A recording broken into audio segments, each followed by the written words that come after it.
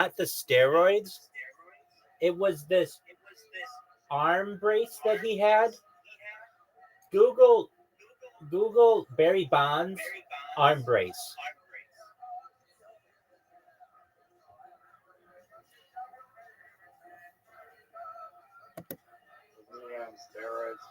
Yeah, he was. Okay, so do you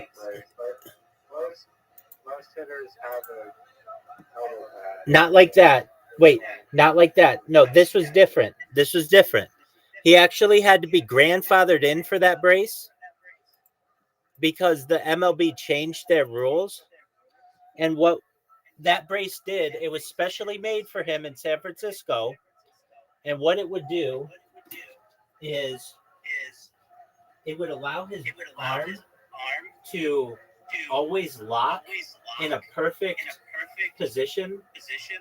And it was like, let me look up the terminology on it.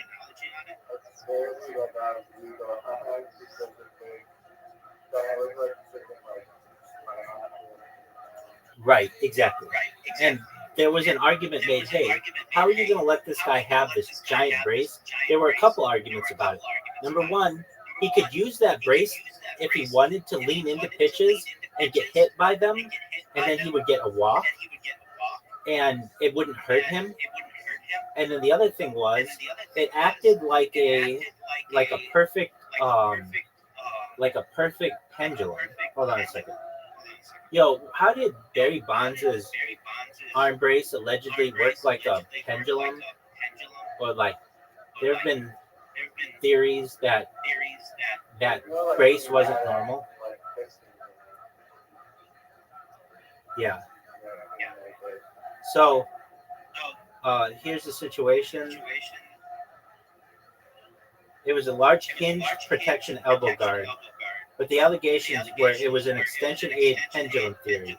The brace was thought to lock in his front arm, keeping it straight like a lever or pendulum. This could help him create a more consistent swing plane, extending the bat head into the hitting zone longer. And it also allowed him to crowd the plate. With the brace protecting his elbow, Bonds could stand closer to the plate without fear of being hit. This shrank pitchers' options, fewer inside pitches, more pitches over the plate. It was custom built. And so the MLB eventually restricted the size and design of protective equipment because of him, basically. Isn't that interesting? And now he's the home run king.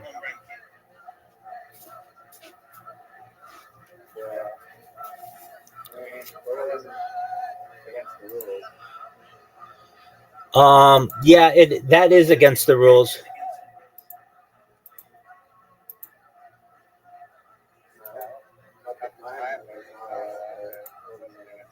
Yeah, but it couldn't lock into place. But nobody ever got a chance to look at it. And he was also part of um a an organization in San Francisco called Balco, which was Bay Area Laboratory Corporation. And they developed these two kinds of drugs that were exposed in a Sports Illustrated expose. One of them was called the cream, and the other was called the clear. And basically what these things would do, they were like topical ointments that allowed you to get steroids into your body and pass a drug test. Like basically the cream allowed you to get the steroids, and the clear would make it so that you would not be found doing steroids on a drug test, something like that. Anyway, so that's the Barry Bonds one. Now, Babe Ruth, if you know, was the home run king for like ever, like, you know, very well known to be the home run king. and he had the record before Barry Bonds of 700, or before, well, he had the record before Barry Bonds and Hank Aaron of the home run king, 714. However, back then, when he was playing in like the 1910s, 1920s, 1930s, these guys weren't making any money. The pitchers, especially, they were making like what coal miners were making, basically. Like they weren't making millions of dollars. But Babe Ruth, because he did endorsements and such, he made more than anybody else. So what he would do is go to the pitcher of the opposing team, which isn't like it is now, where the teams are like not usually together or whatever. These were guys who would go to the bar afterward and just be able to talk to each other. And he would say, "I want you to throw me a pitch over the plate.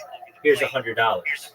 And so he used to be able to basically bribe the other team to throw him good pitches when he wanted to impress people. Does that make sense? Yeah. So that's had any money to do that. not like that. He made like 5 times what anybody else was making. There's another one.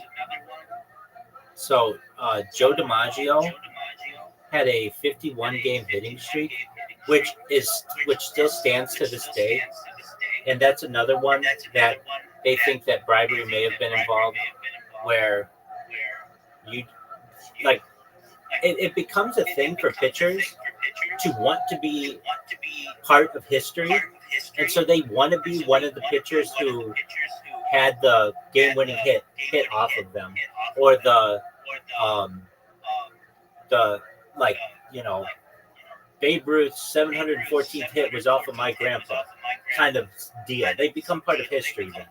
So you may be like, well, wouldn't they want to strike him out? Yeah, they do.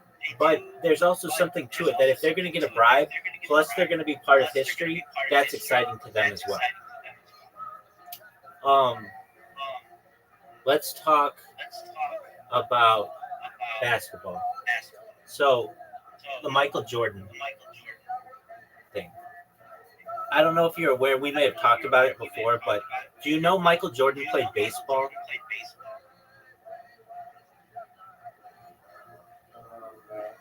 Okay, so Michael Jordan was drafted in 1984, I believe 85. He was drafted in 1985. He was the 3rd overall pick. He went to the Chicago Bulls. And the Bulls were really bad. And the Bulls went from like 1985, they started to get better. And then Michael Jordan did what was interesting. Have you seen the movie Air? Dude, it is one of the best movies I've seen of the last decade. It's like the story of how Michael... No, it's a basketball movie about how Michael Jordan developed the Jordan shoes. Anyway, it's no, Air, like AIR, like Jordan Nike Airs. And it's got Matt Damon and Ben Affleck, and it's got a bunch of people in it. Anyway, and the thing about that movie, yeah, it came out like 2 years ago. It has a great soundtrack, and nobody plays Michael Jordan. You just see him from behind, and it's really interesting that they do that. Anyway, so before companies, everybody would go with the same shoe company. It was the Converse All-Stars, and everybody kind of had the same shoes, and they would get whatever Converse wanted to pay, including like the biggest star at that time before Michael Jordan was like Dr. J. But like Larry Bird, Magic Johnson, they all just took like the standard agreement for being a spokesperson. But what Michael Jordan did that was different, and he didn't even want to do this, he didn't want to go out to Eugene, Oregon, but his parents made him, is he would get like 5% on every shoe that was sold. And that was like groundbreaking in the shoe industry. And the reason why Nike did it is they didn't have an athlete. They like couldn't afford an athlete. They were a small company. And so they basically put all of their marketing into this one guy.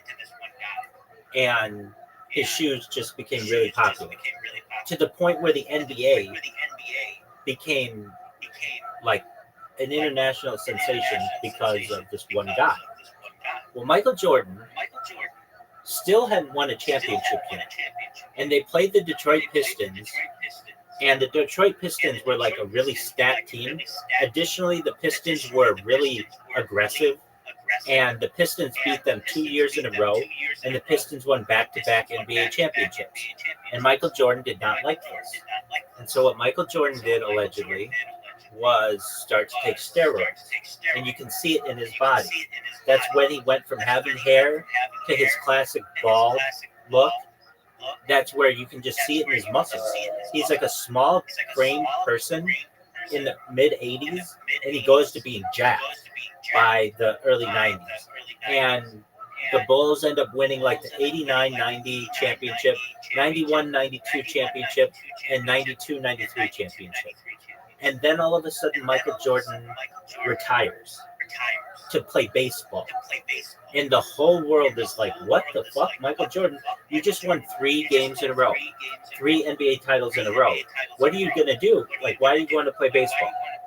Now, if you ask Michael Jordan, he will say, my dad always wanted me to play baseball, and it was his dream, and I had done everything that you can do in basketball, so why not go play baseball?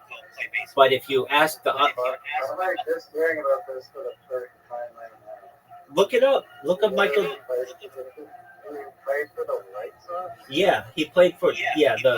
So here's the thing. The White Sox owner was Jerry Reinsdorf, who also owned the Bulls. So Reinsdorf, the owner, was going to make money on Michael Jordan either way. Meaning, either if he plays baseball, we're going to make money from concessions and merchandise, or if he plays basketball, we're going to make it. But the theory is this, and this is pretty well known.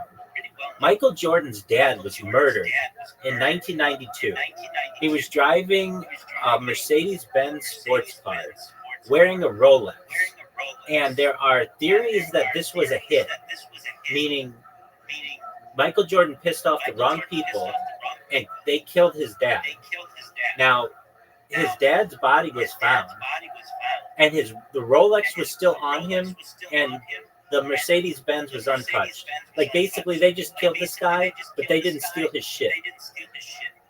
And no, it was in, like,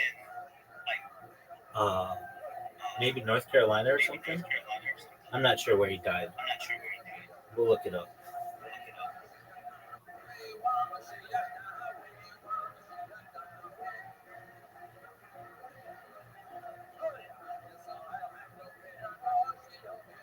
It was Lumberton, North Carolina. Oh, it was a Lexus, not a Mercedes-Benz. Okay. So he was killed in North Carolina, but his body was found in South Carolina. Okay. But here's the thing. Michael Jordan is a very famous gambler. And the argument is this, that Michael Jordan wasn't paying his gambling debts. And they killed his dad. And then the next year, the NBA barred Michael Jordan from playing in the league. But they couldn't allow it to be a huge scandal, because if you bar your biggest player, and arguably the biggest player to ever play in the NBA for gambling on games, that's going to ruin the league. People aren't going to trust it anymore. So they said that he retired in a backroom deal, though. It was really, he was banned for 18 months. And so Michael Jordan went from being the biggest basketball star in the world to playing baseball for a season. Why would he gamble on basketball games if they're the highest paid person? If you've ever seen Michael Jordan with people, like if you've ever seen them documentary that they did on Netflix called Last Dance. Michael Jordan bets on everything. He gets bored and he has so much money. He likes to intimidate people. So like he has owed people on the golf course tens of millions of dollars. And it's very well known that when he goes to casinos, he doesn't pay his bets. He says, I'm Michael Jordan. Like, you pay me to be there. And if I lose, I don't have to pay it. So these casinos all around the United States have banned him from playing there. And he's worth $3 billion on that stuff. Yeah, but he doesn't pay his gambling debts. But look at his gambling debts in comparison. This is an interesting fact. And that's not liquid. That's just because he owns the Jordan brand along with Nike. But I'm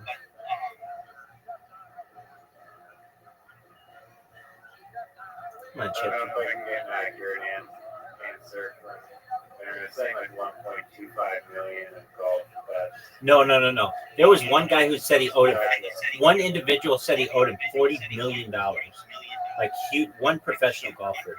And the thing is with Michael Jordan, there are many stories of this. They'll play poker. They played poker one time for 36 hours straight. Hold on. Let me. What the fuck? My browser isn't working. Just for a moment. I'll look it up. And this is documented in like a Netflix documentary. It's like, what are some alleged Michael Jordan gambling stories? Like, didn't he play poker for 36 hours? And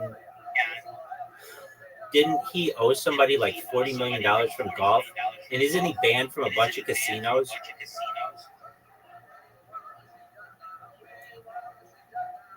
Yeah, over the years, a lot of gambling rumors have swirled around. Okay, marathon poker sessions. Jordan was known for playing high-stakes poker games that could go on for 24 to 36 hours straight during the 1990s. Those stories came from teammates, writers, insiders who said he had incredible stamina for cards and betting. Often these games weren't just about money, but they were about competition and pride. The $1.25 million, $40 million golf gambling story. In 1992, so this is right around that time when he went from golf to from basketball to baseball. A San Diego businessman named Richard Esquinas wrote a book called "Michael and Me: Our Gambling Addiction, My Cry for Help." Like this guy wrote a book about gambling with Michael Jordan. That's how big a problem he had. In it, Esquinas claimed that Jordan lost $1.25 million to him in golf bets, but that after negotiation, Jordan only paid back $300,000. Esquinas also alleged at one point Jordan had gambled away over $40 million on golf alone. $40 million back then. That's a huge amount. So this isn't.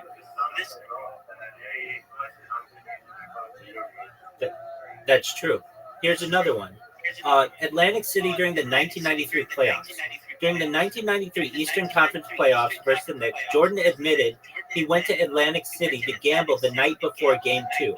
Reports claimed he was there until 2 or 3 a.m., though Jordan said he returned earlier. This caused a media firestorm because the Bulls lost Game 2, and critics questioned his focus. The James Slim Bueller check. In 1993, investigators found a $57,000 personal check from Jordan to James Slim Bueller, a golf hustler facing money laundering charges. Jordan testified that it was to cover gambling losses on the golf course. The revelation fueled rumors about how deep Jordan's gambling went and whether it was tied to shady figures. Rumors of a secret suspension. Because Jordan abruptly retired in October 1993, right after his father's murder, theories spread that the NBA secretly suspended him for gambling, rather than him leaving voluntarily to play baseball. David Stern and Jordan denied this, but they're the evidence I just said supports it. Casino bans. There have been long rumors that Jordan was banned from certain casinos, mostly in Las Vegas and Atlantic City, because of his heavy action.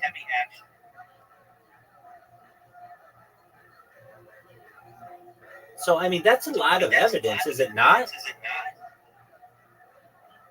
Yeah, no, it sounds pretty legit. I did not know that. Dude, it shocked the world when he played baseball.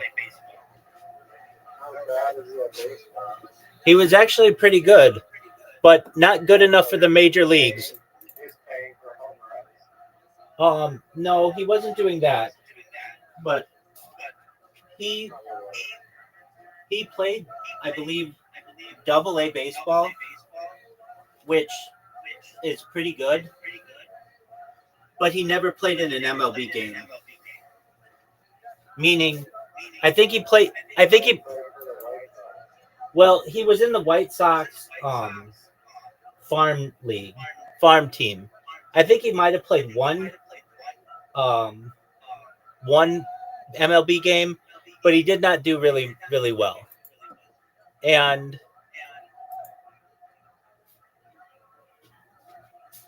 there's like all this speculation. There's an ESPN 30 for 30 on it.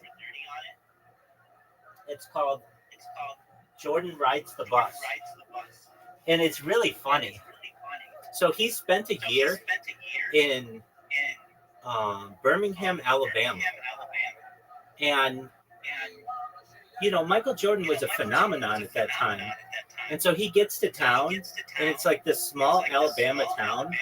And he drives up in a Porsche or whatever from the airport, and he meets they do this interview with this small town real estate agent, and she's like, "Yep, I sold Michael Jordan his house," and he's like, he just gets there and he's like, "Yeah, I'll take that one." Basically, she's like, he knew what he wanted, and like she's really respectful about it. But basically, imagine like you're living in this small town, and then like the biggest superstar in the world comes, and you to sell him a house, basically.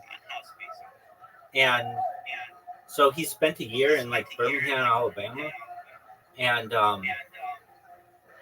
he like when he would play on this baseball team, he could easily have a private jet take him wherever he needed, but he would ride the bus with the rest of the team, and he did not do very well. Let me see if he played in the major league. Did Michael Jordan actually ever play in a real major league game? If he did, it was just one game. But no, he never did. Here's what he did do. The minor leagues. He played for the Birmingham Barons, a Double-A Southern League. He played a full season there. His stats are a 202 batting average, 3 home runs, 51 RBIs, 30 stolen bases. 202 batting average is bad. Not great numbers, but not embarrassing considering he hadn't played organized baseball since high school. He played for the Scottsdale Scorpions in the spring training. He appeared in Cactus League exhibition games with the White Sox. These were against actual MLB teams, but they don't count as actual MLB games.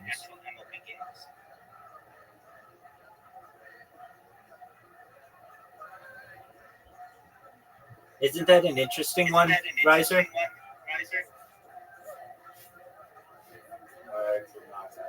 Yeah. So Ride the bus. Riding the bus. Name for it. yeah, it's called Jordan Ride to the Bus. It's one of my favorite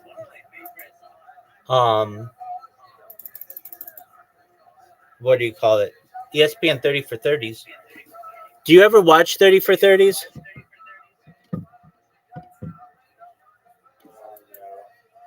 They're amazing.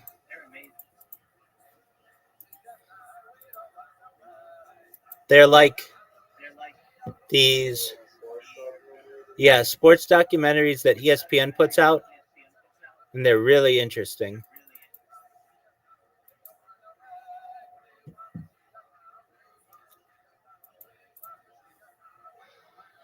Um, yeah. So if you ever have a chance, watch Jordan Rides the Bus, and then I would also watch.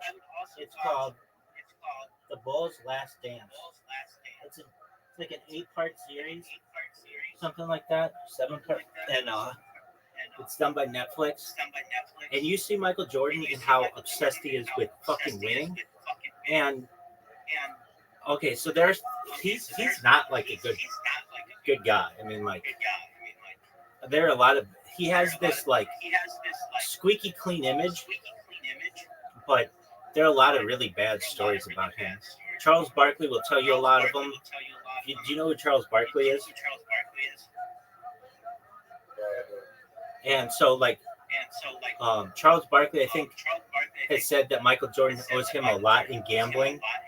And here's what happens: is it's like, um, let's say we're gambling against each other. I end up owing you $20 million. Well, I'm Michael Jordan. Could I pay that? Yeah. But why don't I just sign a bunch of stuff for you, and I'll give you a check for $300,000, and we call it even. It's like gambling debt. It came out of nowhere. It's not like I had to buy something for you or whatever. So eventually you just say, yeah, whatever. Because if not, you're going to piss off somebody who's really powerful. And you don't want to do that either, especially in the basketball world. And so here's another thing people don't know. The NBA is basically run by Nike. And if you're like, well, what do you mean by that? So Nike eventually became this powerhouse in selling shoes and recruiting young basketball players and signing them out of like high school and college. And the NBA is basically fueled by advertising. And one of their biggest advertisers is Nike. And so whatever Nike wants to happen, the NBA will go with that. So what do I mean by this? So there used to be this rule in the NBA that your shoes had to be at least 50% white. Why? Because that's just what old school basketball shoes looked like. And that was the rule. Why was it the rule? Because white shoes don't look dirty, they look nice. But when Michael Jordan joined the league, he recognized that this was the rule, but he wanted to look different, and his shoe looked different. And so, allegedly, he just said, fine me. For every game that I play, Nike is going to pay the fine so that I can wear different colored shoes. And then eventually that rule went away the next year by the NBA. Now before we go taking that as the law, let me look this up to make sure that's right. It was something like that. If you notice with any of these stories that I say, I get them like 85% right. Like here or there, this is like esoteric sports knowledge that you're not going to learn, but many other places. Here we go.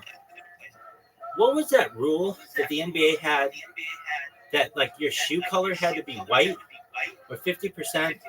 And then Michael Jordan came into the league and Nike said that they would pay the fine. And eventually the next year that rule went away.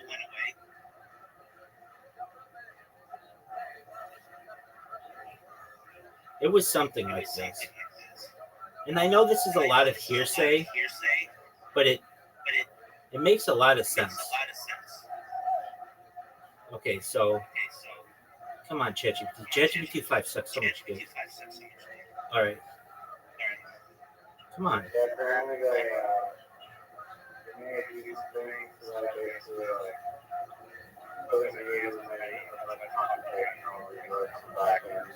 It sucks. Okay, here. It does. I know. Okay, so here. You're remembering the origin. You're remembering the origin of the banned Air Jordan story, one of the most famous sneaker legends ever. The NBA shoe color rule. In the 1980s, the NBA had a dress code for shoes. Players' sneakers had to be mostly white, about 51% white, and in harmony with the rest of the team's uniform. This was meant to keep a uniform, conservative look of the court. Michael Jordan and the Air Jordan 1. In 1984, when Jordan entered the league, okay, so he was drafted in 84. Patrick Ewing was 85. Okay, so he was the third pick in the 84 draft. In 1984, when Jordan entered the league, Nike gave him a bold black and red shoe, the Air 1 Red. These didn't meet the 51% white requirement. The NBA told him not to wear them, but Nike saw an opportunity. The fine's a Nike's marketing genius. Legend has it, every time Jordan wore the banned shoes, the NBA fined him $5,000 per game. Nike allegedly paid the fines for him, and then used the banned story in advertising, making the sneakers instantly rebellious and cool. Reality check evidence suggests Jordan mostly wore the Nike Air, shipped a different shoe when the NBA issued warnings, but the Air Jordan 1 got the myth attached to it. What happened after? By 1985-1986, the rules softened, and by the 1980s, the NBA dropped the strict 51% white guideline entirely. You're welcome. How are you? Can you hear me? What's going on, Juice? Yo, can you remember when you used to whose stream used to fuck up? Yo, can you get Citrus to stream again? Can I get Citrus to stream again? What do you mean? You know the streamer Citrus? Yeah, I know him. You talk to him? Yeah, I mean, we've talked on Discord.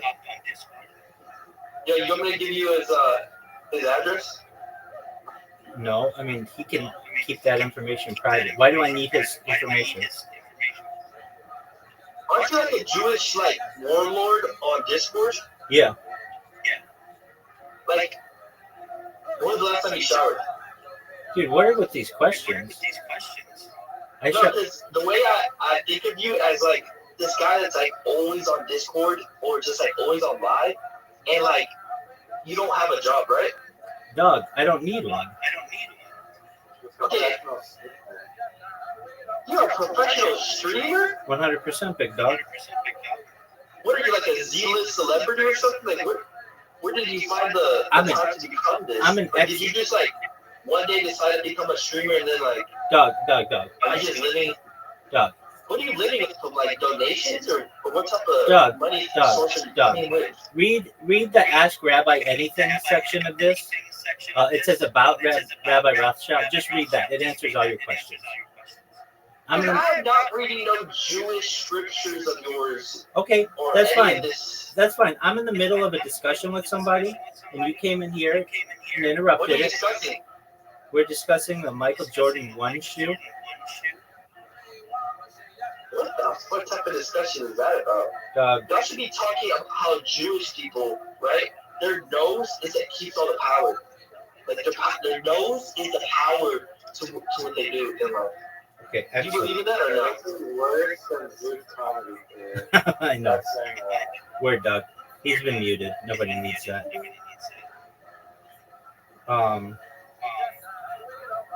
He wasn't so really being against the Jewish religion or whatever.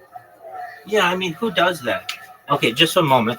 I want to continue reading that because it's really interesting. But do you see how even in the 1980s, the NBA started making concessions to Nike to change its rules?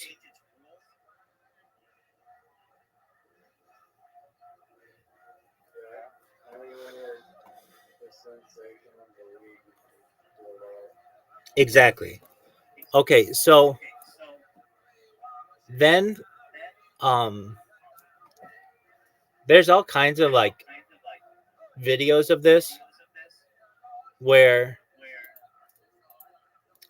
Michael Jordan would get every foul call, like even fouls that were not even close to being fouls, he would get them so that everybody was afraid to play defense on him because he was like untouchable and you weren't allowed to play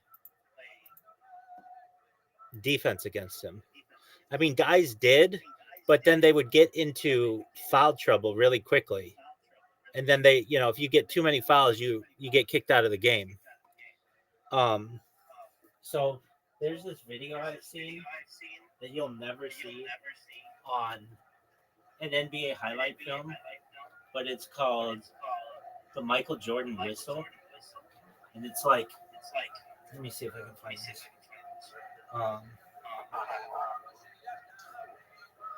I saw it on TikTok, and like TikTok is good for that kind of stuff, where it just needs to be uploaded for people to see, but like it's not going to be online forever. Okay, Mike, because like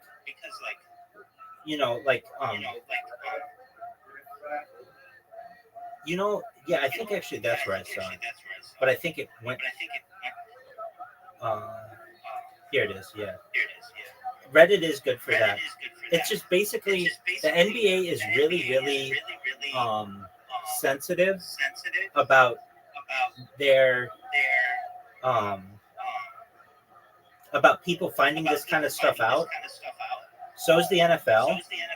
So you're not allowed to post anything of the NBA without the express written consent. I'm sure you've heard that before, right?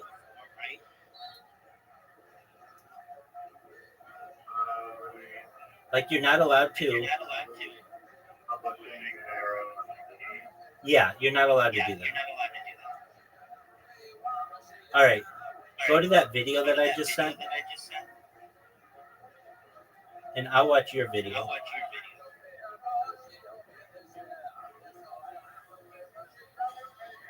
Oh yeah, I've seen this. And the guys are like, "What the fuck was that?"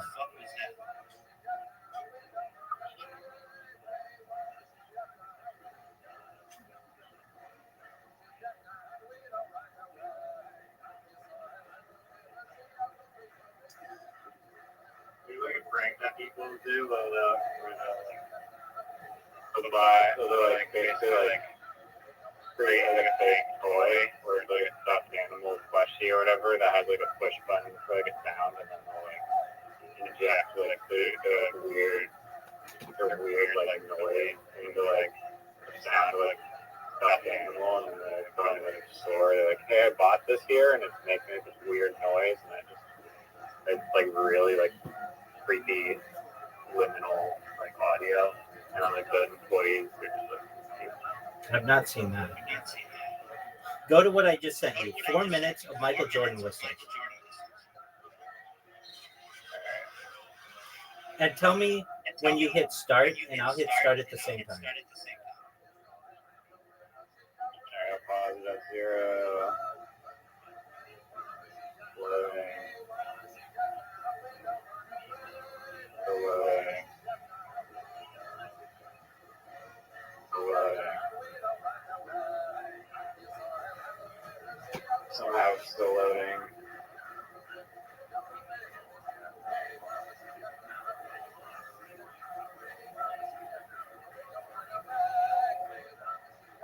Alright, back to the beginning. Okay, so it's gonna be 3, 2, 1, go. Okay. 3, 2, go.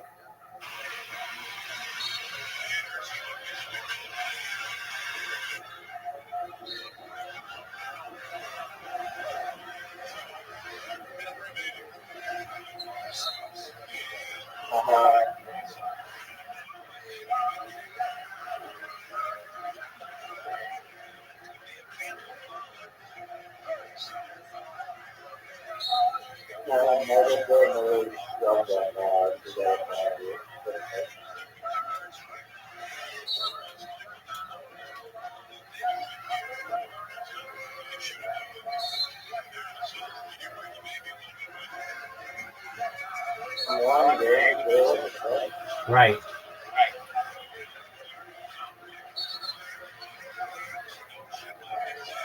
That's an excellent point.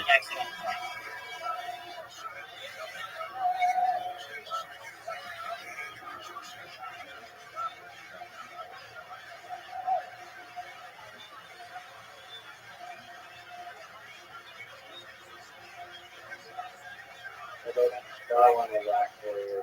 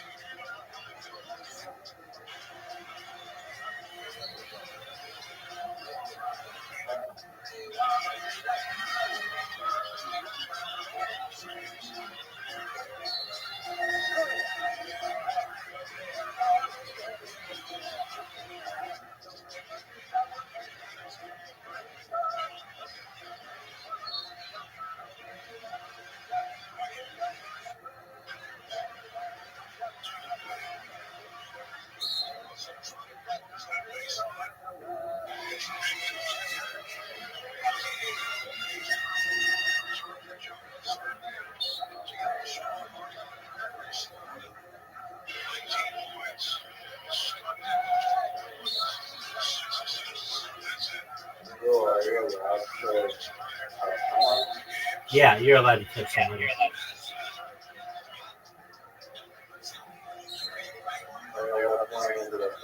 Dog, that's what makes the NBA such a bullshit league, because it's not really clear. Right. Right. That's why I can't stand the NBA. And I think it's a shit league. Because it should be you're not allowed to touch the other guy. And if you at any point touch the other guy, that's a foul. But they don't make it that way. I don't think that would be a great way to do it. I think it's like, excessive for it's like, a guy's charging into you and you're standing your ground. If the guy's charging you. Right, he shouldn't be able to charge you. He shouldn't be able to charge you. He should just have to shoot a jump shot. Like, that's how basketball's supposed to be.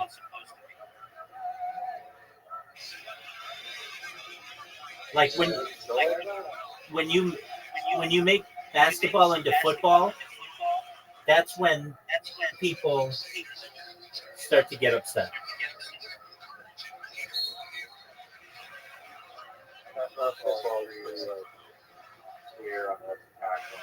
No, the football is really vague as well.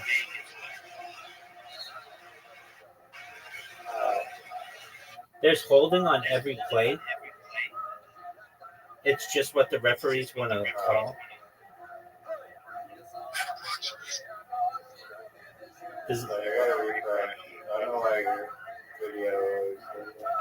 What does it do?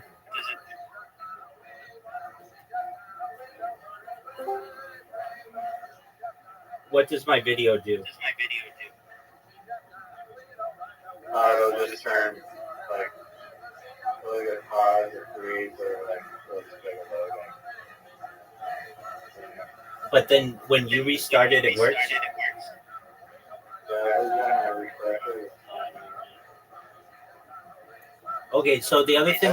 It's only on my end for some reason, because your recordings are obviously fine. So, the other things I've seen when it comes to Michael Jordan, there are like 3 more stories. Okay, so remember I said he did steroids? That's when he went bald. And the reason why he started shaving his head is because steroids cause like male pattern baldness, or they increase it, and he did not want people to be able to notice that. That's why LeBron James, for the first part of his career, would always wear like a sweatband until eventually he just got a hair transplant. Because these guys do. Yeah, great question. I mean, it was just like the technology. Well, I shouldn't say that. In Turkey, wasn't available. Um, and he's like a big time athlete, and he just went bald, and he just started shaving his head. All right, so then there were these stories where he was sick of losing to the Detroit Pistons, and they just took this bag of steroids. They got him from somebody, and they put him in the middle of the locker room, and they were just like, "We're not losing to these guys anymore." And they just started fucking injecting themselves, and there's that story of where back then there was not. And yeah, that only started in like the early 2000s, and the players associations were like very against it. So, but One kind of cheap thing that I did hear of was like the Shark Tank pitch. And some doctors say it's like bullshit, this like product or whatever. And in my knowledge, the product is pretty much kind of bullshit, but apparently in sports has applications. At least, I don't know. I don't think it's bullshit, but it kind of is bullshit. And it's basically like literally just oxygen in a can, and you inhale this like compressed oxygen, you get oxygen. I think the bullshit part is saying that like 3 puffs of oxygen is gonna like do some like amazing transformation. I think to feel the effects of oxygen more, you're gonna have to be on it for like a longer period of time. But oxygen, like inhaling pure oxygen, is not illegal in sports currently, so there's potentially a competitive edge for players on the sidelines, like we come off a shift for hockey or whatever. You start just popping oxygen, and then your body's going to recover a lot faster than if you're just breathing not like dense oxygen.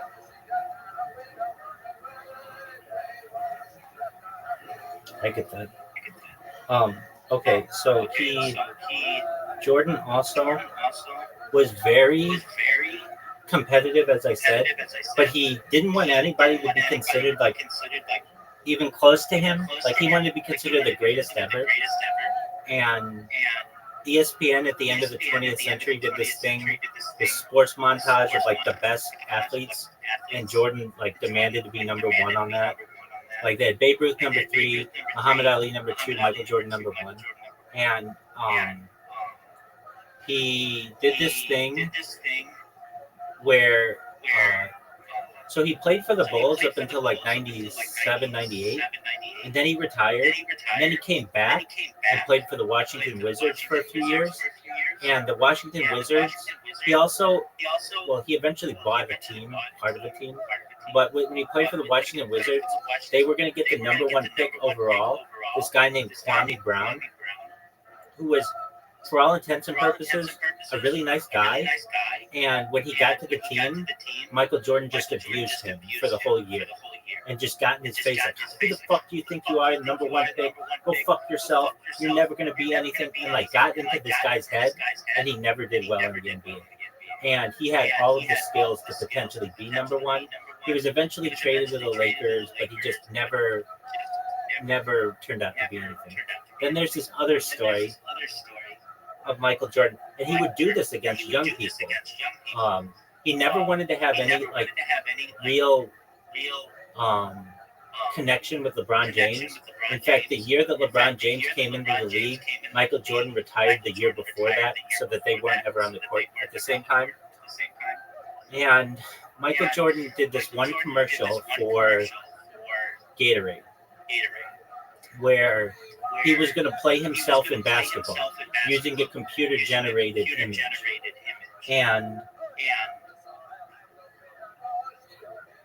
they had to get a model to like be the computer image so that they could base something on. And so they took a really good basketball player, some guy who played like Division I somewhere, and had Michael Jordan play against him. Michael Jordan just abused this guy verbally and physically for like an entire day, to the point where this kid was like, this guy was my fucking hero, and he turned out to be just the worst fucking human being I'd ever met. Where he was just like he would just be really mean to me, and at no point was he a nice person. And it was almost like Michael Jordan was fighting an internal battle. And so, I mean, when they say like, "Oh, Michael Jordan is the greatest" and all this other shit, that's cool. But it's not all that true, I would say.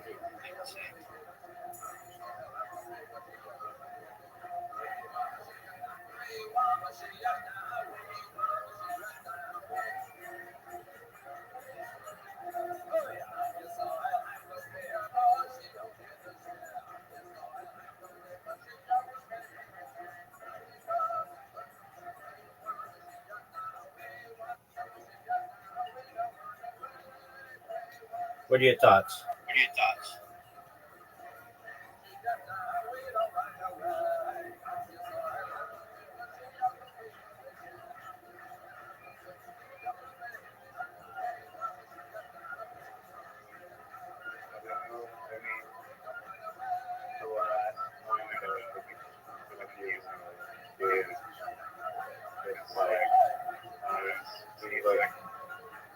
Super competitive, unable to control that side of it, I guess. I'm in agreement with you. I mean, arguably he's a victim of his own time, and because of that competitiveness was instilled with him, like, early on. It was like, was Gordon doing an altitude shit and blood, Lance Armstrong left nut testicle enhancements, or was he just really good? Steroids. No, he was good before the steroids. He wasn't super good though. Oh, you mean he aimed to be like the best of the best when he was doping? Right. His head got bigger, literally. His arms got bigger. He was able to jump higher. I mean, he wasn't like, I mean, he won Rookie of the Year, but when he came in the league, he wasn't like LeBron James, like where he was instantly the best player in the league.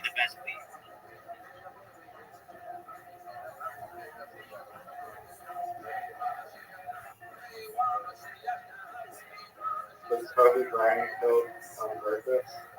Or conspiracy or anything?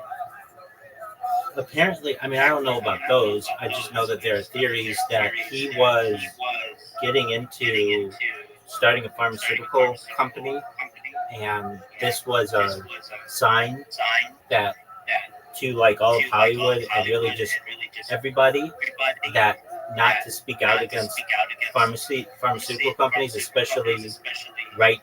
I mean, he died like a month before the pandemic, and that's why everybody just towed the line.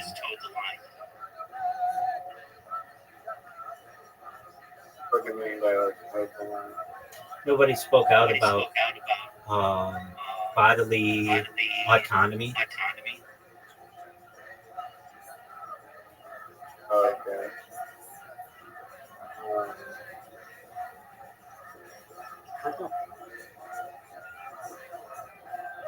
What was his pharmaceutical company I was praised by? I'm not exactly sure. Let me look it up.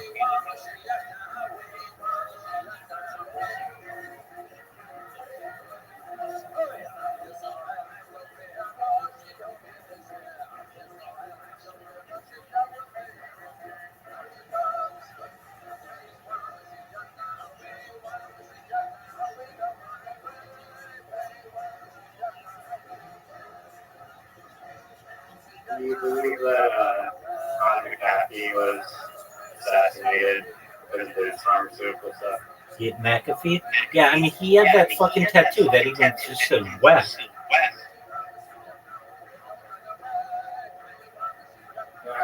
I'm astonished that his crypto coin didn't go to like $1 billion.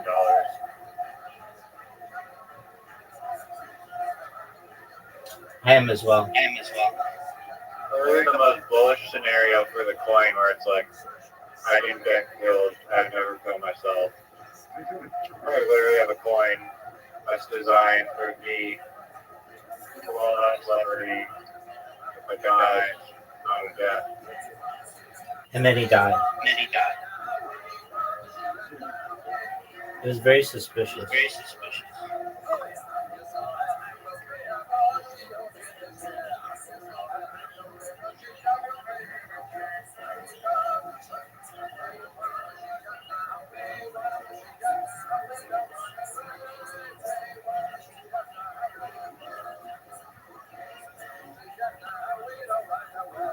Okay.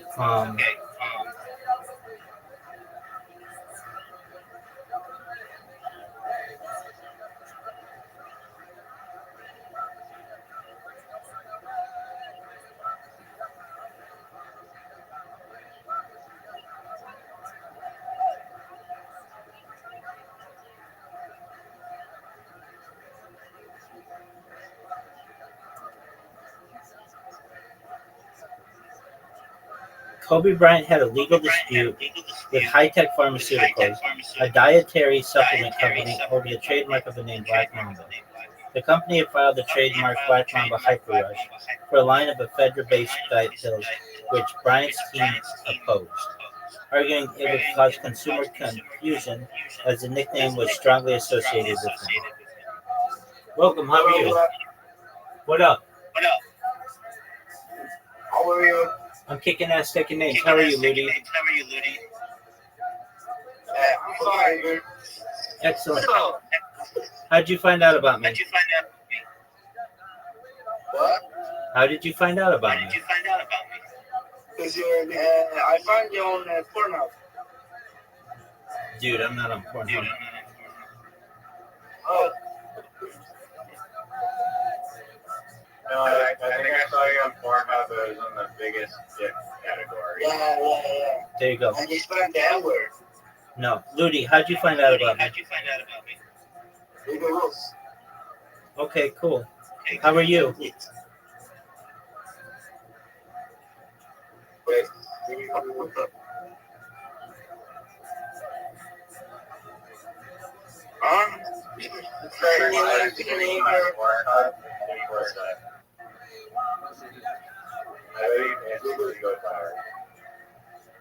Hello?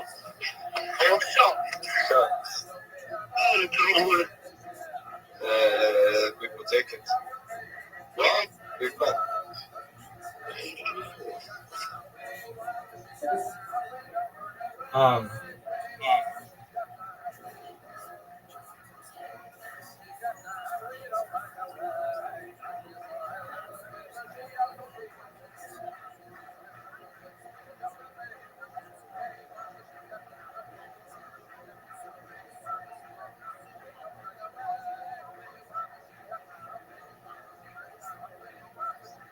So I don't know exactly about the Kobe thing, but I do think it was a message to people, perhaps, not to fuck with him. He lived like 5-minute drive away from me, and he would take his helicopter everywhere like a flying car.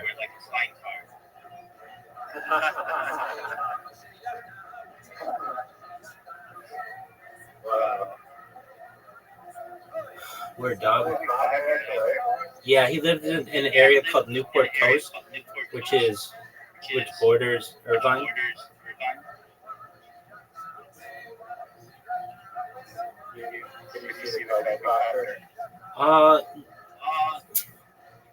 So it's interesting because of like FAA regulations. There's like it's called John Wayne Airport. You can't fly a helicopter in that area, so they fly them along the ocean. So basically, he wouldn't have to take the route to go over my house. Um, but if he wanted to take the direct route, he could. But did I ever see it? No, because that's not the route that helicopters take. They take a different route. I could see airplanes. Well, I don't know. They're like trees in the way and stuff, but uh, like yeah, I can't see planes landing, or I can't hear them either. But I'm sure if I went to like a tall building, I could. But yeah, now he didn't die like 5 minutes away. He died on the other side of town. He died in um, like near Calabasas, basically, which is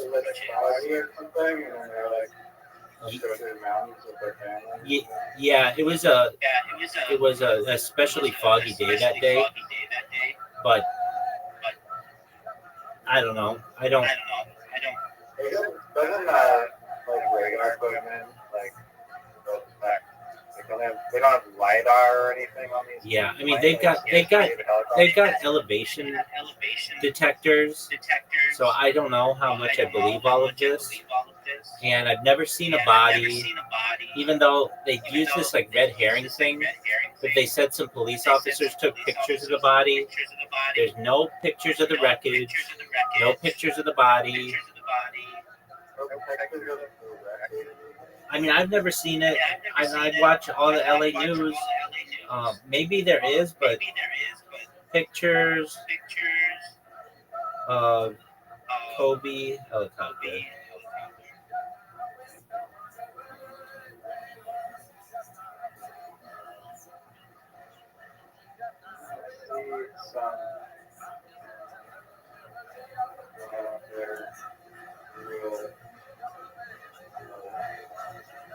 Okay.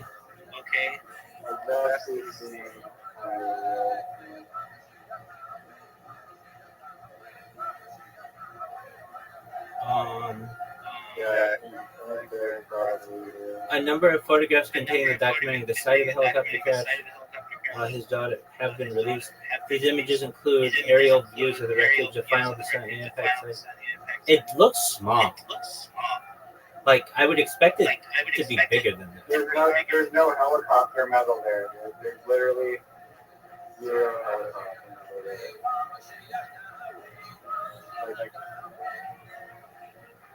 Like there's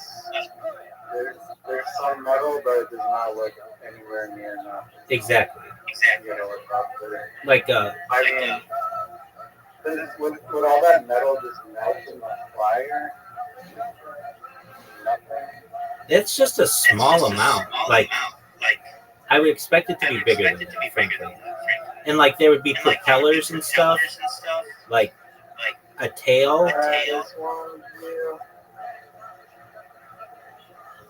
I don't know. It does look like there's some tail. Dude, it looks like now that I see the crash site, it looks like the stuff is spread out, which usually tells you that it gets shot down.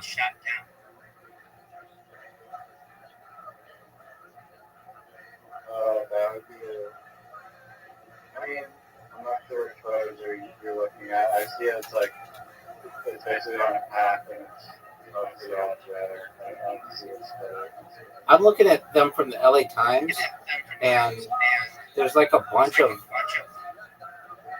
It isn't all together. Like, okay, type in LA Times helicopter crash site in Calabasas. How do you know it's Kobe's if it's... Because if you click it, it says federal investigators look for answers in Kobe Bryant helicopter crash.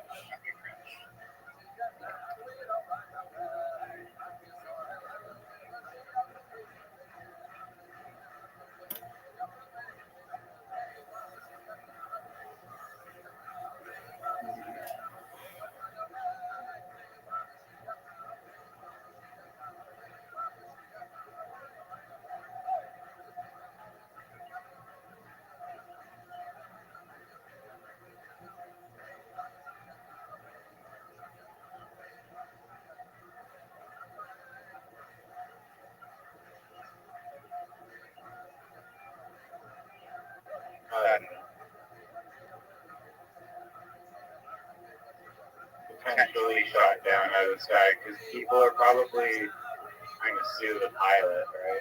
Well, I'm not saying that. It just, if you put a bomb on it, a bomb could cause that. I'm just saying, like, if it just crashed on the hillside, I expect all the shit to be right in the same pile. I don't expect it to be spread out at all.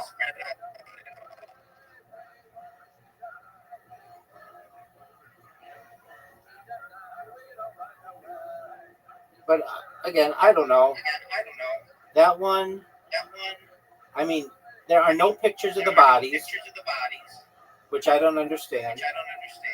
Now, here's the thing: if you listen, there was this cop or these sheriffs that said they had pictures of the bodies, and they had them on their cell phones.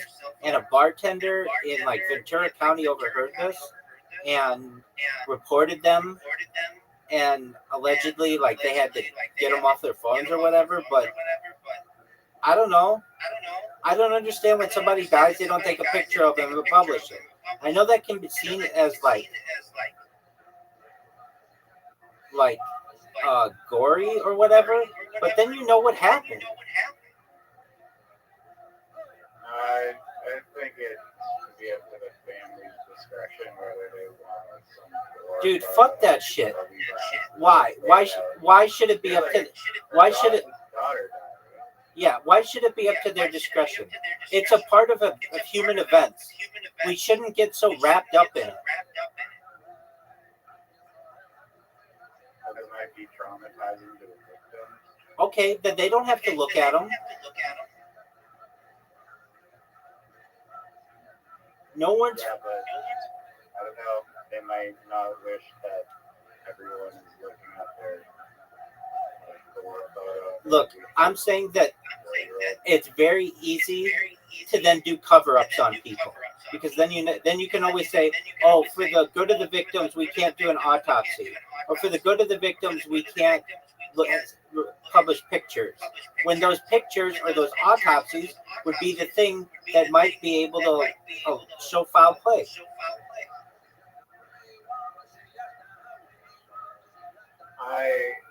I agree. I mean, yeah, it's like you don't want people. Can you agree that you don't want people like terrorizing the family by because it's the internet. Someone will take the photo and just start like photo printing like thousands of copies and just like placing it all around the neighborhood. Okay, that's fine, and there are other laws for that, but I still think that should somewhat be legal. What's stopping me from just taking? So you think it should be legal to? Yeah. In public areas, absolutely. Why shouldn't it be? That's free speech.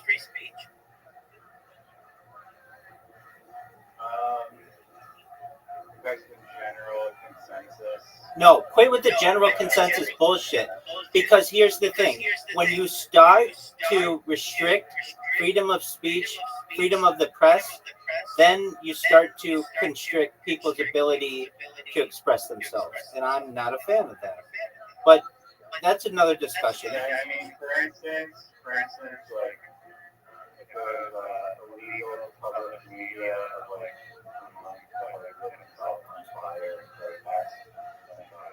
Exactly. Okay, so that's a perfect example. Why shouldn't I be able to take pictures of that guy, that monk, and put him in a public park if it's not littering or anything like that? That's like a really disturbing picture. But the man was a pacifist. He was making a statement against the Vietnam War. What's wrong with that? That person should be seen as a hero, and we shouldn't be hiding the fact that this man made an amazing sacrifice for all of us. Yeah, but I mean, public spaces are spaces that also, like families should be allowed to like walk around without feeling uncomfortable. Wait, quit with that bullshit, man. Quit with that bullshit. No, it's not bullshit. Do you think that like, Okay, you'll probably say yes, but you think that like movie ratings are just bullshit too, and that you can just take your like 5-year-old to an R-rated movie and watch them. You can take your 5-year-old to an R-rated movie. R just means that you need parental consent. You can do that. Yes, I do think you can. You can and should be able to do that. You can. That's legal. Okay, but The only one that it's illegal for I which think it's good to post. I understand your argument that information should be suppressed, or sorry, should not be suppressed. But that doesn't mean that you need to shove gory images into the eyeballs of young minds. I'm not saying that you need to either. I'm saying that you should be able to if you want to. That's all. I don't want to restrict people from being able to do that. If somebody feels that monk is so important as an anti-war statement that they want to show that to people in a park on a picket sign, they should be able to do that. And I don't care about your weak-ass little snowflake children and what they should be seeing and what they shouldn't be seeing. If you don't want them seeing that, then don't take them to a public place where it could be seen.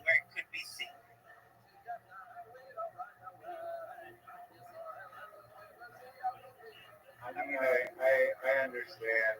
Because when people start, you have to understand, when you start to restrict that, then you start to restrict people saying, just with the sign, no more war. Well, then what if a little kid sees the word war and they're going to ask about the word war? And then a mom or dad is going to say, well, I don't want my kid being exposed to the word war. And then you can't pick it anymore.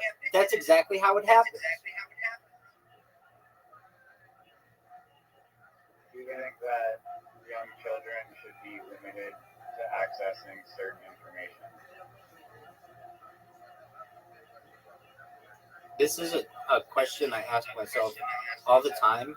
And in an ideal world, no.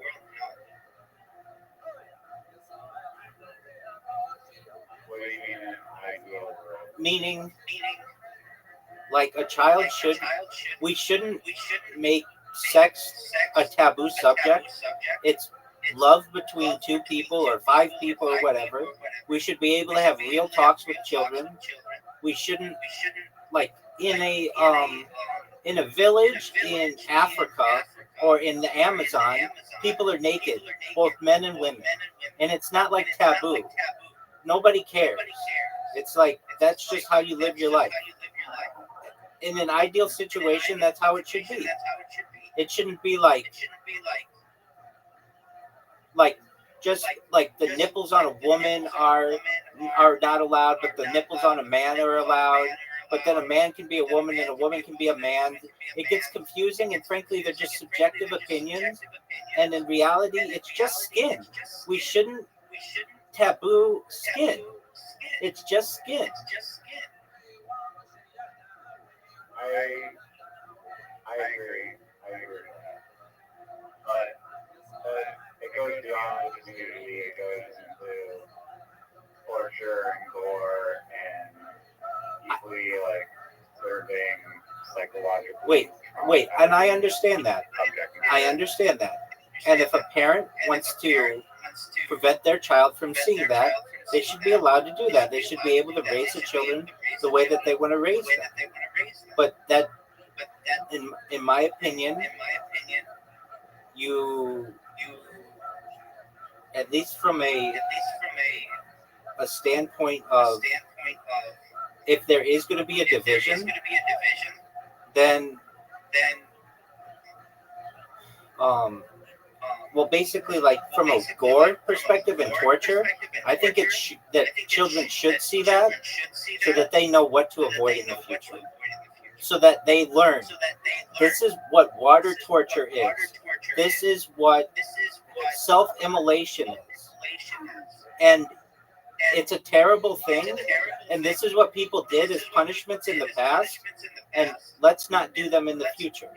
When we hide these things, then we don't talk about them, and then it becomes still done in the world, but people live in their own bliss. And I don't like that. If we talk about these things and bring them out in public, we'll do our best to try to stop them. Look, I can tell you, my history books as a kid, they had pictures of that self-immolation monk. And was it shocking to see? Yeah.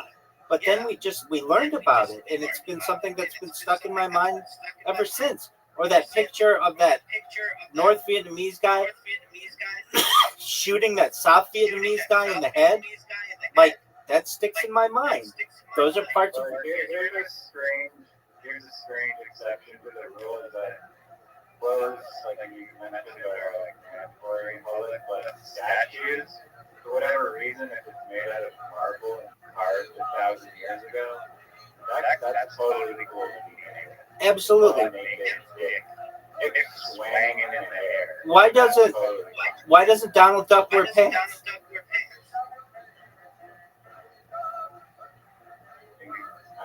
I mean, he doesn't have genitals showing explicitly, not Iron Illustrated, but the statue nuts are definitely in full 3D. And even horse genitals of like on statues are probably displayed. They don't just make every horse female, and even then there'd still be genitals. But I mean, animals are allowed to be naked and wear extensions. Exactly. Though most horses that I've seen don't have penises, but maybe they do. I just don't look at the underside. But 100%. Definitely a lot of horse statues do have nuts. I know that. Okay, maybe they do. I don't generally look at them. Okay, so in terms of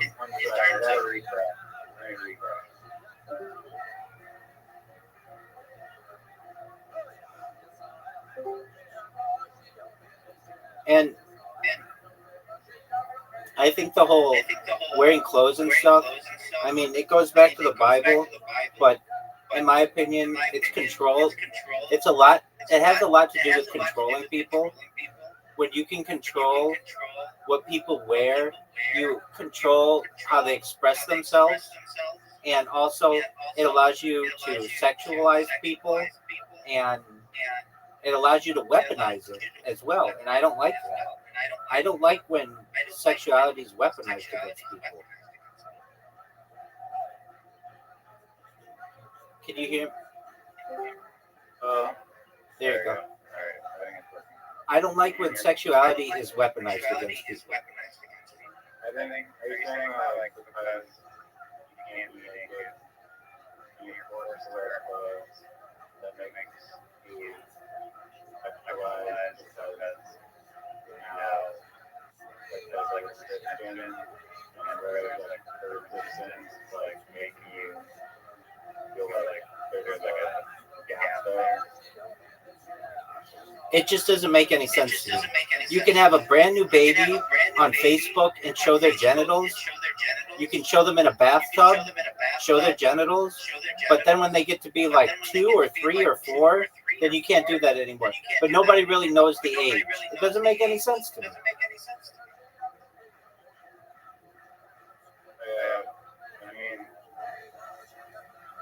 It does not make any sense. It's because the small group of bad apples, called like a specific branch of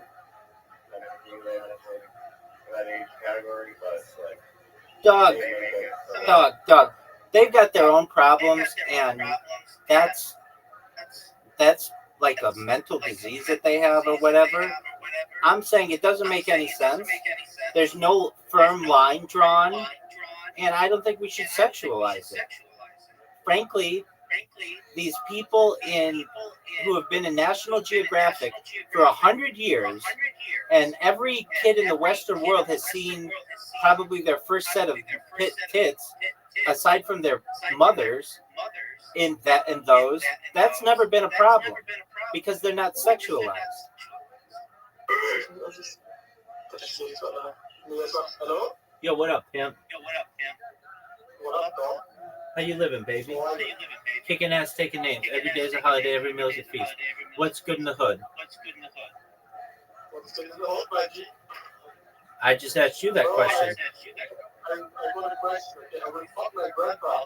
What can I do this? Dog, I don't want to answer those questions. No, that's not. Bro, you wearing the same T-shirts like 1 week ago. Are you speaking? Dog, I wear this because I am sponsored to wear it.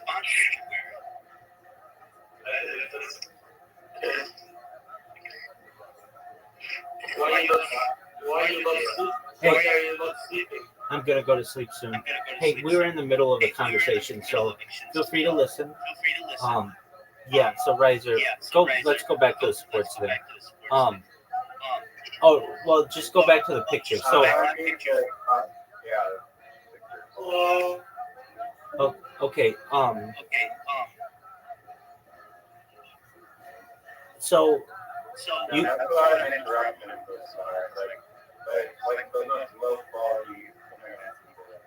Oh yeah, dog. I'm a lightning bolt for assholes. Or I'm a lightning rod for assholes. I'm an asshole lightning rod.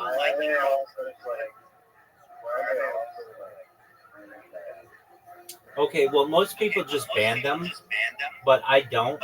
I entertain them. And a lot of times because, I want more and more people in the server so long as they're 18.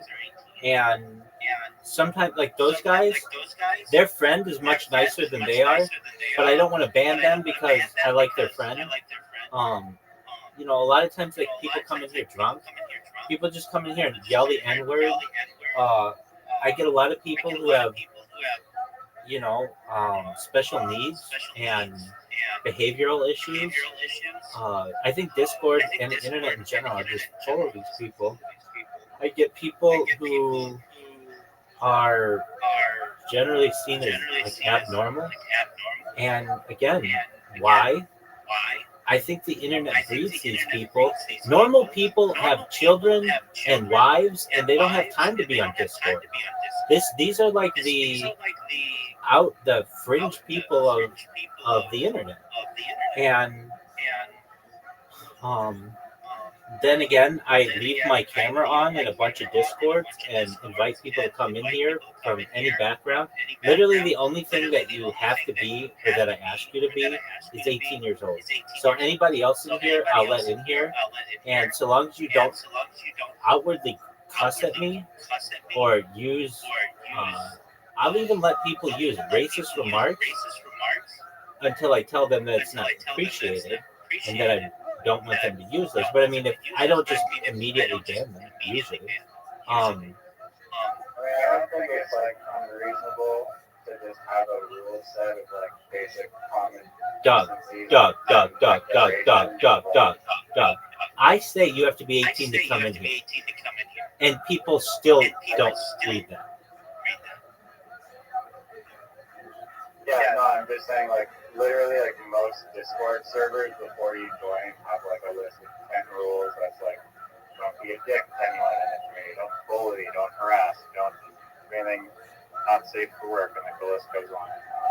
Right, but if you want to filter or funnel it, you funneled it into, like, CAT. No, I funneled it into one. It's do as thou wilt, just don't fuck up. That's the rule. It says it at the top. I do have a set of rules. Okay.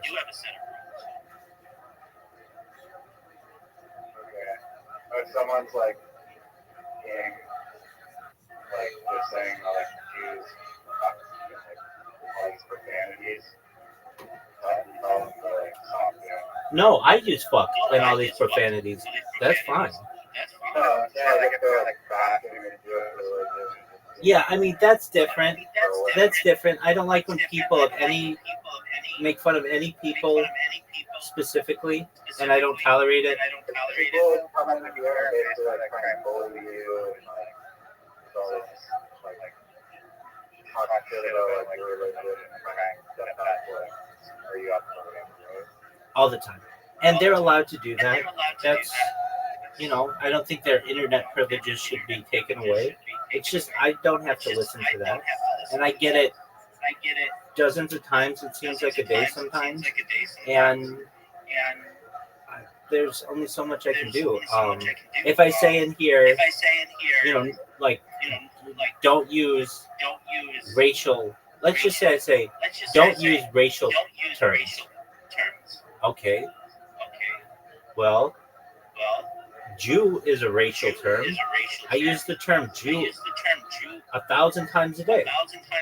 Now, it's one thing if I say Jew, like Jews of the world unite, versus some other person coming in here and saying, "Hey Jew, how you doing?" Or like, "Hey Jew, why do you have such a big nose?" There's a total different, take on that. It's how you use the word. Or I'll get people who come in here and be like, "Dog, you're so cool. You're my N-word." And that's like a compliment. Or I'll get other people who come in here and be like, "You're acting like such an N-word," in a negative way. The N-word can have a positive connotation. It can have a negative connotation. And the Jew can have a positive connotation or a negative connotation. I get someone like Zoot, who sometimes just comes in and, because of Tourette syndrome, says the N-word. Should I have to ban him now?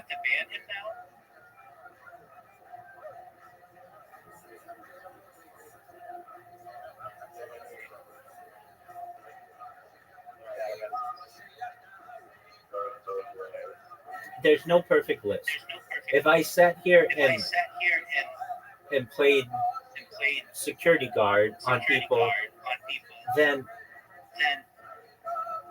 I would be incorrectly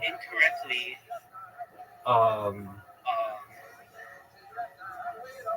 subjectively determining people's behavior. When is it okay for someone to say the N-word?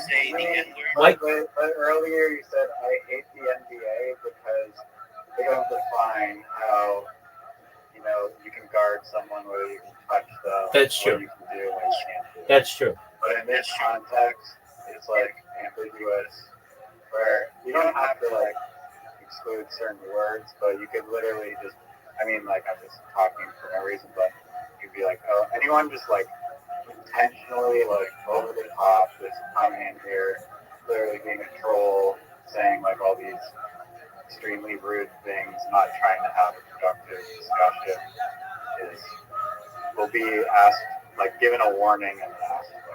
I get that. But then we would have kicked Zoot out a long time ago.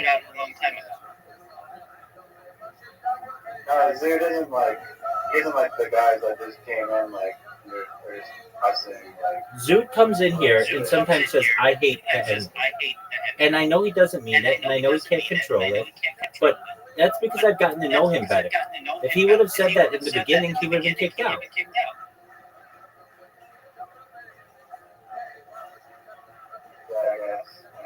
And how do I know? How do I know if he's doing it? No rules because there's the odd person with Tourette syndrome. So yeah, you're right. I mean, that's kind of what I have to do.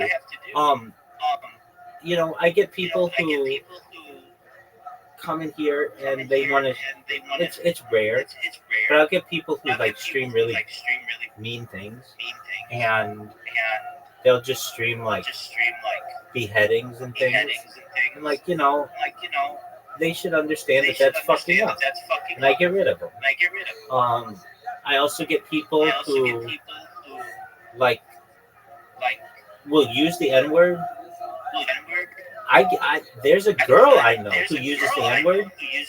She has black children, and I ask her nicely not to use it. And she doesn't always listen. But she knows my stance on it, that I don't like to hear that word over and over and over and over. Like, I hear it so often that it just becomes like annoying to me.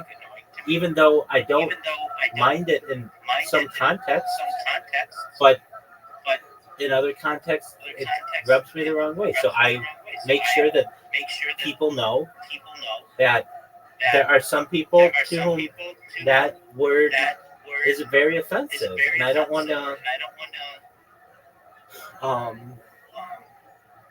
necessarily um, exile those people either. So I make people aware. I mean, generally the discussion in here doesn't get that um, that raucous. I mean, normally 99% of the time, I'm in here alone, and somebody comes in, and they're really nice, and they hear all about what I have to do, and they don't cuss, and they listen to me for a little while. They ask me all the questions that they want, and then they'll say they'll be back, and either they come back a few days later, or they never come back again. It's happened with almost 2,000 people in here, and that's absolutely fine. That's 95% of the interactions that I have. And then there's another 5% where it's a guy who brings in his friends and they speak another language or something like that. It's not always that way, but a lot of times, and they'll say something in their language together to each other, and then one of them will say in broken English some word or whatever, and it's like, look, if you do this again, I'm gonna ban you. And they'll be like, oh, okay. And then they'll be really good. And then they'll come back the next day and they'll be drunk. And, just those kind of things happen. I'm not here to play patrol officer on all of these people. If you want to talk with me in this server, in this VC, then I have like my own set of standards and I have my own self-respect. If you want to go into any of the other VCs that I have in here, I have 500 of them basically, and you want to go in there and just yell the N-word out all day long, go for it. I don't fucking care. Nobody's going to give a shit. It's only when basically you're not fucking up at that point. When does it become fucking up? Well, I mean, it's subjective, but when enough people say to me, hey, this is a problem, then then I basically have to either warn somebody or tell somebody something or send them a message or whatever. But again, 95% of all the interactions that I have with people in this Discord are very civil. They're very professional. They're very mature. I get people who ask me all kinds of wonderful questions, and that's why I do it. If I didn't enjoy the interactions that I have with people in Discord, I would not be in Discord, and I would not have my own Discord. I generally enjoy it. So you do get some bad apples, and usually they come in at 2:40 in the morning or whatever, and you just deal with it the best you can. Yeah,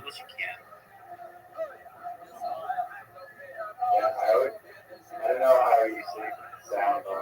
Yeah, so that's one that I don't always, and I mean sometimes I do.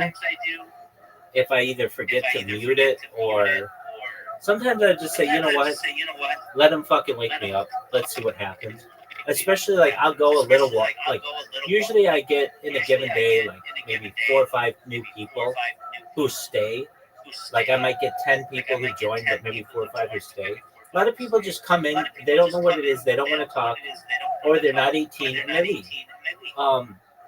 But I do get people who stay, and if it's been like a day and I've only gotten, let's say, 1 or 2 people, sometimes I leave the fucking microphone on and don't mute and just let people wake me up.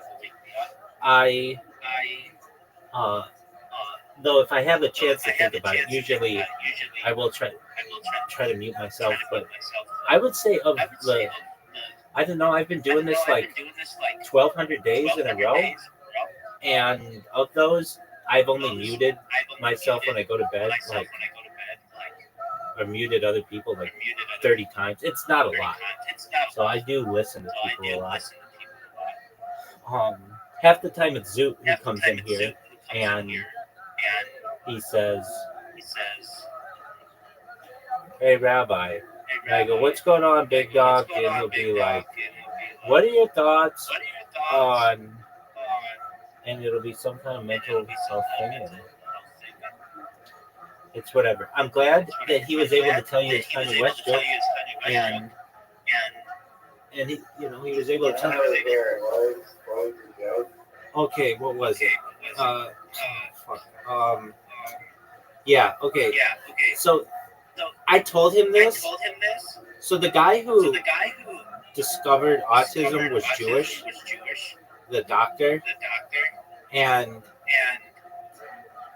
Zoot says his joke is something like, do you think in the future when Kanye West finds out that the doctor who discovered autism was Jewish, that he'll try to say that he wasn't autistic, that Kanye West himself wasn't autistic in the first place to avoid that? And it's like, it's not really funny, and you need to know a lot about autism to know that. Like, it's just like,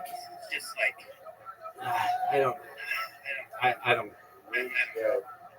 Yeah, it's not. Again, I'm telling you, Riser, you may not agree with me, but if Zoot wanted to be on that television show, he would memorize 50 dad jokes, and he could play the world on that. He could literally go city to city if he just memorized 50 dad jokes. That's it. He would be considered. He would get. Hold on. He would get business opportunities. He would be considered a clean comic. He would be considered non-controversial and funny, most of all. I think he can accomplish all of those things and still create his own material. That's what he needs to. He could come up with his own material. He could come up with dad jokes.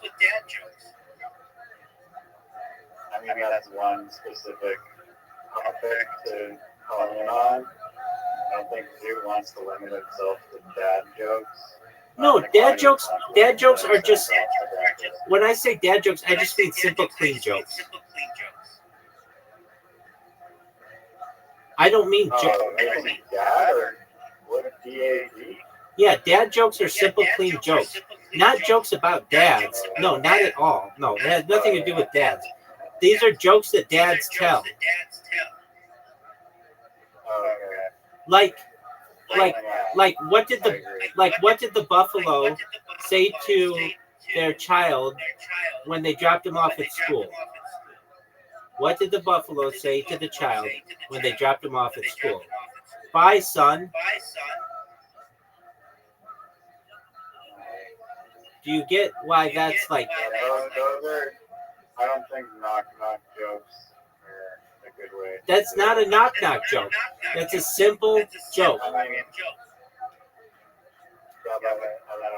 They make you think. Here's one. I'm really great friends with 25 letters of the alphabet. I don't know why.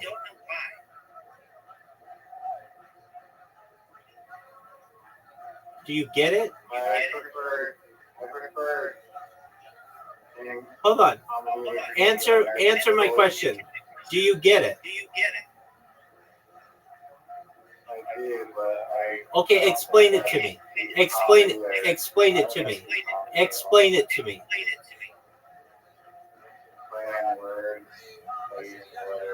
Exactly. You can tell that to a child, and they might get it, but nevertheless, you can tell it to them.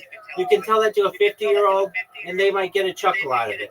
Does it have to be a groundbreaking racial joke? No. Can you tell those? Sure. But you shouldn't be telling those, in my opinion, if you're trying to get off the ground as a comedian and win over audiences right away, because you're just going to be divisive. Get some clean jokes in your repertoire so that you can go to a comedy manager or an agent. Hey, here's my 20 minutes. It's clean. It's business friendly. They can book you some places. Then when you get good and people know you and you're getting paid for your craft, then if you want to go and change the world with racial jokes and mental health jokes, go for it, by all means. That's when you can do that kind of stuff. But you're not going to be able to get those gigs if you start with the mental health and the racial jokes.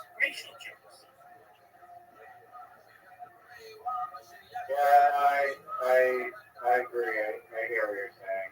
If you're performing in just like nightclubs though, where like literally everyone that comes up is just being like an offended third person, then I can fly. But if you're trying to get off the ground, like it's much better to just not be like offensive. It also arguably takes more skill and thought to construct clean material. And you use like just token prosthetics as your escape ladder. Exactly. Ask any comedian. Some of the first jokes that they have are fart jokes. Everybody does fart jokes and sex jokes because that's what all early comedians do. It takes a long time to get into puns and alliteration and rhyme. That's when you get into moving from comedian to philosopher. Sure.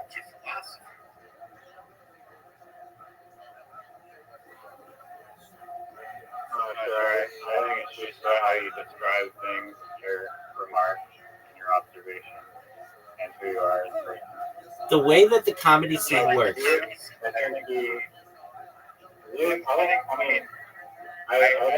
has enough of a funny bone, or if he could actually just like precisely channel the funny shit that he is able to say in his like crazy takes, then I think he can be successful. I think he has what it takes, but he needs to actually be able to channel it, which I think the channeling part is where he's going to have to grow. The way comedy works is you don't get paid right off the bat. You don't get paid for the first few years. You do open mics, and then eventually, if you're fortunate, a headliner will see you and say, "Hey, do you want to open for me?" That's great. Those headliners don't usually say, "Hey, do you want to open for me?" If the person is controversial. If they're controversial, then they don't want to be associated with them. A lot of times, if you can just make people laugh consistently with a high laughs per minute, jokes per minute ratio, you're going to be successful. And then from there, if you want to get controversial material, by all means, do it. Great. But you need to have a foundation of jokes. If you come out with jokes that are just, you're swinging for the fences of home runs, you're not always going to connect. But if you bunt and you're really good at bunting and hitting singles and doubles, you're going to be a better, more well-rounded hitter, so that when you do want to take a swing at a home run, it's going to kill and you're going to dominate. Like basically, Zoot and other comedians, I see that too, they have these controversial jokes that bomb. You know, so Tommy, you see it, it's like, those come out, and it's like more gambling. It's like, these people are going to really fuck with my, like, crazy take, or they're just going to think I'm, like, literally, like, fucking dumb. Right. It's true, but that's a different show as well. That's one of the more controversial shows on the internet or in the United States. I'm saying, look, if you want to make money doing comedy, which that's what a professional comedian wants to do, you need to get corporate gigs. That's really important. You need to be able to do parties. That's really important. You need to be able to work in clean rooms. That's really important. You need I to. would say that the internet, you can do podcasts and TikToks, probably earn, like, you don't have, like, necessarily have to be a stand-up comedian. You just get a regular, like, big comedian on Instagram, but I guess that's not really what we're talking about. No, that's true. That's true. There are people who were very funny and never told a joke. All they ever did was tweet funny shit. There are those people who were successful at doing that, and they'd get a following. Now, people would steal their material, but nevertheless, they would get a following. And that was 15 years ago, and you're absolutely right. You can get people who make, I mean, I watch them, and I'm sure you do too. They just do little Instagram reels that are really funny and really cute. And they get followers, and they get endorsement deals. I've seen these happen. And they're not stand-up comedians per se, but they're able to play different characters or be entertaining, and they make money that way. But for the... Look, I'm saying if Jude's goal is to be on television on this comedy show, get some clean jokes that they can put on television. Anybody who says anything to me differently, I think it's bonkers and doesn't know how the industry works. No, I agree absolutely. Like if he's going on TV, just literally come up with clean material. I think it's probably just dipping his toe in the water, and he wanted to go out and just like rev it to the red line and just see like if edgy stuff would get a response. Not just giving him hopefully a little ego boost and confidence so that he's not afraid to go out and try again. I get that. For his little like walk-in Tuesday night like group of 10 people that he's performing for in some bar in Australia. That's cool, but he's very for tonight. And especially because... And the story that he told about confronting the solar panel, dude. You know, that's like... No, that was not like an unclean joke. No, I agree. I absolutely agree. Except the thing that guy says, just fuck off, but he could just say, he told me to F off. But that's a good story. That's like a great revenge story. And he could, like, you had a really great punchline that we should have said it. You know, you could have Will Smith him, but you held back. But you got your revenge. And it's a lesson to everyone out there to keep your word, especially in business, or else you may end up losing your girlfriend over it, and you didn't do anything wrong to her, but it's just how you treated other people. It's absolutely, I mean, it's a great little story, anecdote that he has. Now, the thing is, if he wants to be on TV, it would be one thing if he still had 3 tries at being on this show. He's already tried 2 times and failed. He only has one other chance. And it's like, if you only have one other chance... No, I think it's similar stuff that he does, but I don't know.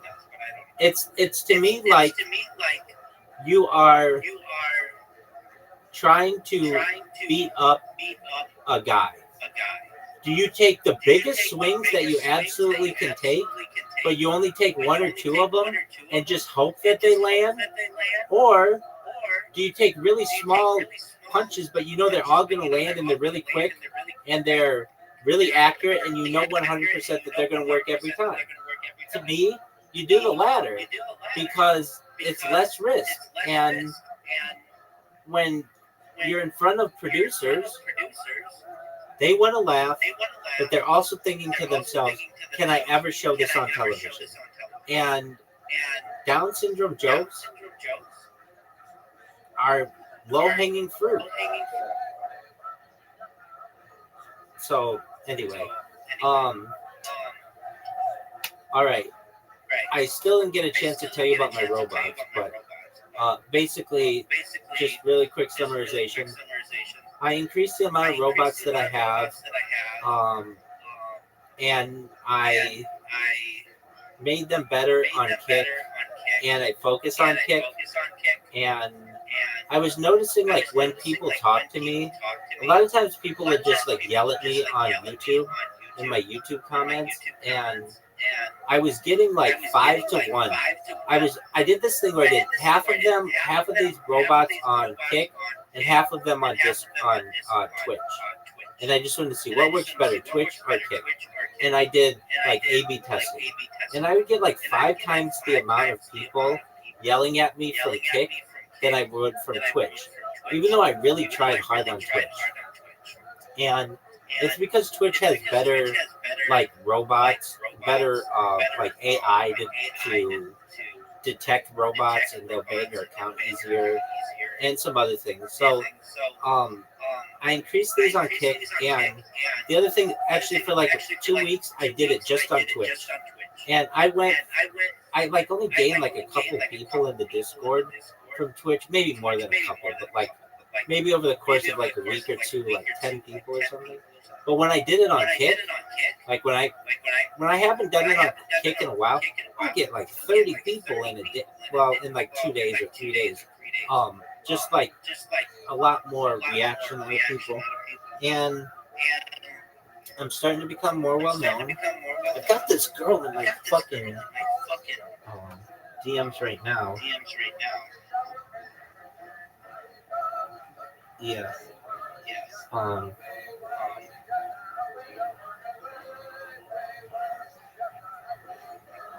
She has like 40,000 people on YouTube, or on Discord.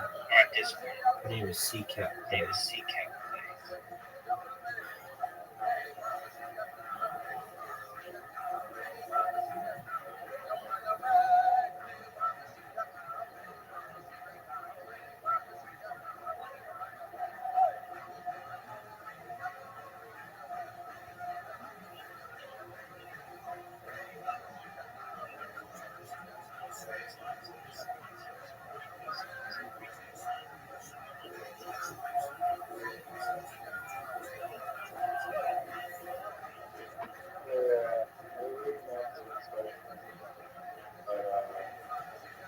Eight inches.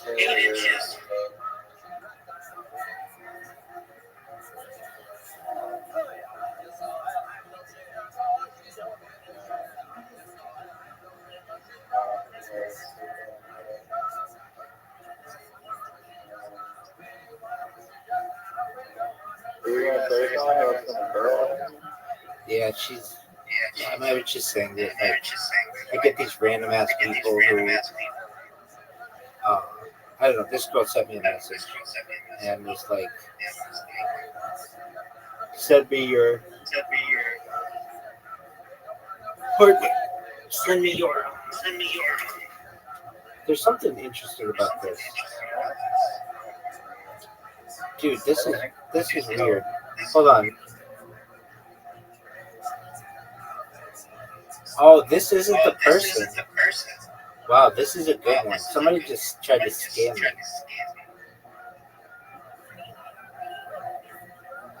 Dude, this is a good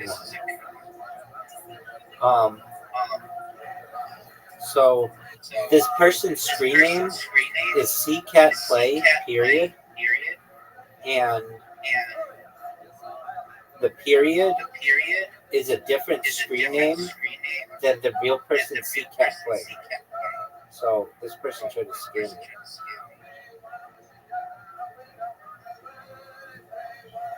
That's a good one. That's a really good one. So like this person's name is CCAT Play, their username, with a period at the end. But it's really hard to know that it's not the real person, because like when it says like this is, what'd you say? Discord. So like even I was like, oh, this is a pretty big streamer. But I thought it was interesting that this person, like they have some things linked in their about me, but it's like if you go to, I went to this person's Twitch and she's like, beware of scammers. I have a bunch of people who impersonate me, and I can see why, because they just take her name and then add a period to it, and then it's really hard to notice that, because it's like when it says this is the very beginning of your legendary conversation with CCAP Play, period, it looks like that's just the end of the sentence. But in reality, it's part of their username. Yeah. And it's not like on Twitter where you can just go and instantly see how many followers they have either. That's exactly right. Say that it's like a fraud. It's or like Instagram. Or there's no little check mark or whatever. Yeah. Yeah, it's like the best platform to impersonate people on, actually. Well, other than obviously YouTube, but you can't message people on YouTube. Really. Right, you used to be able to. Right, well, still like a good subscriber there. Yeah, you used to be able to message people on YouTube, but they took that away. What you can do on Twitch is connect your account, or on Discord is connect your accounts, and this person does not have their accounts connected. She just has like the link to her Discord, which is something, but it's not like all her shit. Like if you click on my, at least like my account that I usually use, it's like more social media than you've ever seen. Do you know what I mean?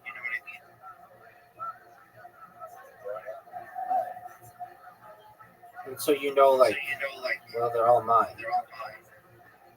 But man, they could have gotten good at this one. Anyway. What are they trying to do? Like ask for money? Well, no. The thing that threw me, like, made me realize this person is fake, is they talk about engagement, and like no real person gives a shit about another person's engagement. Like you've never I mean maybe, but like we talk about a lot of things, but you don't come to me in the first 5 messages and talk about like what are your strategies to increase engagement. It's like what? Like I was just gonna ask about kind of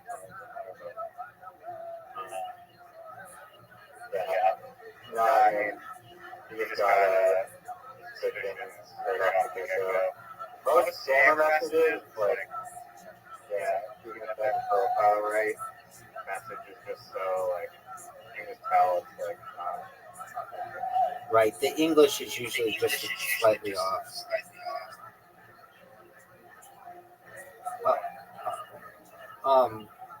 You were going to ask about engagement? I mean, not directly. I mean, I guess kind of. It definitely relates to social media, but I've seen like bunch of videos on people that like are just selling crap online, basically, or they have a product like this guy. There's a whole podcast for like 2 hours and 45 minutes on it. It's this guy who has a company called like Neurogum, and he got a shout out from Joe Rogan. That Joe Rogan like chews this Neurogum shit, and the Neurogum has whatever some crap in it that's like some alpha brain whatever, and the guy is also like before that point where he's getting like free Joe Rogan endorsements was like mastering the TikTok algorithm in order to actually build his brand. I feel like the packaging is like really amazing, but I guess the concept of just introducing brain being answers and covers kind of new. So it's kind of subtracting, but I've just been interested. I feel like it's like a very valuable skill, whether you're converting people on Facebook or TikTok or I mean, some form of social media marketing. Like it can basically like move mountains. I feel like if you can actually master the social media marketing. So they have this clothing brand that I want to launch, so I want to master it or figure out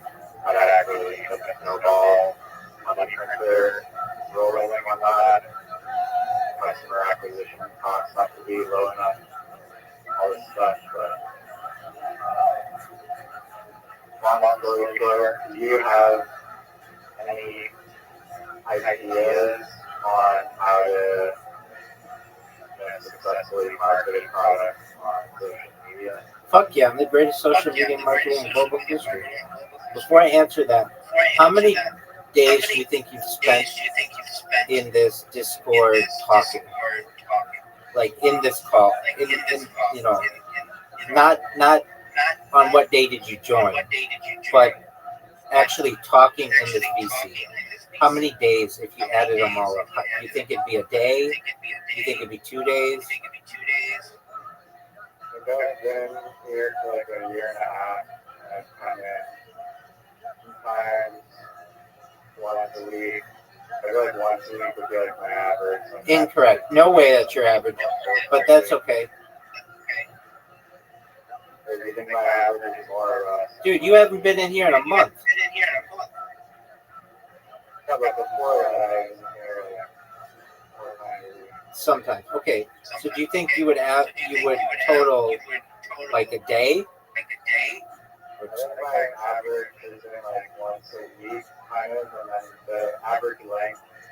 When I do join, it's like Really long. a week, almost. Right. I enjoy it, but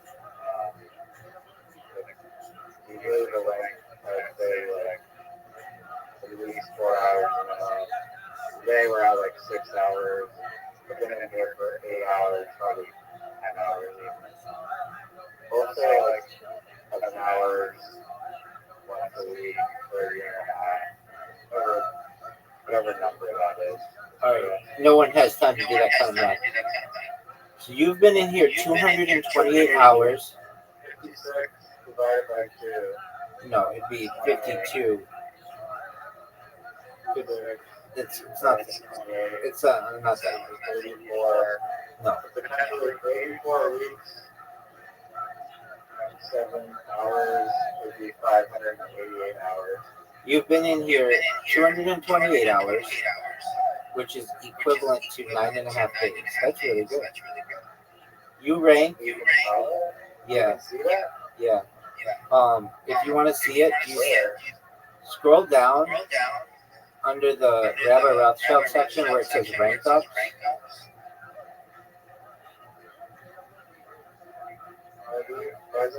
Oh, you can search. Why don't I have a fucking search? So you can just type in rank ups and then just look at the most recent. Am I one of the top? Yeah, you're number 9. But here's the thing. Some of the people. I don't idle in there. I don't fucking idle in there. Okay, that's fine. Some people, they have multiple accounts. Like Zoot, you're above Zoot, but Zoot has spent more time in here, but he has 2 accounts. Right. Okay, you're number. What the fuck is that?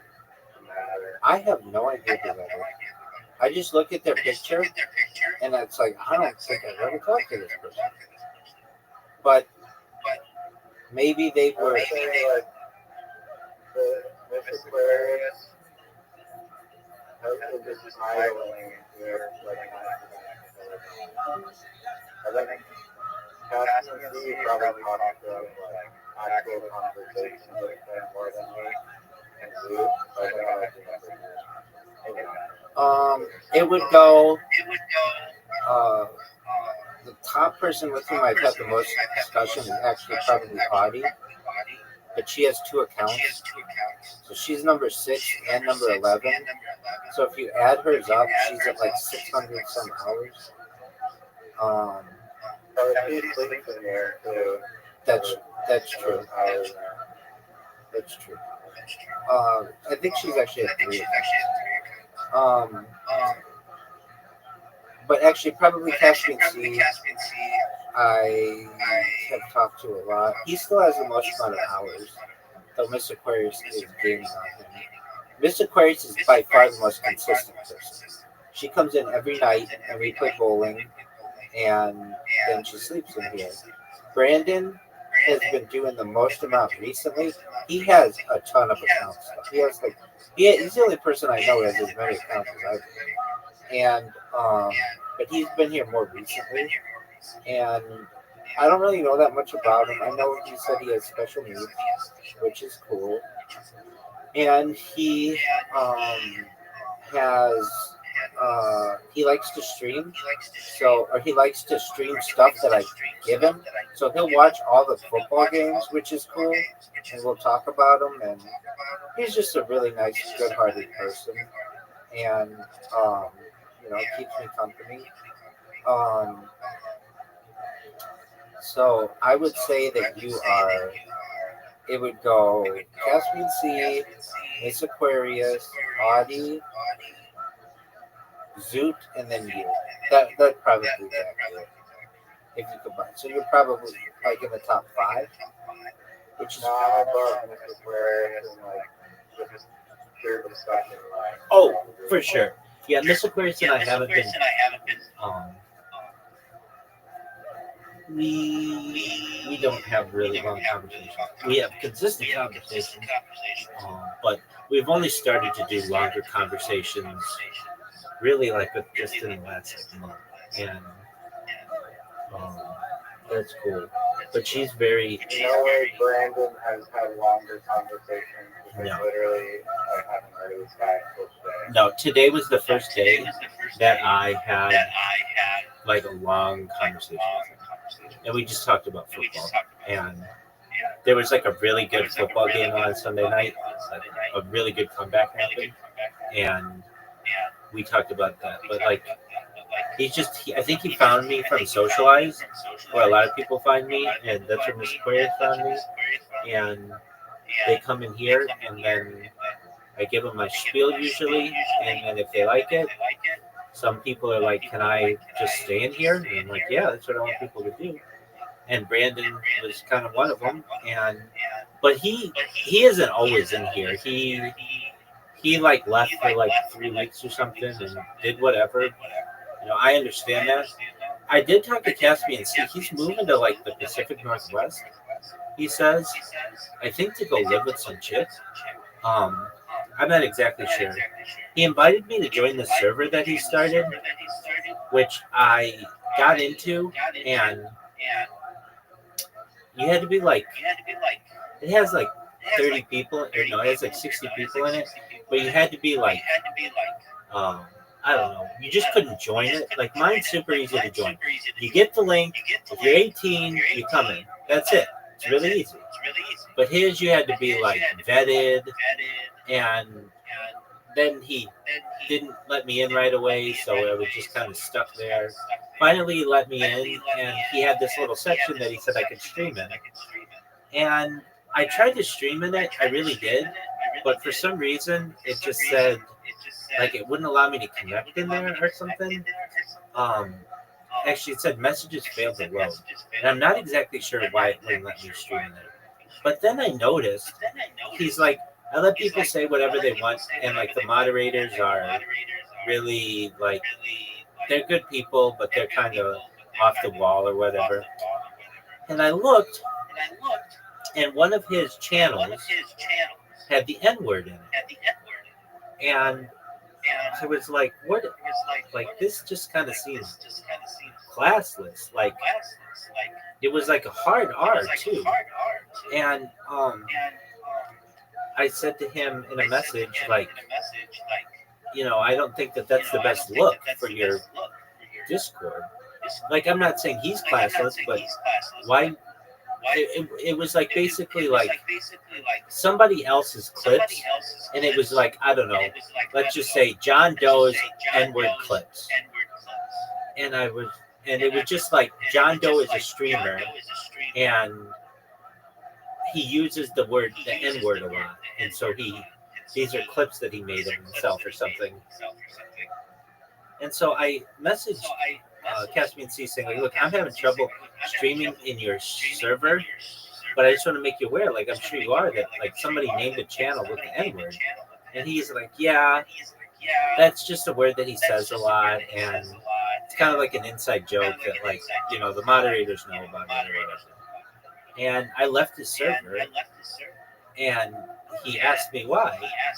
And I explained to him that, especially small servers, Discord has a policy that if you are in one and it gets banned, you lose your Discord account.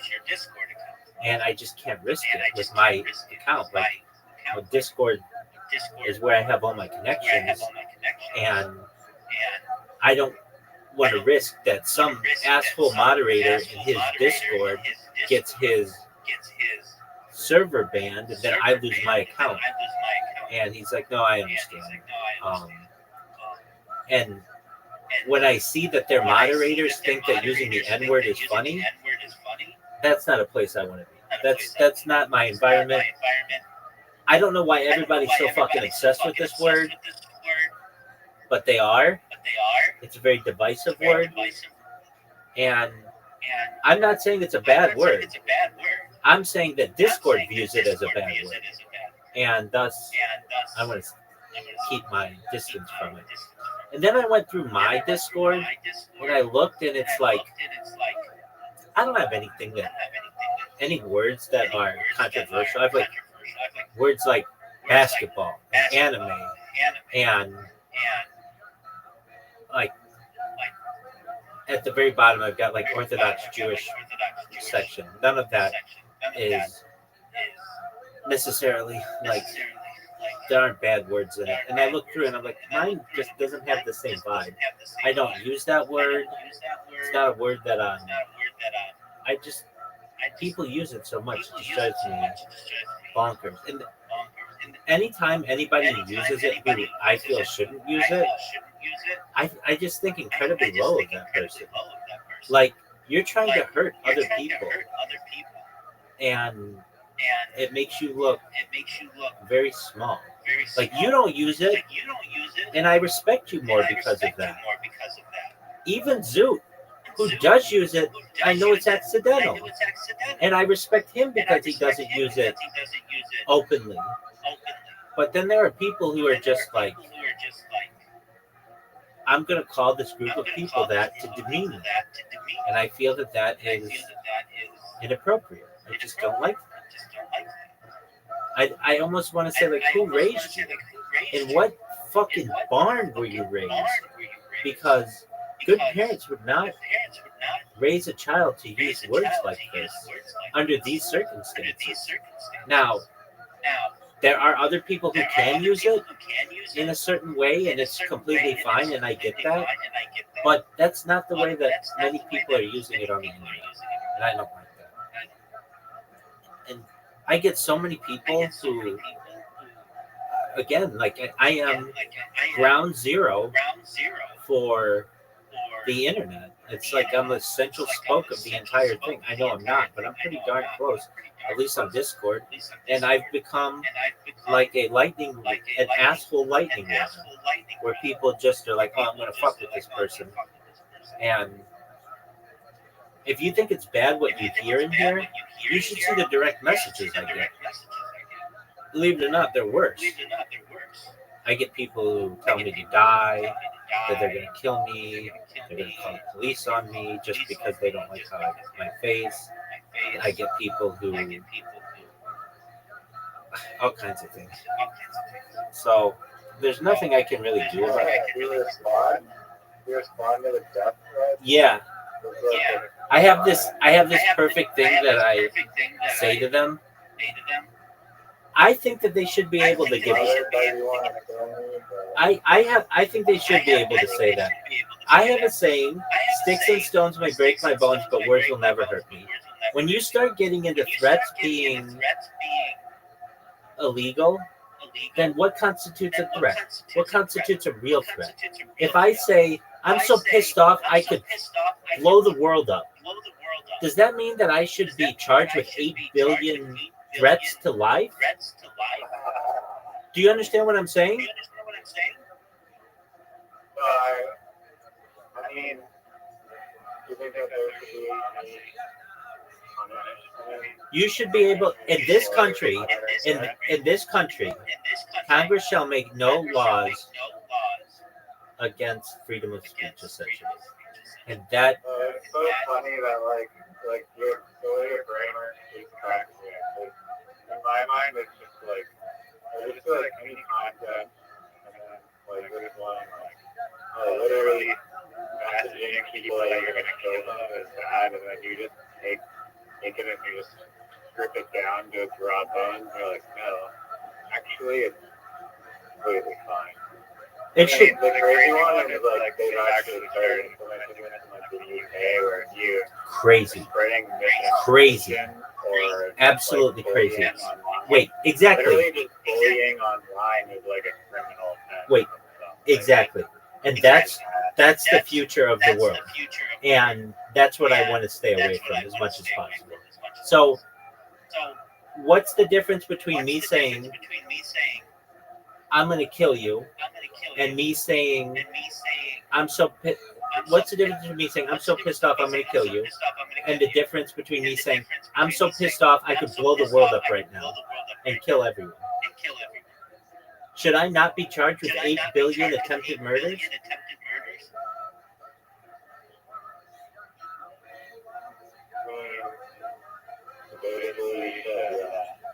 And that's just absolutely ridiculous. You should be able to say whatever you want without any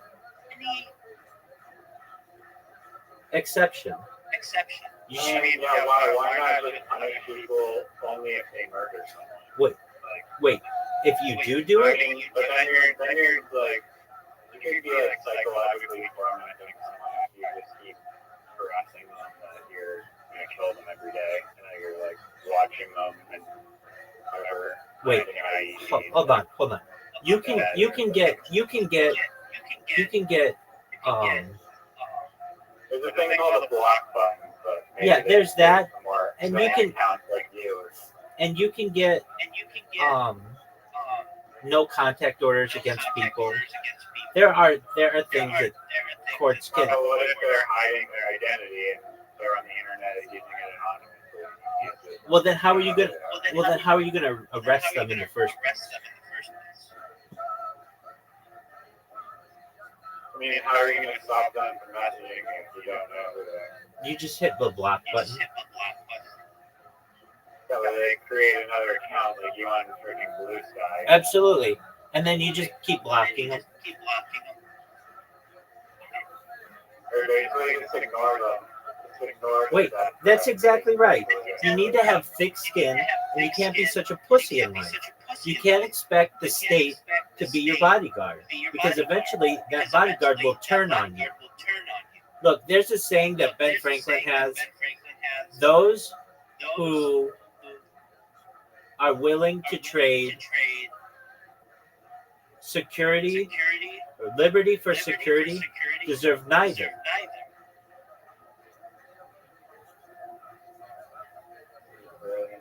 It absolutely is. So you asked me, what do you say to people who call you kike and Jew and I'm going to kill you or you deserve to die or kill yourself?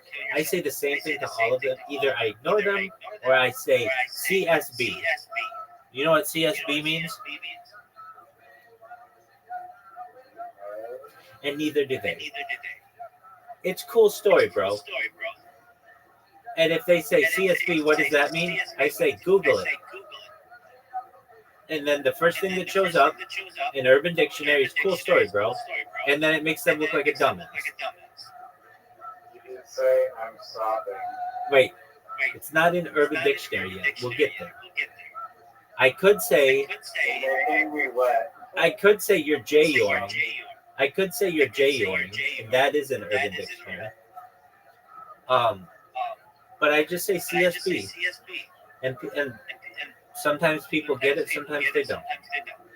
Now, it would be another thing if I blocked them all, but I can't. And you know why? Because Discord has a limit of 1,000 friends and 1,000 people you can block. And trust me, over the course of the last year, I would have had to block more than 1,000 people. So I choose not to block them. Additionally, the real reason why I don't block them, Discord has this super annoying thing that when you block someone and they enter a video call you're in, this message shows up on the video call that says, John Doe just entered the video call. Do you want to leave? And that's cool if you're like a normal streamer or whatever, but I'm streaming on so many different devices that I don't want that fucking message coming up 10 times a day.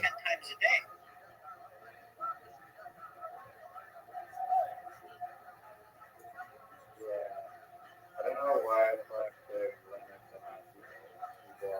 It's because they want to limit how much server space each user has, and that's why they don't let you have like 10 million followers. That takes up a lot of server space. Twitter, you know, like, over a million followers. Yeah, but that takes up a lot of server space.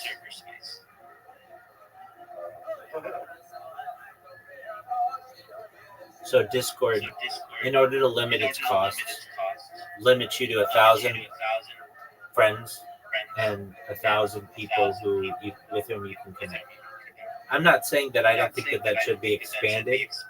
They certainly don't have a problem selling out to some types of advertising or whatever, or having a premium version. I get all that. But yeah, in terms of threats, you should be able to say anything to anybody, because what you consider a threat is different than what I consider a threat. Sticks and stones may break my bones, but words may never hurt me. I mean, let me just ask you this. Let's say you kill my child. Shouldn't I be able to say to you, if you had anything to do with killing my child, I will make sure that you're executed? Unless the Dalai Lama would have heard of that. Hold on. I didn't say that I'm going to kill you. At least in the United States, state execution is a thing. And that means I prosecute you and make sure that you get the death penalty. Yeah, no, what's wrong with that? That's exactly right. That's my question. And I want you to remember that. Are you allowed to say that or no? It depends how you want to interpret execute. If you interpret execute as the cartel killing you, well then no.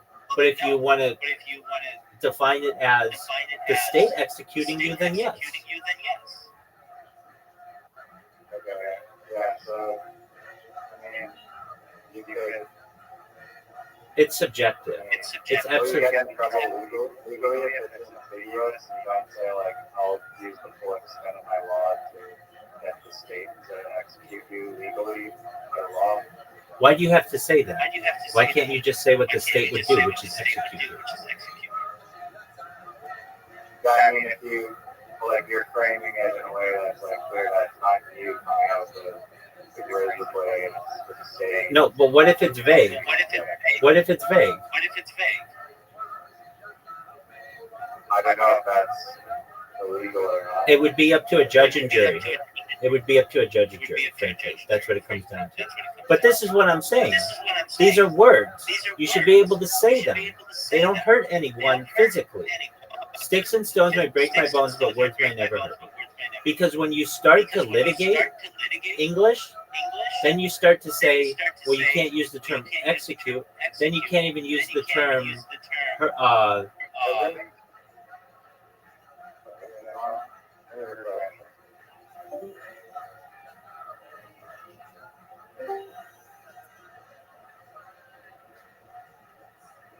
look, if you killed my kid, I should be able to say to you, I will do everything I can to have you executed.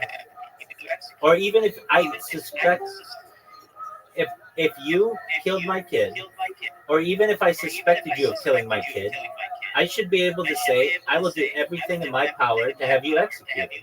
If you had anything to do with the death of my child. That's what any good fucking parent would say. Yeah, I agree. And there shouldn't be any, like, weird, like, extra law that this is my part. But there Also, there like, are. one thing that, like,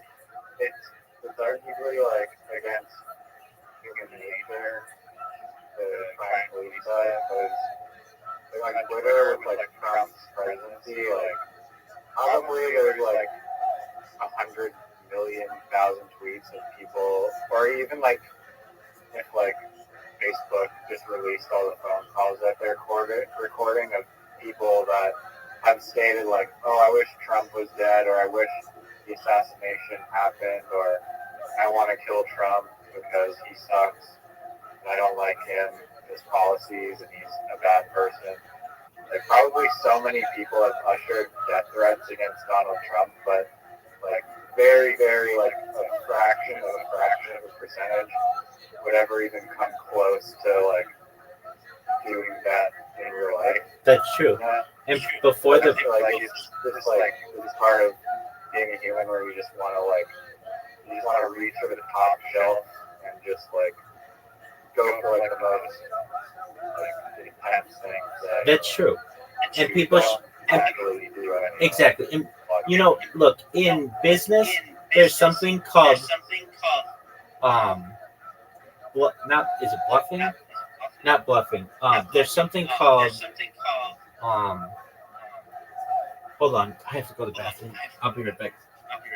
Just bear with me, it'll be quick. It's called puffery. Puffery. Look up puffery while I'm gone. Puffery.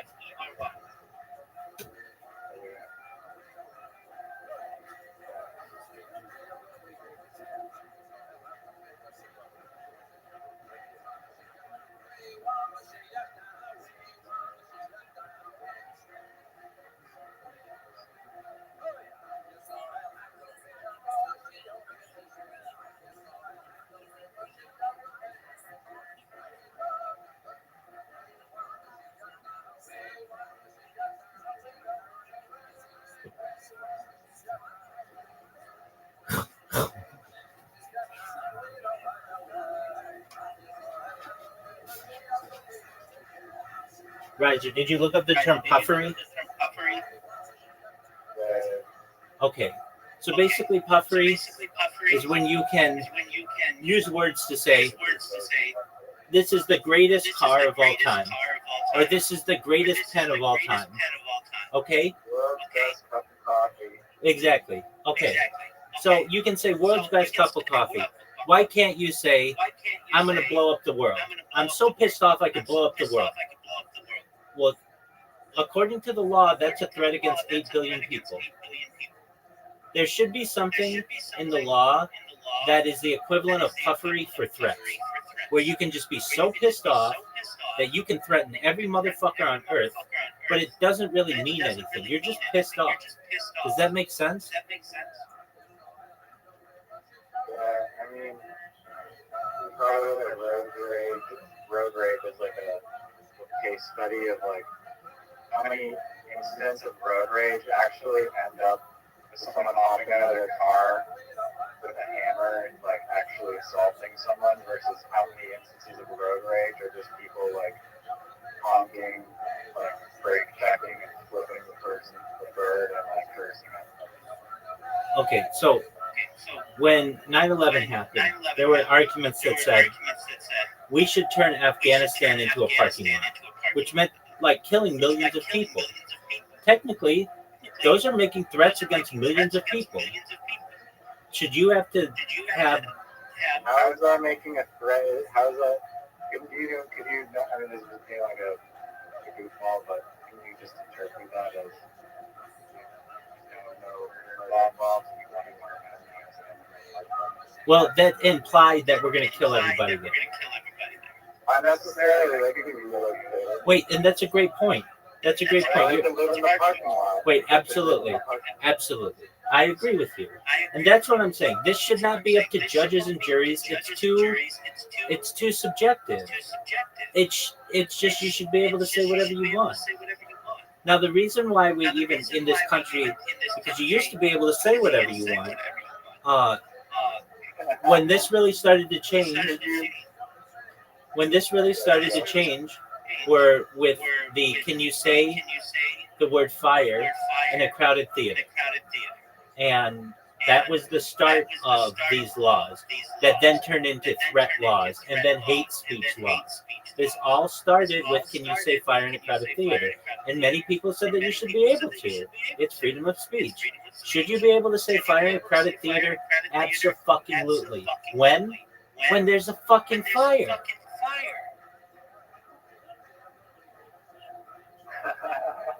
Exactly. Is that still not allowed?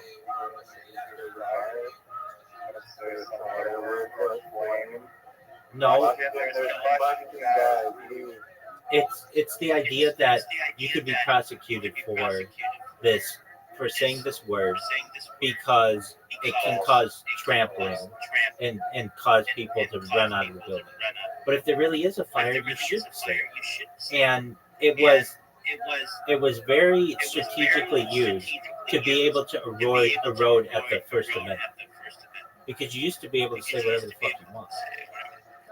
And you think according to these free speech laws that you should be able to call public school and tell them you're about to show up with a bunch of AK-47s and ammunition and start shooting? 100%.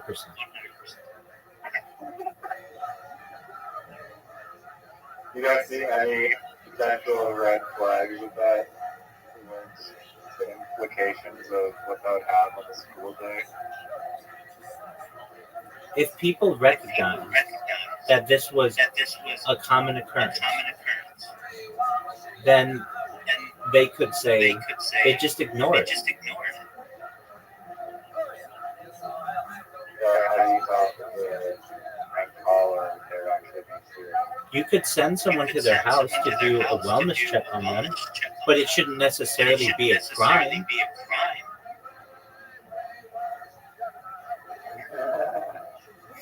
But it's not against the law, so it's like, even if they show up and they're like, are you okay? You're like, yep. Just having fun. Okay. Wait, that's fine. And then the next time that they call, we can say, there's that story of the little boy who cried wolf. If you do that enough, people just start ignoring it. And in the same way with the crowded theater and a fire. If you yell fire in a crowded theater and there's no fire, everybody's going to run out of the building one time. The next time you do it, nobody's going to believe you anymore. The society will dictate what is to be believed. You don't need to get the government involved in it. Or at least not prosecuting agents. If somebody likes... I'll try and stretch your brain, see if you can come up with any reason, any circumstance where free speech may not be a great idea. Look, I've already thought through all of these. I can give you one. You've narrowed it down to one?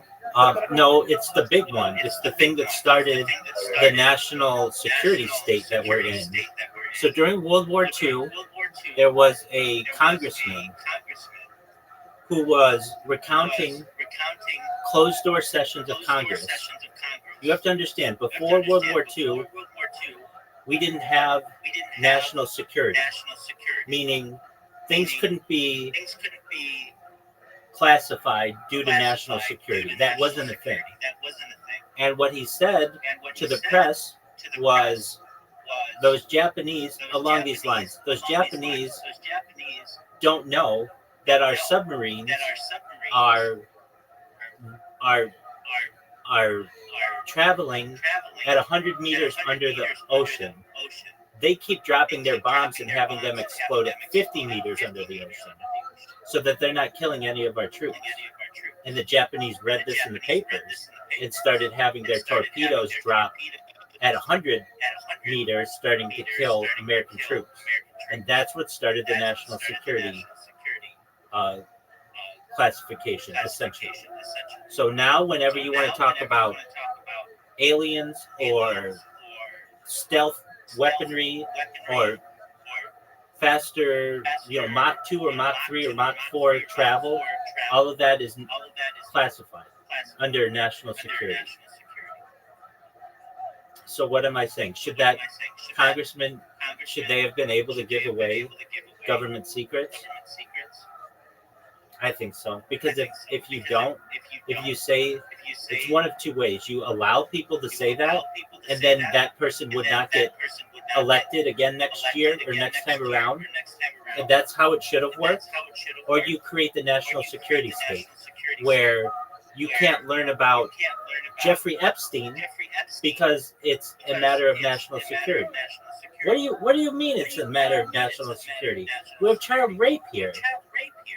It's national security. Do you understand what I'm saying? Yeah, I do. I mean, you shouldn't hide behind the illegal, the veil. But that's what's being done.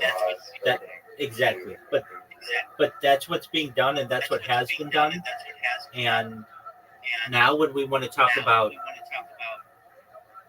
really important topics, the assassination of the 35th president of the United States, John F. Kennedy, on November 22nd, 1963, in Dealey Plaza, Dallas, Texas. We can't talk about that because it's a national security issue. This is the assassination. This is a murder of a man in broad daylight. But we can't talk about it, or at least Congress can't. But, like, I mean, that seems like an argument, again, for pro-speed, not against pro-speed. I don't think that you're saying that, like, militaries should just open source everything, all of their technology, right?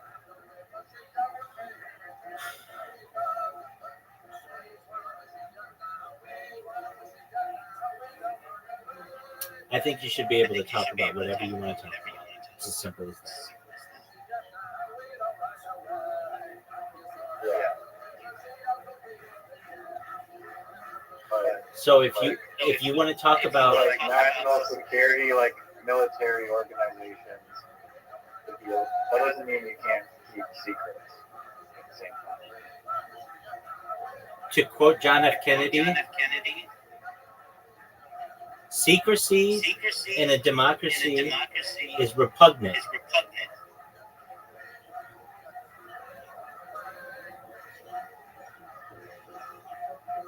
What do I mean by that? If we're supposed to be living in a democratic society, you should not have secrecy. It is inherently repugnant. Things are supposed to be open in a democratic society. I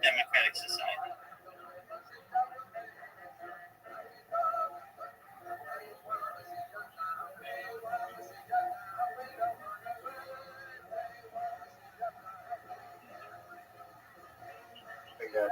So there's no, what case do you think there was cover-ups are okay? None. There are none. People deserve the truth in all aspects of society.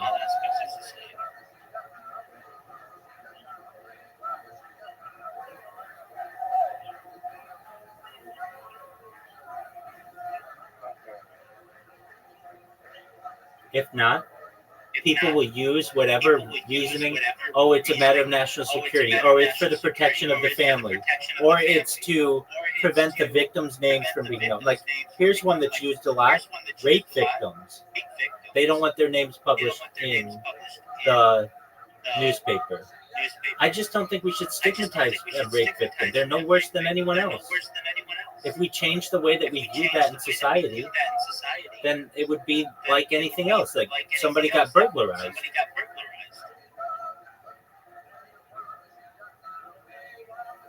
And I understand that it takes work, but I'm willing to work at it. Because if not, then you can say that John Doe raped 50 women. And then when he goes out and says, who did I rape? When he's being prosecuted, they say we're keeping the victims' names anonymous. He deserves to know who his accusers are.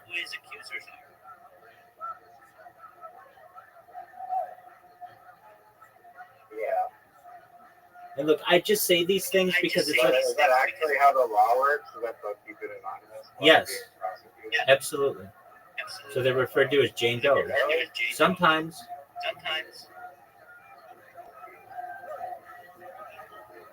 not like. I mean, I guess there's less evidence to convict you. It absolutely is. The only way around this is free speech and truth. If not, you can always use an excuse to get around it. And I want to avoid those situations. Like basically, police could be forced to wear body cameras and live stream 24/7. They shouldn't ever be able to shut them off while they're on duty. No, They that, need to be like Rabbi stream 24/7. 100%. And I'm going to tell you what, if and when I ever do go viral, that will be the policy. That not only no.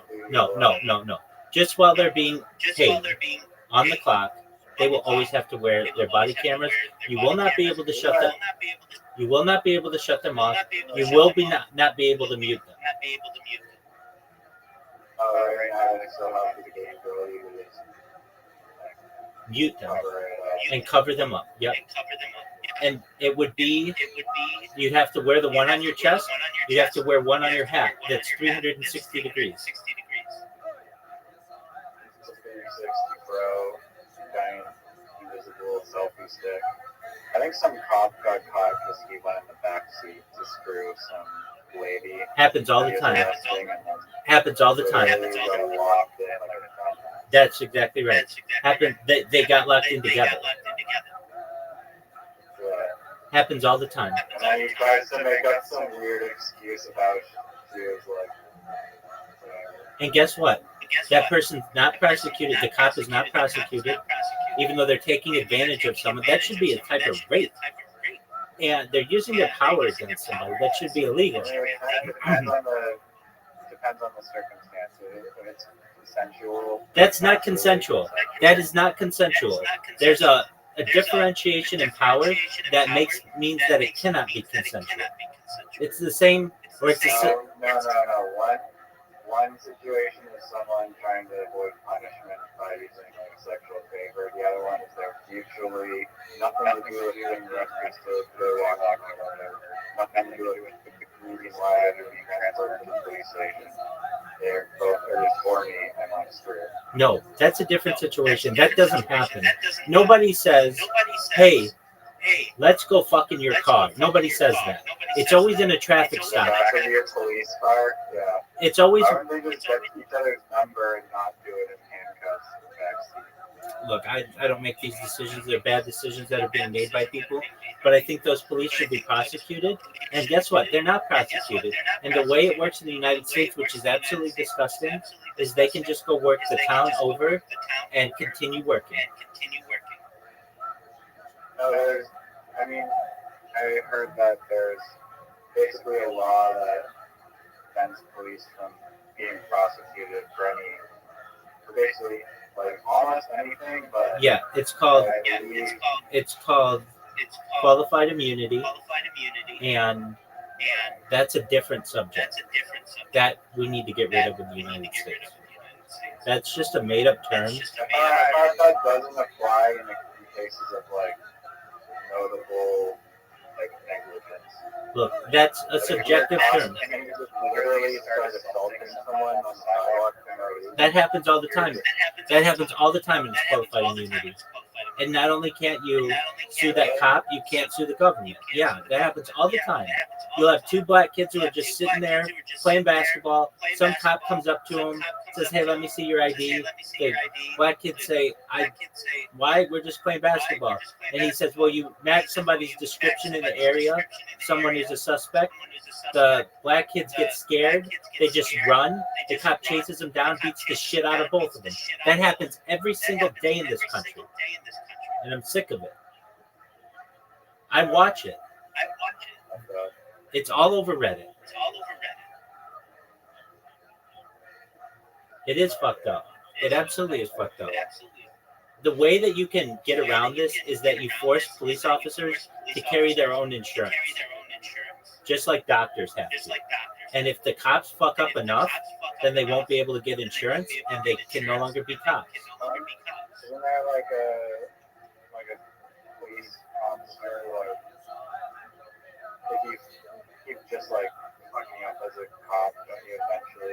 You become chief. It's like a dishonorable discharge. Like they're like, yeah, you're literally not doing your job. No, that's the military. No, if you fuck up enough in a police, Like if you fuck up enough as a police officer, you become chief. chief, like promoted. They promote the worst people to the top.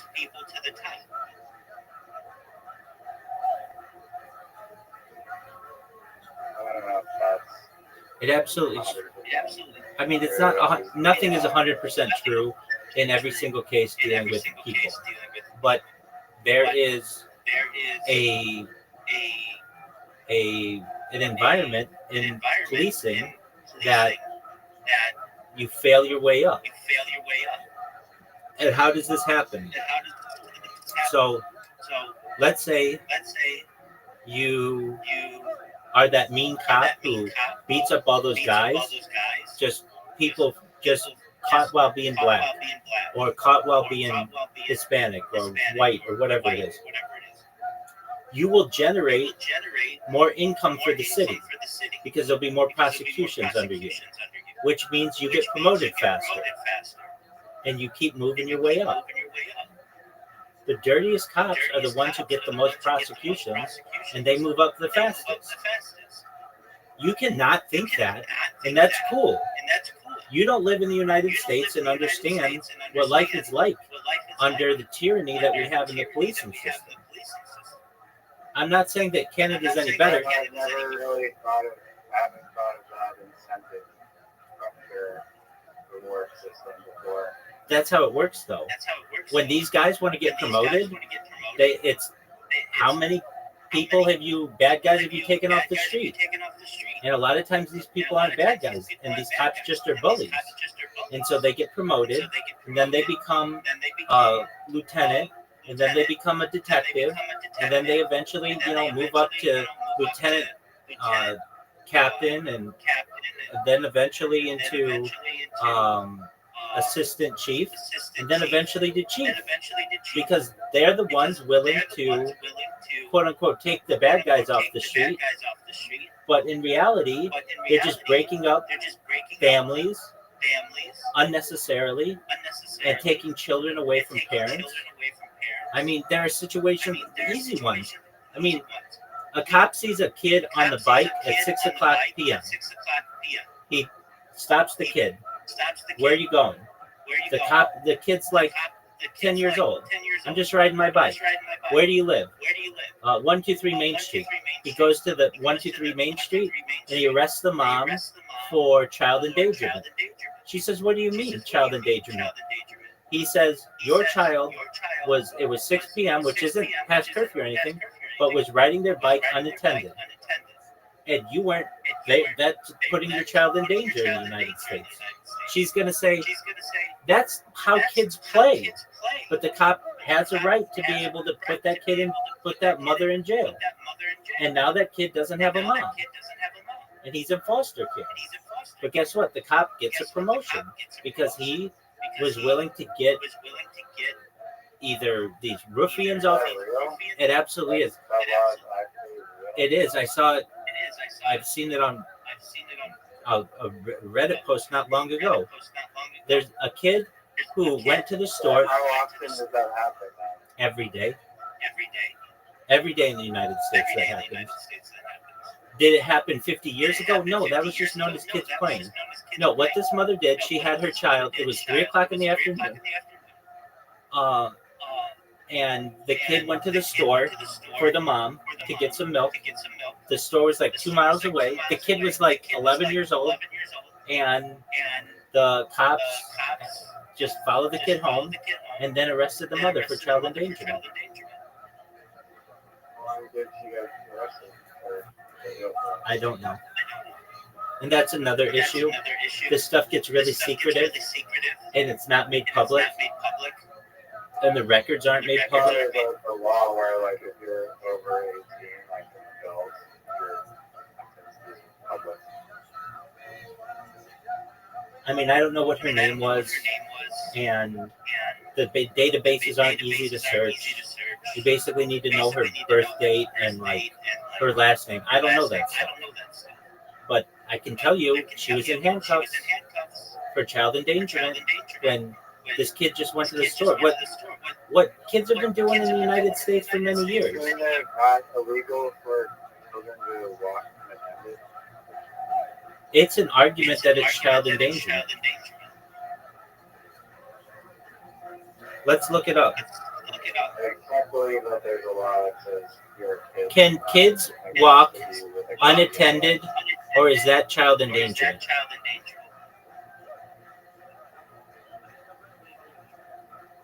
When is it legal for my kids to walk outside without? Let's look it up. Kids walking unattended. Whether allowing the child to walk unattended constitutes child endangerment depends on the specific circumstances, the child's age and maturity, the location, the time of day, and the laws of the jurisdiction. So all of that is subjective, like specific circumstances. Well, what the fuck does that mean? As there is no single federal law in the United States that universally prohibits this practice. In most states, the decision is left to parental discretion based on the child's maturity and the specific situation. For example, a 10-year-old walking a short distance to school after school is generally not considered a legal issue, whereas a 5-year-old crossing a busy highway alone could attract legal attention. But what about a 10-year-old crossing a busy highway? It's a good question. However, in some cases, authorities have intervened. For instance, a couple in Maryland was investigated for child neglect after allowing their children to walk unaccompanied in the neighborhood, though the case was ultimately deemed unsubstantiated. Similarly, there have been instances where parents were charged with child neglect for allowing a child to walk home from a park, highlighting that such actions can lead to legal consequences depending on the jurisdiction. So as I said, a 10-year-old kid riding his bike 2 miles to the store, that was considered by that police officer to be child endangerment. To another police officer, it might not have been. It's not specific.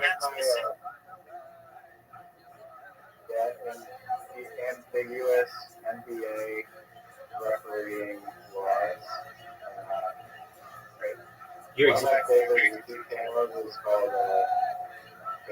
Rothschild the Bailey, and it's this Albertan Canadian firearms and criminal defense lawyer. He basically examines all these his channel is just examining all these weird law cases, and there's so many of them. There's so many freaking cases of law. And they're one of them is home invasion in Canada. And it's okay, you're in Canada, and someone breaks into your house with a weapon at 3 a.m. And there's a law that's basically saying that if you use excessive force, then you can be subject to criminal punishment, basically. And it's it's like an ambiguous law. It's what is excessive force? There's a person, a stranger, a burglar, literally with a weapon, and you're fearing for your life, half in a daze from sleep, and you're trying to defend your family. And what the hell constitutes a reasonable force to take against someone? 100%. I wanted to mention this when you first came in. 1 in 20, this is different. 1 in 20 Canadians, but it's new since 2016, 2018, I think. 1 in 20 Canadians die of this every year. What is it?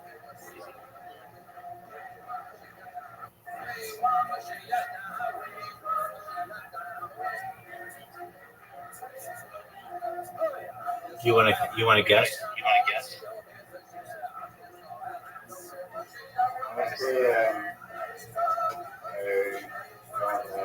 State-sanctioned suicide. That is a huge amount of people. 1 in 20.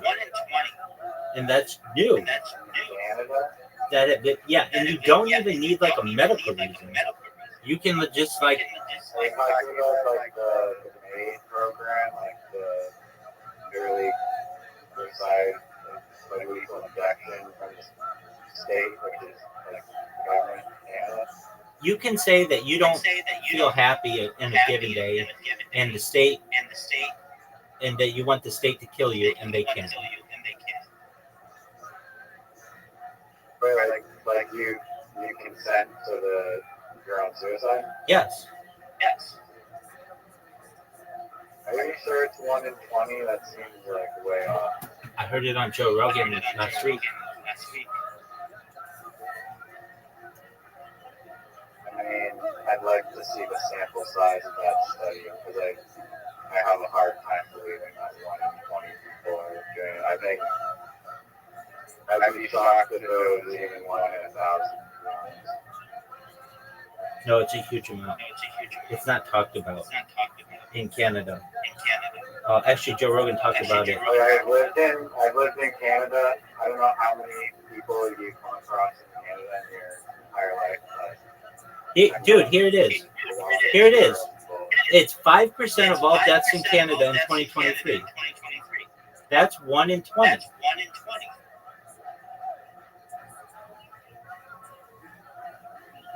No, that's 5% of deaths, not 1 in 20 people, which is a big difference. Oh, okay. I meant 1 in 20 deaths. That's what I said. No, you said 1 in 20 people in Canada die from this. Oh, apologies. Okay, if I said it that way, I did not deem it correctly. Yeah. Okay, No, that makes sense then. I was like, no way, like 1 in 20 people are. Yeah, no, now I see the confusion. Apologies to the future people out there. Yeah, so 1 in 20 of all deaths in Canada are from this. Okay. That makes a lot of sense. That's a huge amount.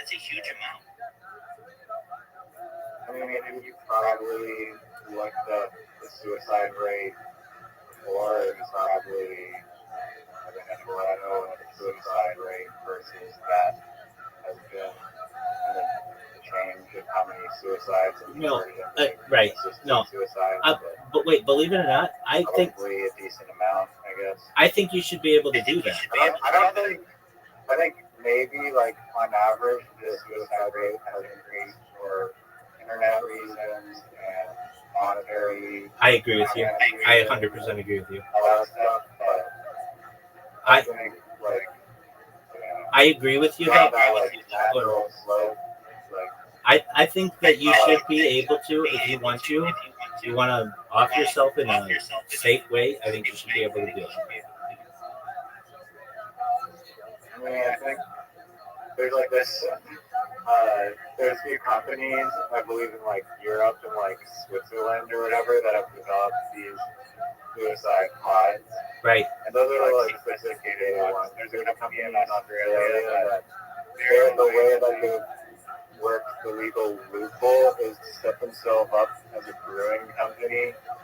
It's called Mad Dog Brewing or something, and that's the way that they get around being able to sell people nitrogen, which is obviously in their gas that will suffocate you painlessly, I believe. Are you sure it's not helium? Because 75% of all the air is nitrogen. Helium is also a inert gas, but also nitrogen. But 75% of all of the air is nitrogen. Yeah, but that doesn't mean it's not pure nitrogen. No, you're right. It's 75%. Okay, I can see that. If it doesn't have oxygen inside of it, then you're just going to die. I get that. Okay. Well, I don't want to get down that topic too much, but I did just want to say that that's a huge amount. But I feel as if that's what you want to do, and there should be a program that tries to talk you out of it. If that's what you want to do because you're in pain or whatever, you should be able to do it. I think maybe there should be like a list of things that you've tried. Like, I know you've tried therapy at least. It's like, I agree. No, I absolutely agree.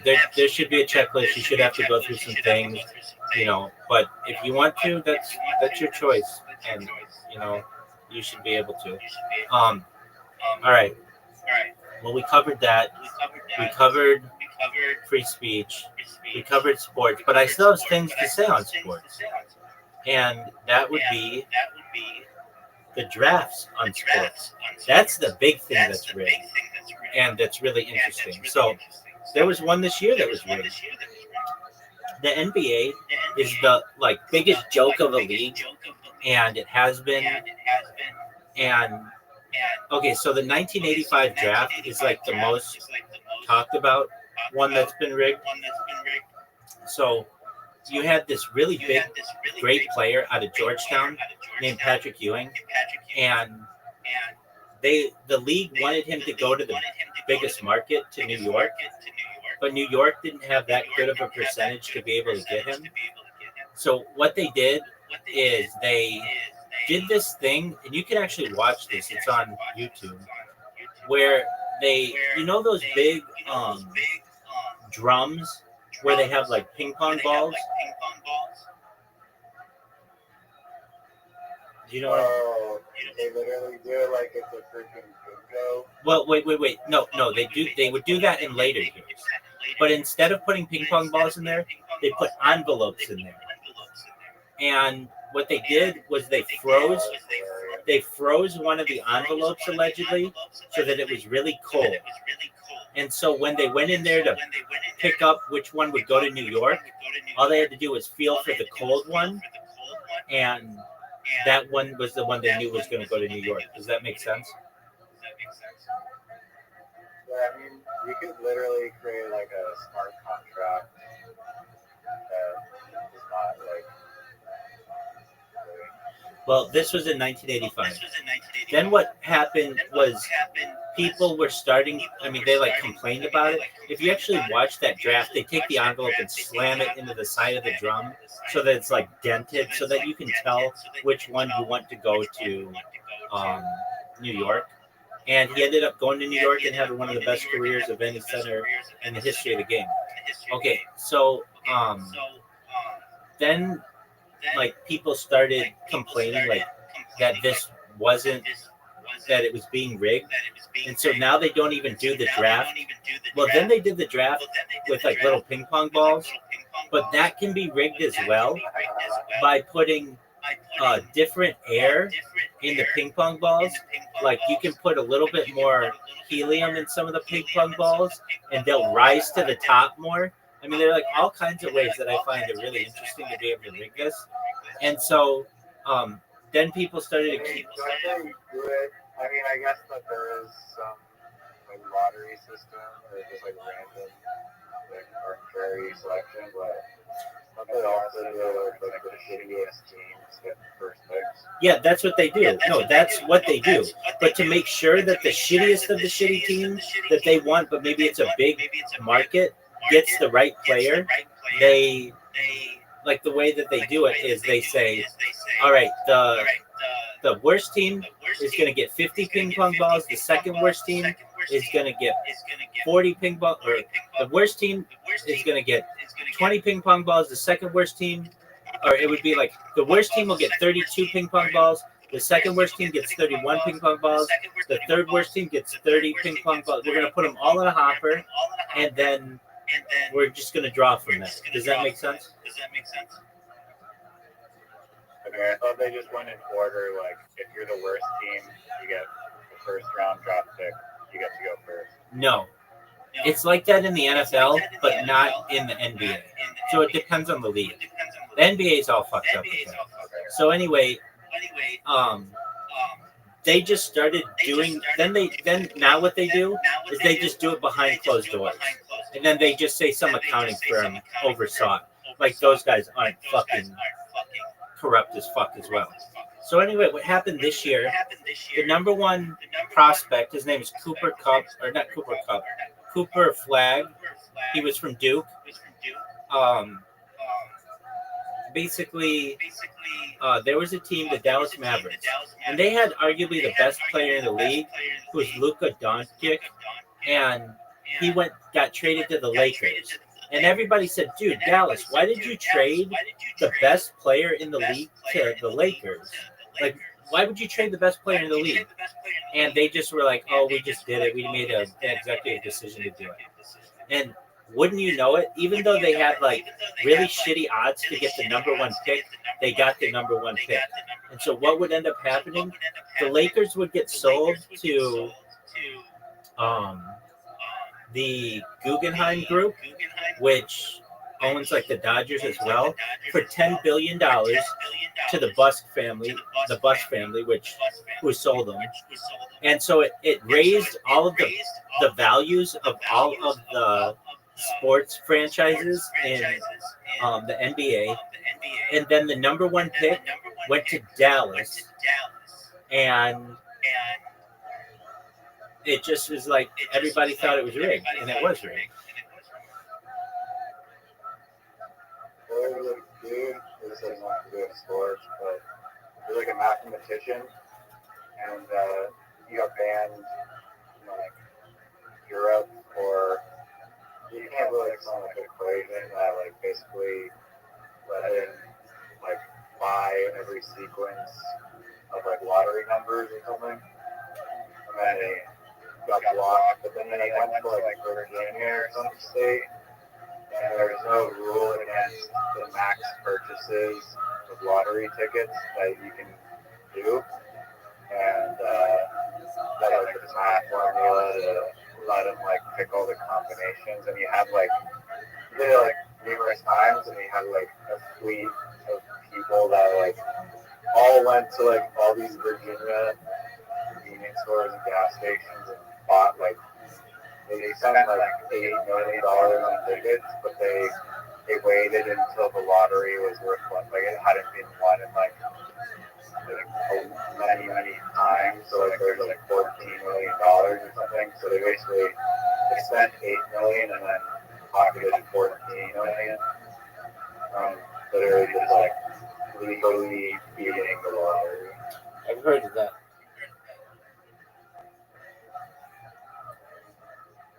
I've also heard when they have those ping pong balls that could be rigged by the size of the ping pong balls and the hole that they have to go up. And I heard about somebody who rigged it, like a lottery organizer. Like basically, they ordered these ping pong balls, but the only balls that would go up into the hole were like a little differently sized than the big ones. So there were like big ping pong balls that were the normal size, but they would not fit through the hole. They made the hole a little smaller, and the only ones that would go through were a little bit tinier ping pong balls, so that all of the ping pong balls went in the right order. Did you ever see the McDonald's HBO documentary, McMillions? Dude, that one's super interesting. Do you know the Monopoly game that they play at McDonald's? I watched Ray William Johnson video, I believe, on the guy that created the McDonald's Monopoly. Isn't that interesting? How he did it, though. Yeah, like basically it wasn't. Yeah, he got away with it for decades. Right, he still got away with it. He never got prosecuted over it. He lives in a really nice house now. So basically, what happened? There was a guy who was like the head of the security firm that ran the McDonald's promotion. McDonald's did not run it, but the security firm did, and he would give the winning tickets to people he knew within this crime family, and just like if he liked you, he would give you $1 million ticket, and or like a car or whatever. And somebody connected the dots on all of the winners, all knowing this one guy, and eventually McDonald's had to give out like a bunch of money in like prizes and stuff. And they also ran like some kind of promotion where they, I don't know, give you $2 off a Big Mac for a month or whatever, some kind of promotion like that to try to win back the public trust. But basically, like no one who was a normal person won any of those $1 million advertisements for like the first decade that they did this promotion. And they promoted it all over the United States, like everywhere. And yeah, there's another similar one to this. I don't know if you told me about it or not, but it was the Pepsi. I think I might have seen it on YouTube. Yeah, the Pepsi bottle cap. The Pepsi points, Test. and the Harrier jet. No, that was different. This one was Pepsi. That documentary was hilarious. Pepsi or something like that. But yeah, this one was like Pepsi for like a lottery, where it's like on the bottom cap you have like a chance to win money, and then somehow it happened that like literally there's like a misprint in like. Oh yeah, I told you about this. And then like everyone in the Philippines was like supposed to be like a millionaire. Exactly. And then they're like, fuck. Yeah. And to this day, Pepsi is like hated in the Philippines because a lot of people like got really excited, like they were going to be millionaires. I think each one of them was going to win $100,000, like in USD. Yeah. It was $1 million in Philippine pesos, something like that, just from a misprint. Yeah, I mean that one. I feel like the McDonald's security breach was like could have been prevented more than the Filipino Pepsi printing accident. I feel think like the Pepsi one was a little more. I understand what you're saying. So the Harrier jet, that guy actually did not win the Harrier jet, or he did not get it in the end. No, wait. Did you watch that documentary series on Netflix? No. I watched it. It was amazing. I was so happy to see that thing. You remind me what the fuck happened. I remember this guy. There was a commercial on TV. So Pepsi ran a promotion called Pepsi Points, and you could, if you had 5 Pepsi points, you could get a hat and all kinds of things. So in the advertisement, it says like if you have 70 million points, you can get a Harrier. 7 million, yeah. So Pepsi launched a Pepsi Stuff promotional campaign, which included a television commercial featuring a computer-generated AVI Harrier 2 jet being offered for a price of 7 million Pepsi points. And I remember watching this and not knowing if it were true or not. I mean, I remember seeing the commercial. The commercial, which showed a teenager landing the jet at school and stating "Sure beats the bus," was intended to be humorous and entertaining advertisement to attract a younger audience during the Cola Wars. The ad did not include any disclaimers or fine print indicating it was a joke, which led to a significant legal dispute. John Leonard, a 21-year-old business student at the time, interpreted the offer seriously. He noticed that Pepsi points could be purchased for 10 cents each, allowing him to calculate that acquiring 7 million points would cost $700,000. With financial backing from 5 investors, Leonard sent a check for $700,008.50, including $10 for shipping and handling, and 15 Pepsi labels to Pepsi requesting the Harrier jet. Pepsi refused to deliver the jet, stating that the commercial was a fanciful and humorous ad, not a binding offer. Leonard sued Pepsi, arguing the commercial constituted a valid offer that he had accepted by sending the check and labels. However, the court ruled in favor of Pepsi, determining that the advertisement is not a legally binding offer, but rather an invitation to negotiate. The court emphasized that a reasonable person would not believe a major corporation would offer a $23 million military jet for a consumer promotion, especially one that required a $700,000 investment. The court also noted that the commercial directed viewers to the Pepsi catalog for the actual terms of the promotion, which did not list the Harrier jet as a redeemable item. The court granted summary judgment to Pepsi, dismissing the case. The incident became a notable case in contract law, often cited to illustrate that advertisements are generally not offers but invitations to make offers. The story gained renewed attention with the release of the Netflix documentary Pepsi Where's My Jet in 2022, which chronicled Leonard's attempt and subsequent legal battle. The commercial was later updated to increase the required points for the jet from 7 million to 700 million, reinforcing the joke's intent. I feel like he should have at least been able to sue them for false advertising.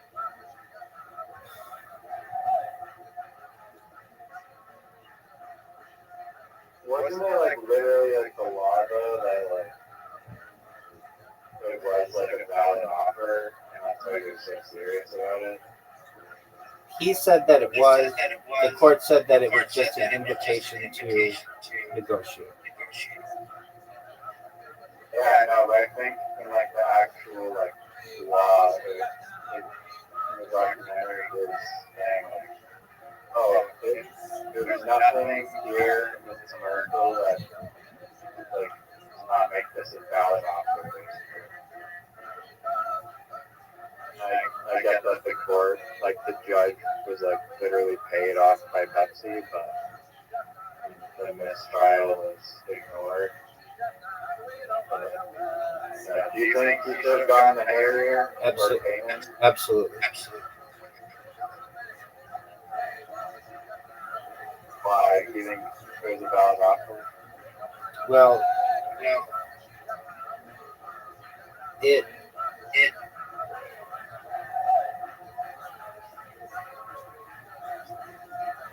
it looked like an offer from the company.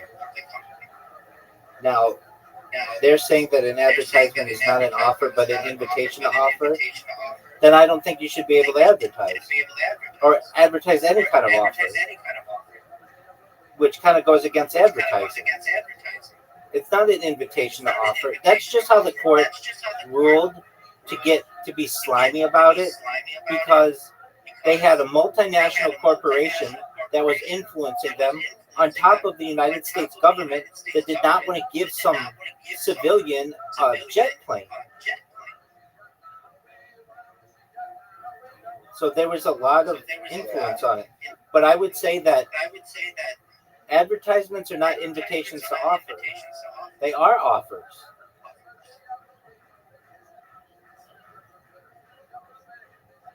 What would be the downside of giving them the Harrier aside from money? It's literally a plane. Yeah, I mean, it'd be like removed all the capabilities.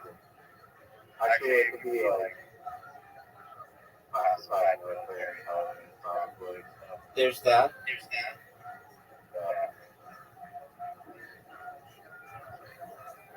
To me, it was really stupid of the Pepsi company to have that advertisement and not think that somebody would pull that shit on them.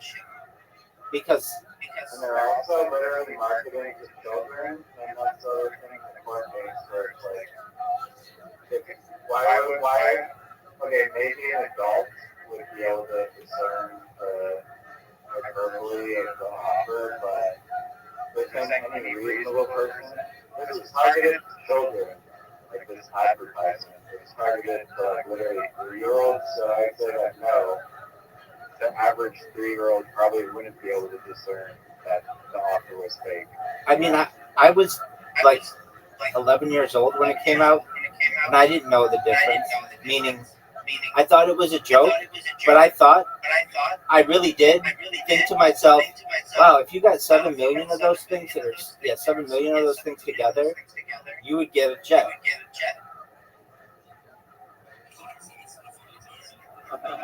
And the reason why I thought that is because it's in the advertisement. If you guys were so fucking smart, then you would either make it a number that nobody could ever attain, like you did in later versions of it, or you wouldn't put that in at all. and you would just have it be normal shit that you could get. I'm surprised that like it didn't affect other false advertising losses, because I feel like it could be like a cascade, snowball, waterfall like effect of like, oh, well, if this doesn't constitute false advertising, then neither do all these other $billions worth of fraud.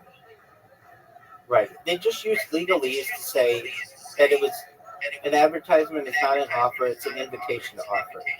And I think that is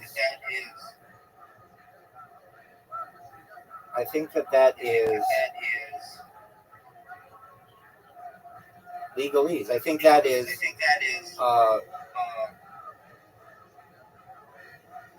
just a way to sneak out of it, because in reality,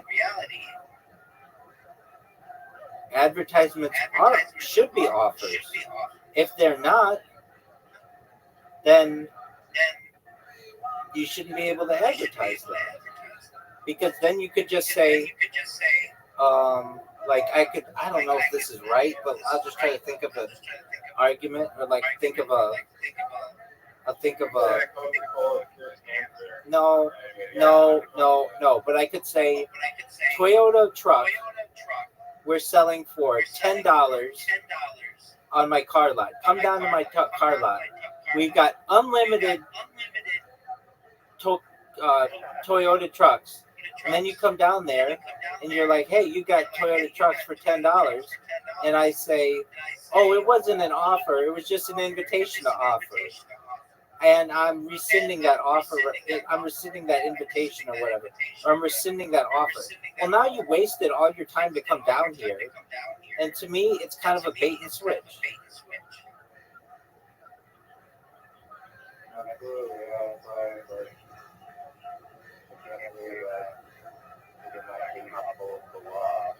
Yeah, what I feel that they should have done is,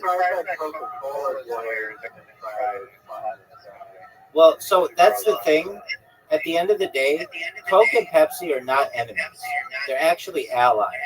That's why they don't go up against each other anymore. They used to go up against each other, and they would be like, what's better, Coke or Pepsi, and all that other bullshit. Notice they don't do that anymore. They don't attack each other in ads anymore. And the reason why is because they're basically both owned by the same people. So they're owned by hedge funds, like Berkshire Hathaway owns like 15% of Coca-Cola stock, or did for a long time. And Pepsi's owned by, basically a Frito-Lay, Yum, they own all that shit. But basically, like, they're owned by hedge funds.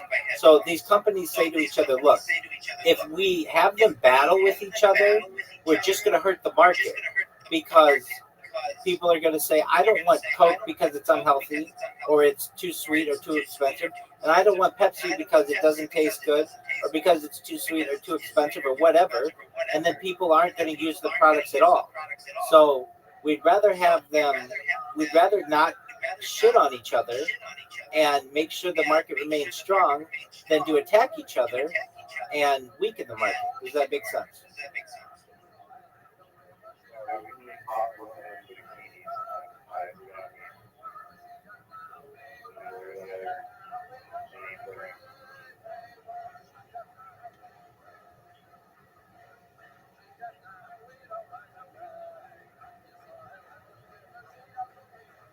All right, big dog. I don't do this often. Normally people leave me, but I have got to get some sleep. I'm tired. You're going to fuck up my hours. You already did, but that's fine.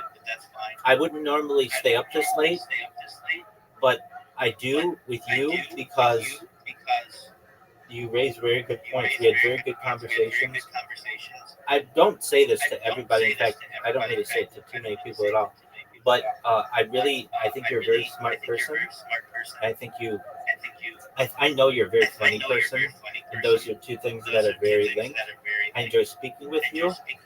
And I think you ask very good questions. And I think in the future, when people study the conversations I have with people, they'll very much appreciate my conversations with Zoot and all the things that we delve into the human mind. But they'll really like yours for the questions that you pose. They'll especially like when you just come to me and you're like, what would be a good business idea, or how would you market this, or all that other shit. They'll love that. So you should know that that's going to be big. Before you go, absolutely, 100%. Do you have the Kick app?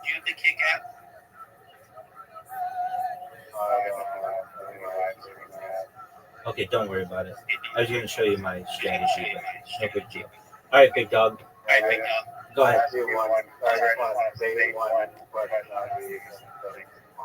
Go for it, big man. Absolutely.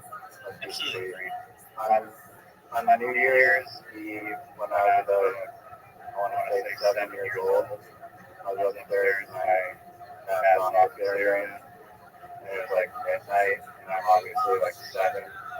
We're watching The Wizard of Oz, and I just remember being so fucking scared. Like the flying monkey scene. Word, dog. Those things are scary as fuck. The whole movie freaked me out, but the flying monkeys was just like some next level horror. I agree with you. So I just wanted to dive into like the strangeness of the Wizard of Oz itself and like just like conspiracies about it and stuff. But we can talk about it. Yeah, I mean, I don't know about those. I hate that word. If anything, I just call them logical. Theories. Yeah, theories. Or abstract. Yeah, I mean, I think that the story is based on the gold standard of the United States Treasury. That's what the Yellow Brick Road is, like gold bars, basically. It's like a play on finance. There's some really weird things. If you've ever listened to Dark Side of the Moon, I don't know if you know that album, but if you start Dark Side, if there's like this thing, if you start Dark Side of the Moon and Wizard of Oz at certain times, it becomes like a Dark Side of the Moon becomes like a soundtrack for the Wizard of Oz, and all these weird correlations happen that are really freaky, and they kind of will freak you out. Then that movie was really big because it went from black and white to color when color was really rare, and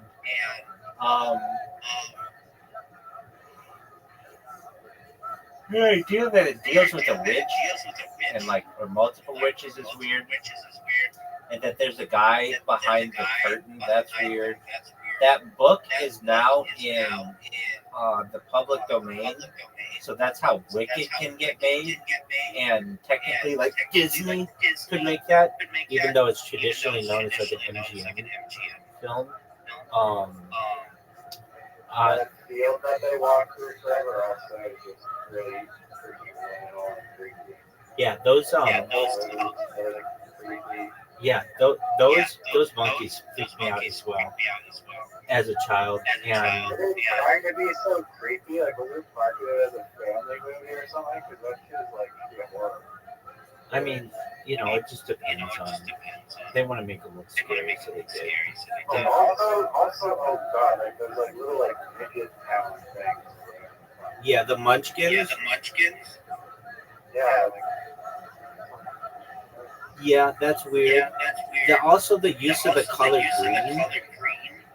Green is like, well, this is before the CIA, but like green was seen as a color of intelligence, and it's why when you watch movies with like CIA characters, a lot of times they'll make the color of the character's eyes green, or they'll use something green. And the like the counterbalance or whatever. I'm not even making sense, but the counter between the Wicked Witch of the West and the Good Witch, that's a thing, and they They basically like just using a few sets really make you think these characters move in a long way. There's something really weird though. Like, dude, you have to watch if you're at all interested in that movie. Isn't there like a oh yeah, the horses are changing colors. It's like a crazy like effect probably for back in the day. Oh, definitely. Like a hot air balloon.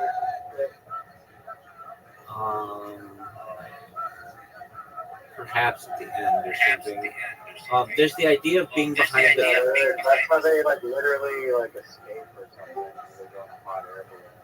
Okay. Or I don't know, or some guy flies away. Yeah, there's something like that. The idea of the person behind the curtain, that's supposed to be like the people who control the money system, and that's why there's like a gold brick road that travels to them, and there's like the idea that it's very psychological with the three sub characters being like not having a brain, not having courage, not having a heart, is it? And that's the lion, isn't it? Her lion. The Tin Man is here or something. No, the The lion definitely needs courage. the lion is courage, so that's fear. The Tin Man is a brain, and the Scarecrow is. They all seem like cowards. What is the Scarecrow? I'll look it up.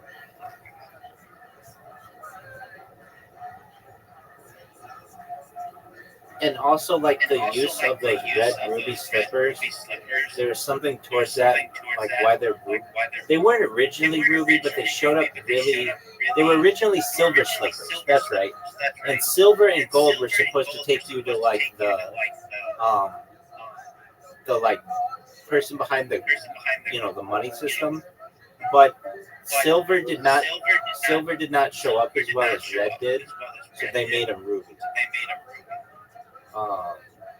Scarecrow is the one that needed brain, and the Tin Man. Scarecrow brain.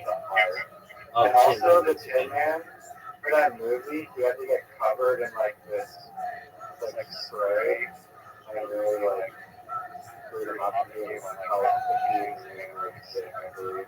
That's correct. Literally just like. Yeah, and those and there was wait, there's like a if you watch that movie, there's like a dead munchkin like hanging from a tree.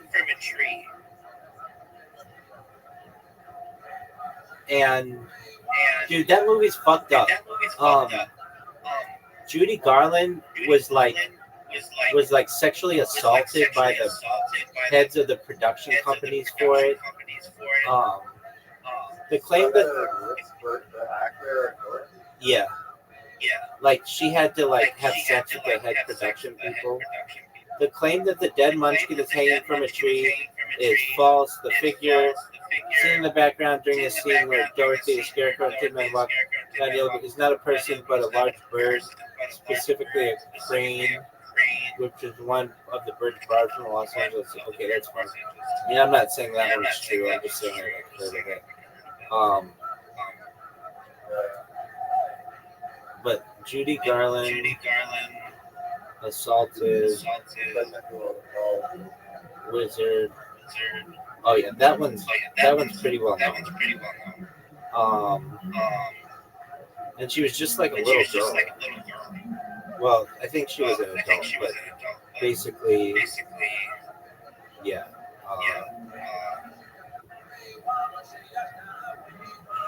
Okay, so here we go. Judy Garland was allegedly sexually assaulted by some of the actors who played the Munchkins on the set of Wizard of Oz during the filming of the 1939 classic. According to claims made in a posthumous memoir by her ex-husband in 2017, Love stated that the adult actors who were 40 or older repeatedly groped Garland, who was 17 at the time, by putting their hands under her dress, and they believed they could get away with such behavior because of their small stature. These allegations are supported by Garland's own 1967 interview with Jack Parr, in which he described the Munchkins as little drunks who were often drunk and picked up by police. The claims that there were other people who did this too. I mean, she's a beautiful woman. Did you know that she's Liza Minnelli's mom?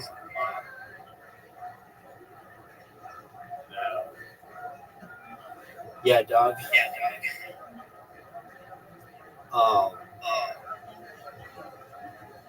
she was. And there was like a Judy Garland museum in Grand Rapids, Minnesota, and she had a pair of her shoes there, those red ruby slippers, and they got stolen. And there's like a whole thing on that. People are obsessed with that movie. And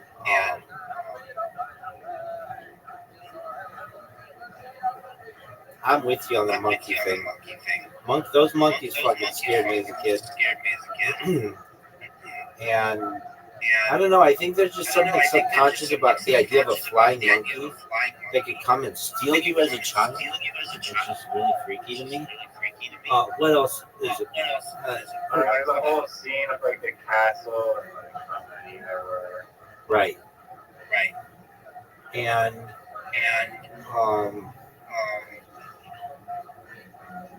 there's something to that story, and it was based on finance. It's like based on the gold standard. Let me just look up that really quickly. And then like sick or something Wizard of Oz books, like series, and like the Wizard of Oz movie is kind of like a little there's more characters literature that could be. Okay, so Wizard of Oz is a story about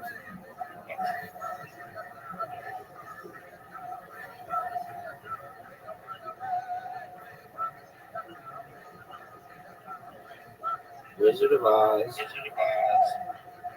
is a story. It's interpreted by political and economic allegory, reflecting debates over the gold standard of the United States in the late 19th century. According to the theory, the yellow brick road symbolizes the gold standard, a monetary system of currencies backed by gold, which many believe contributed to economic deflation and hardship, particularly for farmers and industrial workers. The Emerald City, the destination at the end of the road, is interpreted as Washington, D.C., representing the nation's capital and financial system, with the green hue symbolizing money and greenback paper currency. The story's characters are often seen as representative of different groups, yada, yada, yada. The magic silver slippers, which Dorothy inherits from moving to the east, are a key symbol in this interpretation.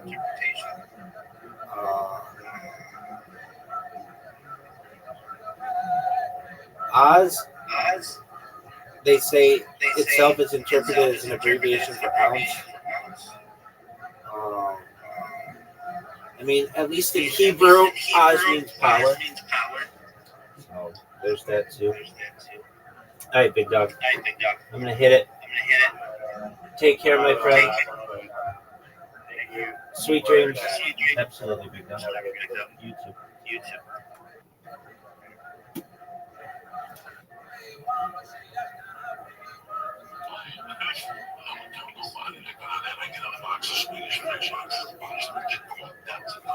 What's that?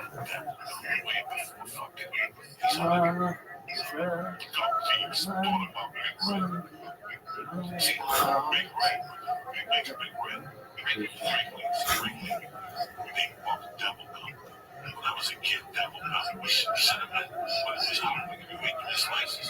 The asshole was looking on fire, so that's what Mexicans give their kids for their day. You know, we had a time in 5 miles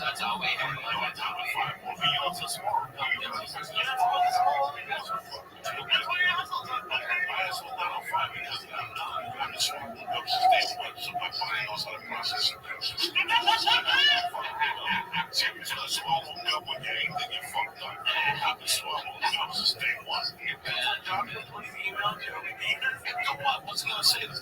I'm sitting on learning how to. Listen, I haven't pulled the gum out of my ass. I haven't pulled out pieces of gum. And the process, yeah, I'm like, oh God, or some pretty gonna pull this shit out of here. You can feel the gum.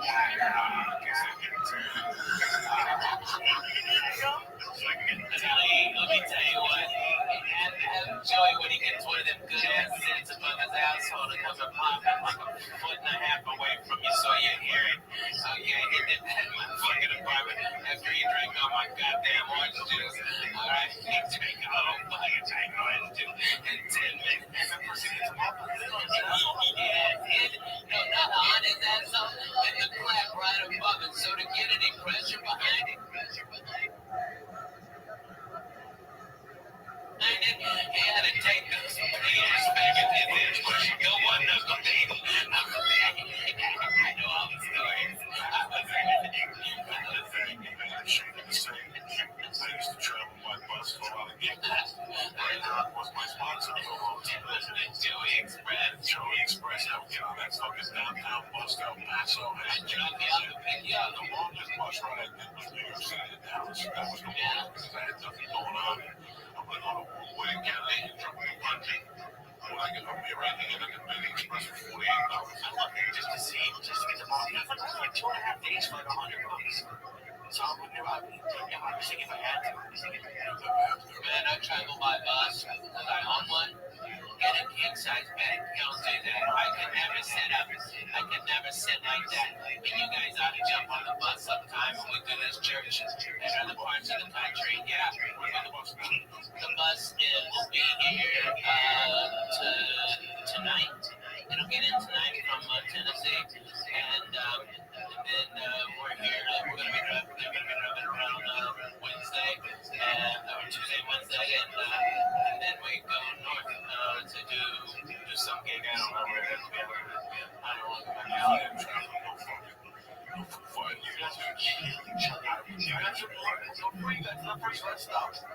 You're retarded.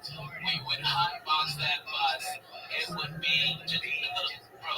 Wait, shut the fuck up, okay? Me and Coco lived in an apartment smaller than this fucking studio, okay? And we left our asses up, and when the doors were open and the windows were open because it was so fucking hot, and we couldn't hardly go to sleep because it was noisy as shit. We put on Jordan McDavid. 5 minutes sleeping time. Wake up, no bitch for Jesus, making biscuits, and I had him on the floor futon, okay? And John Wesley on the floor. Johnny Ferdinand on the bed. Yeah, it was crazy. We were in it to win it. This was Team Us, 1440.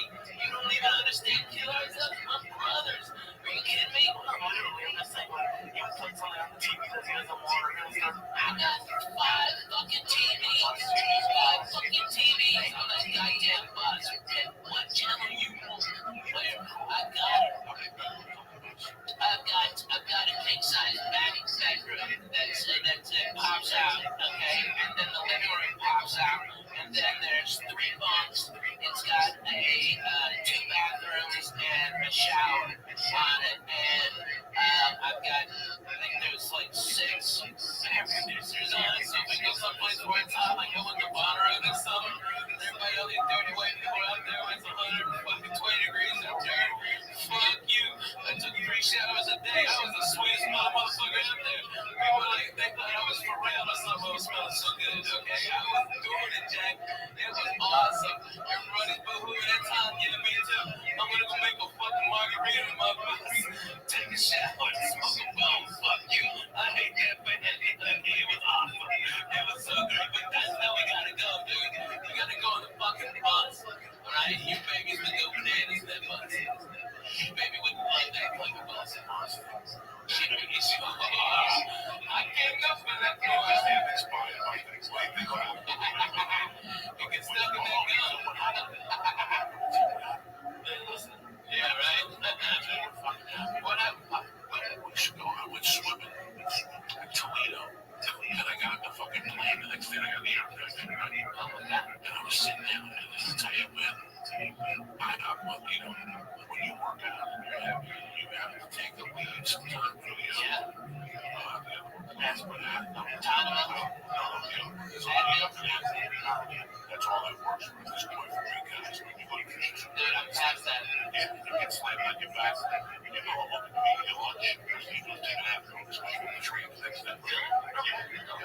shit because it lowers the inflammation. You gotta eat fucking, like smoke weed, eat weed, actually takes away the inflammatory from your fucking thing. You see it, okay, you see the front page of, yeah, more people trying to develop marijuana prescriptions in that. Prescriptions in that. Prescriptions are going down. Yeah, the opiates are going down. Yeah, the benzos are going down. Listen, I'm telling you, that's your problem. You fucking go. And you work out with any problem. Go Saturdays down there late night and you walk home. You can't. Okay, I'm doing an experiment. You motherfucker. I will experiment. I will give you an elite one night, and a week later we'll do it again. And I'll give you a chunk of real hash. And you eat that hash. And you call me tomorrow. Tell me which day makes you feel it. That's what Bruce Lee is.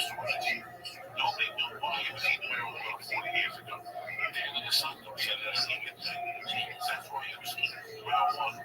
Because he knew that a lead will kill you. Yeah. A lead eats your fucker. Eats your fucker. You gotta drink gallons of water. You take a lead. You gotta drink fucking water throughout the day. That's why I don't take them at night. I take them like that for jiu-jitsu band. Or kettlebells. I'm sore now. Or whatever the fuck I do when you're sore. Sometimes you get fucking flies. Dude, I can wipe the fuck out.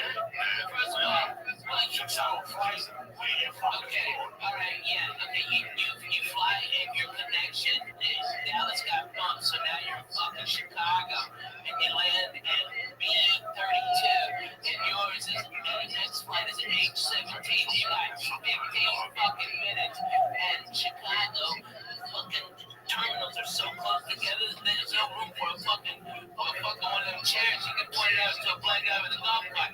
No, you gotta fucking hump it, dude. You gotta fucking rock. And then if you're hungry, fuck you. You're hungry. You know what? Sometimes I take out one night with my earface. I don't know why. So they gave me these 2 vitamins. And they told me to get 2 extra vitamins. But I don't give a fuck if they told me because I know I'll need them. But that's not like I eat. That night with the earface, I knocked that right there in the face. So I got fucked up on the couch. I like it. I smoked your head. So I fucking went to bed. I got up like brain. The next day my ear was wrong. He gave me 2. I said the other one fell out of the back. That was it right there. Oh my god. That was the one that just fell. That just fell out of the fucking back. I think I like those pills too much. I don't know. I don't fuck with them. I like them too much. I like the feeling of when I'm on the road. Yeah. That's where I like something to sleep. Perhaps they can go ahead and describe it. Me too. Because I can't sleep. Yeah. I can fall asleep right now. You're not us. When I get up at 5, We're a titty baby. when I get up at Thursday morning, I gotta go to the radio, right? And I get up at 6, right? Like they pick me up at 7:30. So I don't want to get up at 7 hours. I want to get up, I want to relax, I want to read the paper, I got breakfast, I want to ram up, I want to slow down, Stretch a little. stretch a little, hop it up, do all that shit. But getting up on time management, yeah, with that, Like, you don't even think of this fucking thing. you fly to the other side of the fucking country for 6-7 hours. Okay, you get your fucking shit hit down at 1:30 a.m. Those dicks are coming to pick you up at 5. They didn't even call it that and be considerate of you. What kind of coffee do you need? Kind of bring you some breakfast. I do all that. I do all that on my own. Oh no. I do it all that on my own for 7:30 when I get there. I'm prepared when I get back to that hotel room and I get high. I'll sleep like a baby. Right. But after 2 shows, 2 weeks, There's too much energy. there's too much energy. So I know for a fact that I'm not gonna sleep. So I know for a fact that this week I'm gonna work for my flight. I gotta be up by 5:30. I get back to Burbank at 8 a.m. I talk about an hour. So 5:30, if I gotta be at the airport at 5:30, that means I'm working at 4:30 in the morning. So I have to pay for that 3 hours sleep after the coffee club. So what I do is Saturday morning, I get up, eat breakfast, then walk around, I get high, do whatever the fuck I do. I get back like about 10 o'clock, Jack. And Ralphie does the same. Ralphie will be on Saturdays when I don't know what time is it. That free time, the whole time, that's it. And once I take that nap after that, it's over.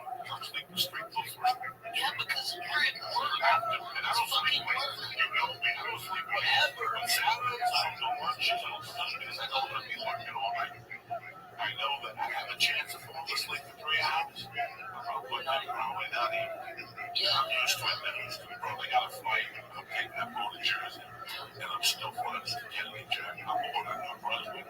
Because there's no connection. Everything is connected to Jersey now. There's only one director. That's Virgin. But Virgin gets me in at 8:30. Brunswick get me in Thursday at 2:30. Sunday, I wait till Monday, fly back down. Gets me back here at 3:30. I can't do it. Hey, man, let's look at Southwest and that one. Get your chairs. Listen, Southwest is going to 2 hours. Yeah, 2 hours. yeah, you backsearch the air. There's no entertainment. There's nothing. There's no. That would get you free TV. They give you free TV on the Wi-Fi. They don't TV on the Wi-Fi. What the fuck? I sit next to Oh my God.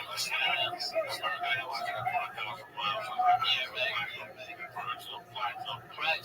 Southwest. California.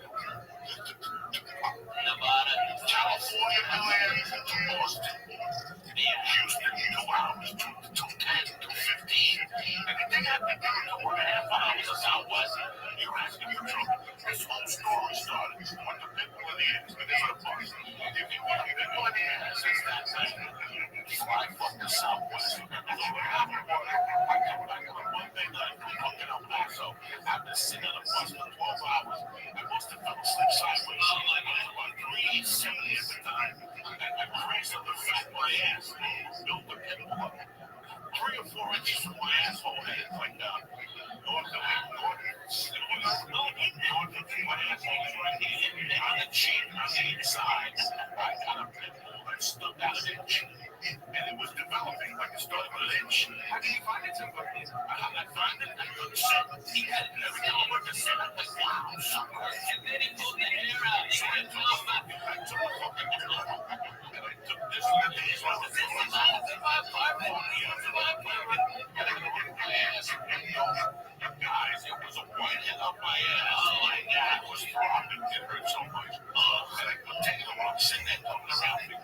And I remember that I know he was telling me a story about something. And I was sitting there finally opening my pants from the front. And I walked away around. You didn't even take your pants off. That's when you had the ball stand. I stuck my hand through A hole in a fucking yoga position. I had to get to a yoga position, and I had to squeeze the lip. I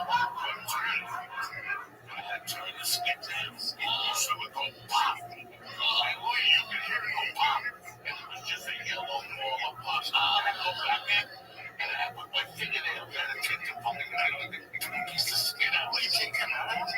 Yeah. I'm sitting twisted on the If you sit down all day, you'll have to find your ass to weather. All those fat people walk around and work around. Look at their ass from time to time. Oh my God, it's big down. They just put the forwards down a bit white out. You mean with the stripper's ass when she's dancing close, look up close, and you always see a little white on that cheek. I'm just kidding, it's just a joke. Yeah, it's been going in like really, it's just for the experience. Well, but it's an ingrown hair like that, yeah, and it was a long hair too. I saw maybe the bump a little bit from mouth. Really gross. And They're probably some of them buses for that long. And now, you fly so much over here. Southwest, I love Los Angeles. They're bad for me. Southwest is big, fast, perfect. I think Southwest, whatever that thing is, I love Southwest. I can say they go to work, but they work much quicker. dude, so much quicker. It works so much better. Get the fuck on. Fuck you, get on. Fuck you, get on. You're gonna see the house. You sit there, you see people do your looks like they walk by. Because I forgot to check in one time. Checking it was like 2 years, like 20. But I did it at like 96 aisle window seats. So it was for that future. You did the math. I got nervous, dude. Man, you are such the Jews thing you've ever said to me. And you just did it. I'm a chubby guy. I don't like that. I don't have Dude. You got the flag angel right there. Get that. It's the Jews thing you've ever said that you counted all the fucking windows in the house. They really. Oh my God. Dude, here's what I do. Because I'm fat, I got about 2 seats, right? And I don't want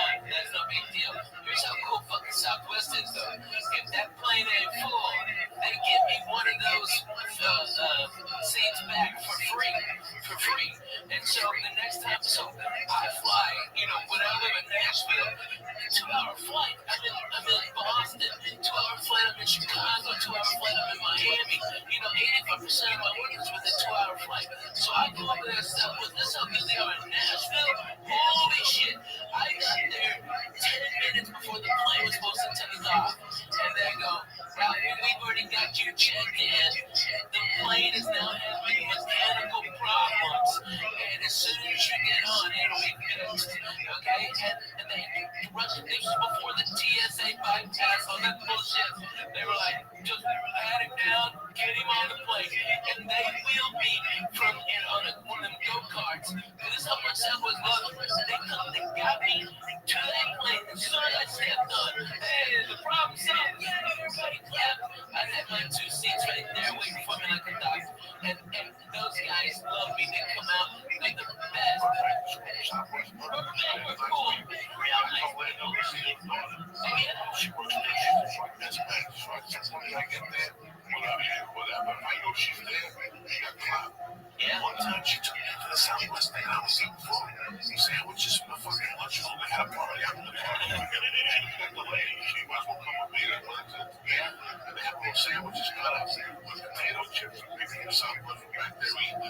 She went right there. She was like, back there. She was really nice. I didn't say there wasn't something. No, but it's not that comfortable.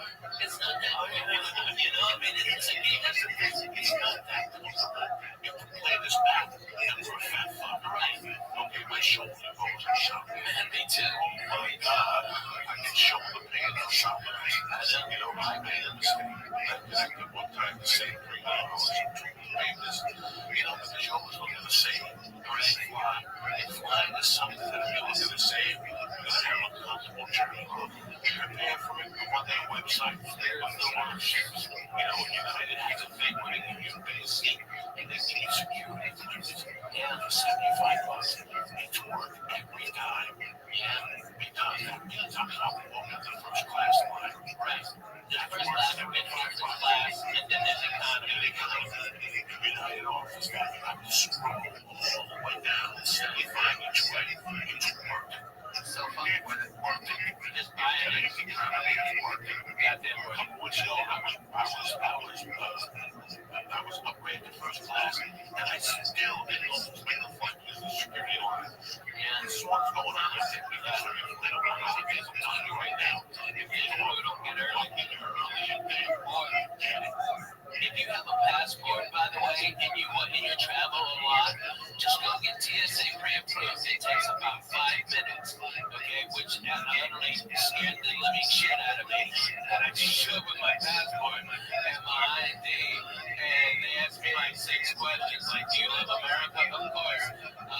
Are you allies with any of the terrorist group against the country? And I go, not only do I fucking hate them fucking cocksucking dirty sons of bitches, okay, they shout at me, fuck you, alright? I ain't Russian, I'm bona fide, Jack, fuck that nigga. Have a nice day, Mr. Ray. I raised my hand, sound piece of paper. Boom, had it then. And all you do is go up there. You don't have to take anything off. No shoes, no fucking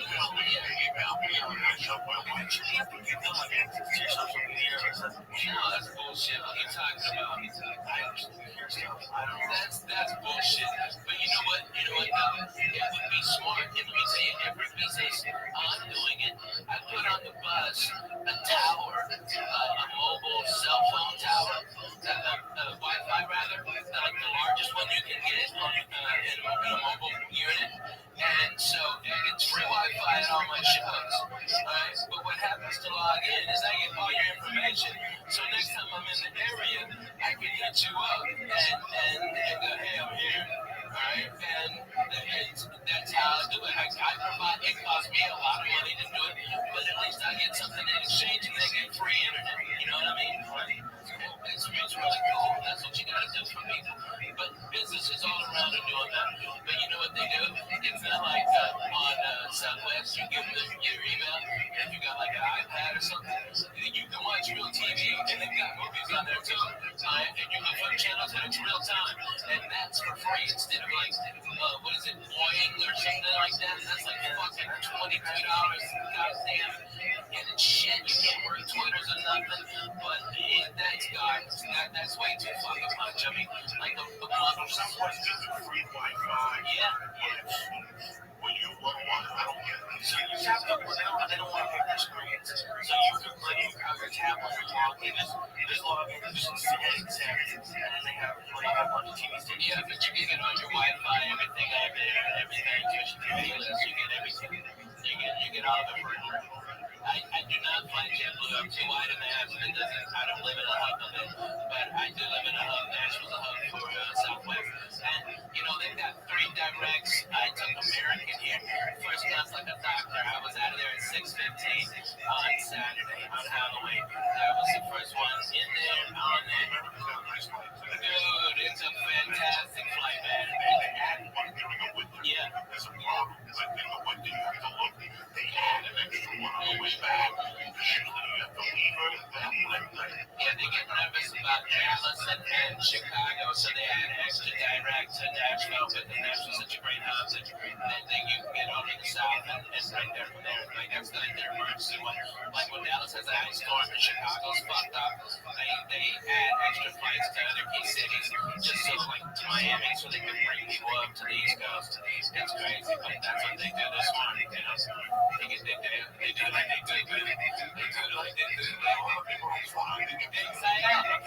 Best flight. They were the best ticket in the business. Virgin. Fucking A, man. I tell you what, Virgin first class is all good. So, yeah. It's fantastic. Oh my god, it's first class. It's first class. Like, it's first class. It's first class. Have the price. It's first class. Have the price. I see the best. And without a doubt, you got more leg space, actually, than you are to have in first class. So, can I have a first class? Yeah. They have a desk. You can put a notebook there. I can actually fucking type something. It's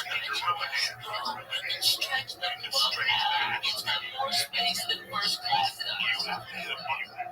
Your free phone. Yeah. Free rooms. Everything's on the house. So it's still first class. Only not first class. And you still stay on the first class line. That fucking grid. And if you want to fly first class, you can go 12 hours before the flight. Yeah, if it ain't full up. 49. Yeah. And that's the whole part of the country. That's one of us. The only problem is they like, all right, I'm only going to fucking Austin from LAX. Right. You know, San Francisco. Yeah. That's the problem. But I would see Chicago. I want to take right to Chicago. You know what? Look at that LAX at 9. Yeah, that's hard. LAX at 9 as well. That's a rough flight. You know what? If we're getting anywhere at 5 a.m. like organized, that's one thing about American Airlines. That's one thing about American Airlines. They have flights. I fucking fly American. They're 24 hours. They got a vampire flight. There, it was 24 hours. I got 5 a.m. to Chicago. That means you have to be at LAX at 4 a.m. And what time are you meeting you? You're working at 4 a.m. without food. Yeah, it would be more effective, like, if they ran, like, Southwest is almost a 24-hour-a-day airline, and especially with these all international flights now, but I'm telling you, man, American is the smartest in the business. They lower the rates of what they could, but they run them all the fucking time, and they lower the rates of that, so they get more people go to the off times for bargain hunting like the rest of us used to, and then make consumers can pay at an accelerated rate for the last immediate good flights that aren't as full because the cheap people got diverted to the other flights. It's a goddamn beautiful business model. That's how you fucking make money. It's amazing how much these companies treat the customers like crap. Like, especially, there's no fucking reason why they, I mean, if you're the worst person in the fucking world, go work at the airport, because no one will bitch about you because they don't have time to fill out a form. They don't have time to fucking talk to your manager. They just don't. They got a plane to catch, so they go, okay, let's get dick, and they watch you in this plane. It's free. It's awesome. You're an asshole. Go on and get that dick. I'm on a year, but I'm really mad mistake. That's the type of person I am, because I know it's a corporation. I know it's a company, and I know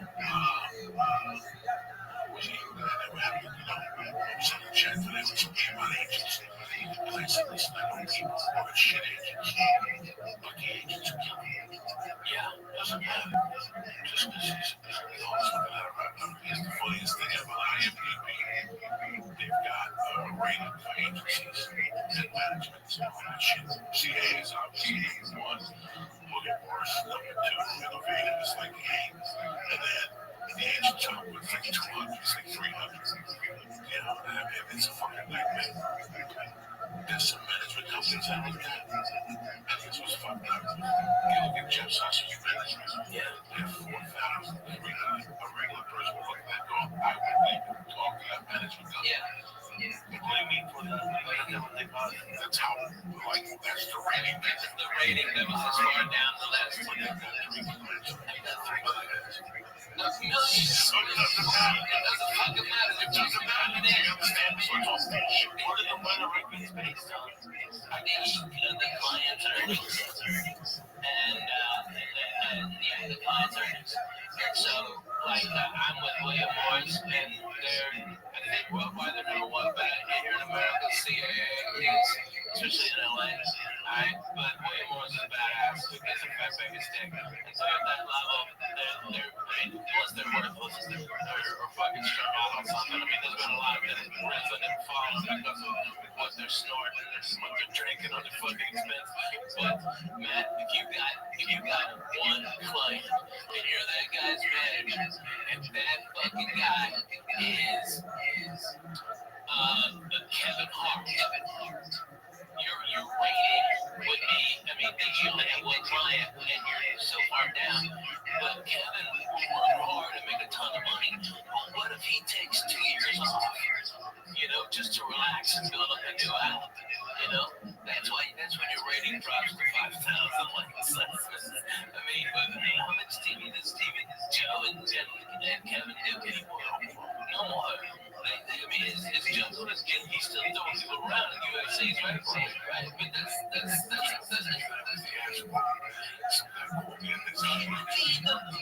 such a fucking amazing action hero. I understand. All the songs would be so amazing. Okay, Joe Rogan, okay, with a fucking skull and tats and crazy shit. Okay, driving a highbrow to the fucking desert for hot bitches. What the fuck? I'm all for that. That fucking nice ass Corvette of his. Wham it right to it. He can do it. He can drive off with a kid. Show up to me what the fuck it is. He said, no, he probably wouldn't do it if I asked him. But it's the last in his mind. It's the last. If you understood his life, he does the easiest path of resistance. You know, we were talking about work ethic a couple of weeks ago. You know, he got that job at the UFC as a volunteer. He called the guy and said, I'm flying myself out. So I'll do something like that. You guys have no idea what the UFC pays. What he's becoming with that channel is like the voice of that shit. And he just didn't come to him because he trained. He went to IT teachers and tutors and that's what this whole thing is about. So this job, right, guys? This is how he looks at it. I don't look the same way, right? You got this job that flies you into Vegas or whatever. I mean, once a month to a fight, they pay a shitload of money. He gets residual from the show. Yeah. He was on a show. Why would you want to try and Warner Brothers and put up with that? Yeah. Why? You know how hard it is to beat the Rock? It's fucking. You know how hard it is to beat the Rock? Because he doesn't know what the fuck he's doing. He's gonna wake up one day and go, first of all, how many needles can I stick in my clothes? How many needles can I stick in my necklace to get the clothes up? Because that's how the public gets to see you all the time. He went on some show once the girl said he's 20 pounds of fake today. That's all right there.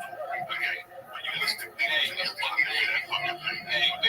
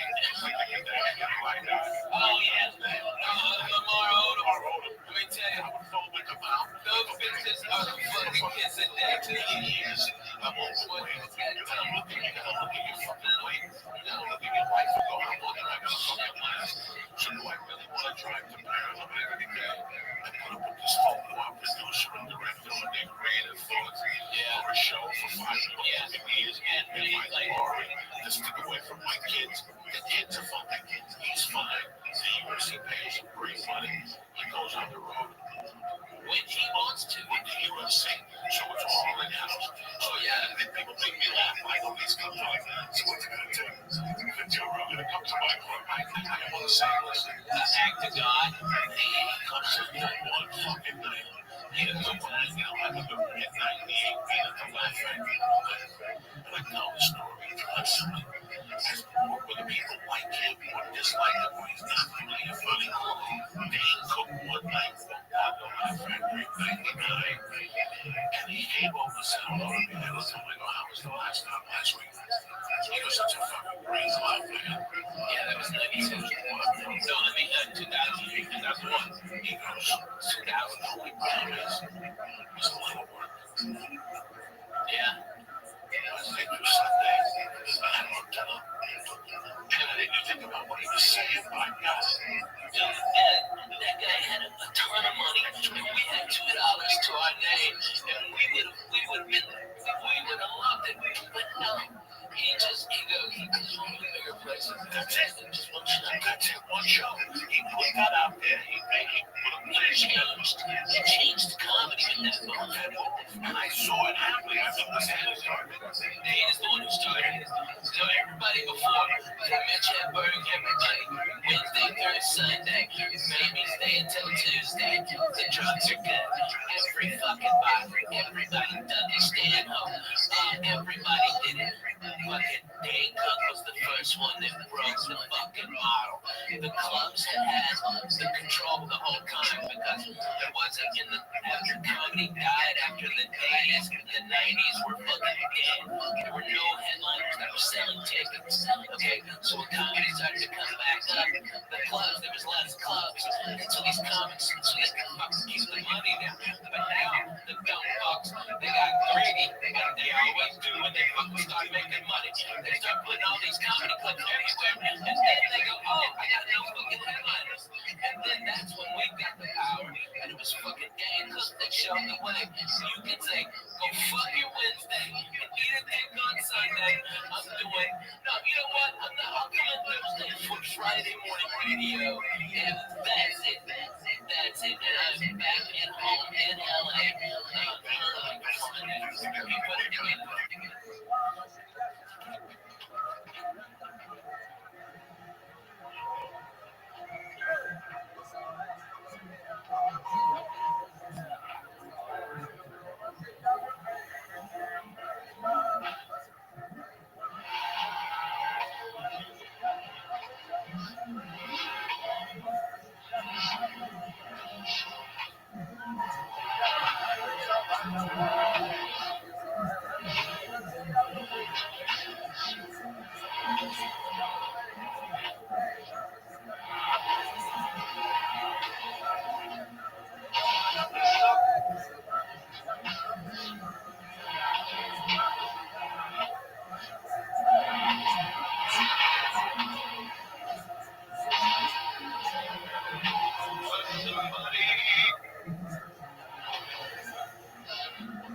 What do you think you're dealing with, Lisa? Bad motherfucker, you.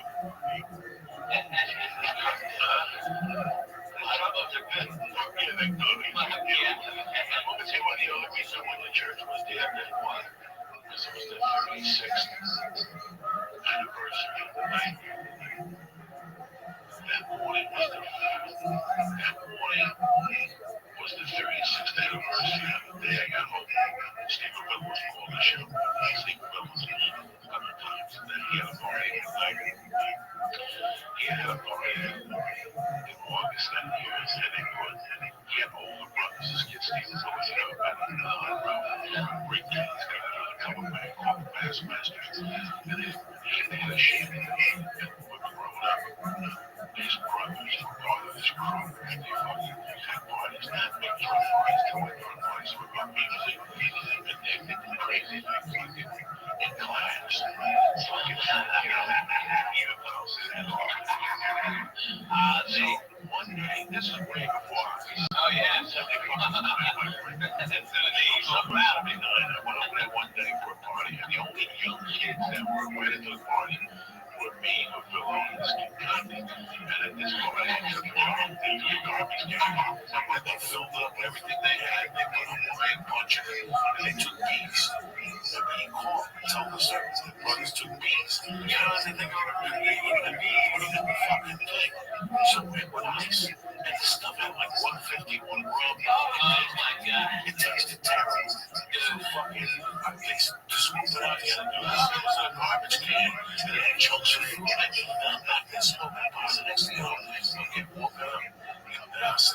front yard, and he's smoking out.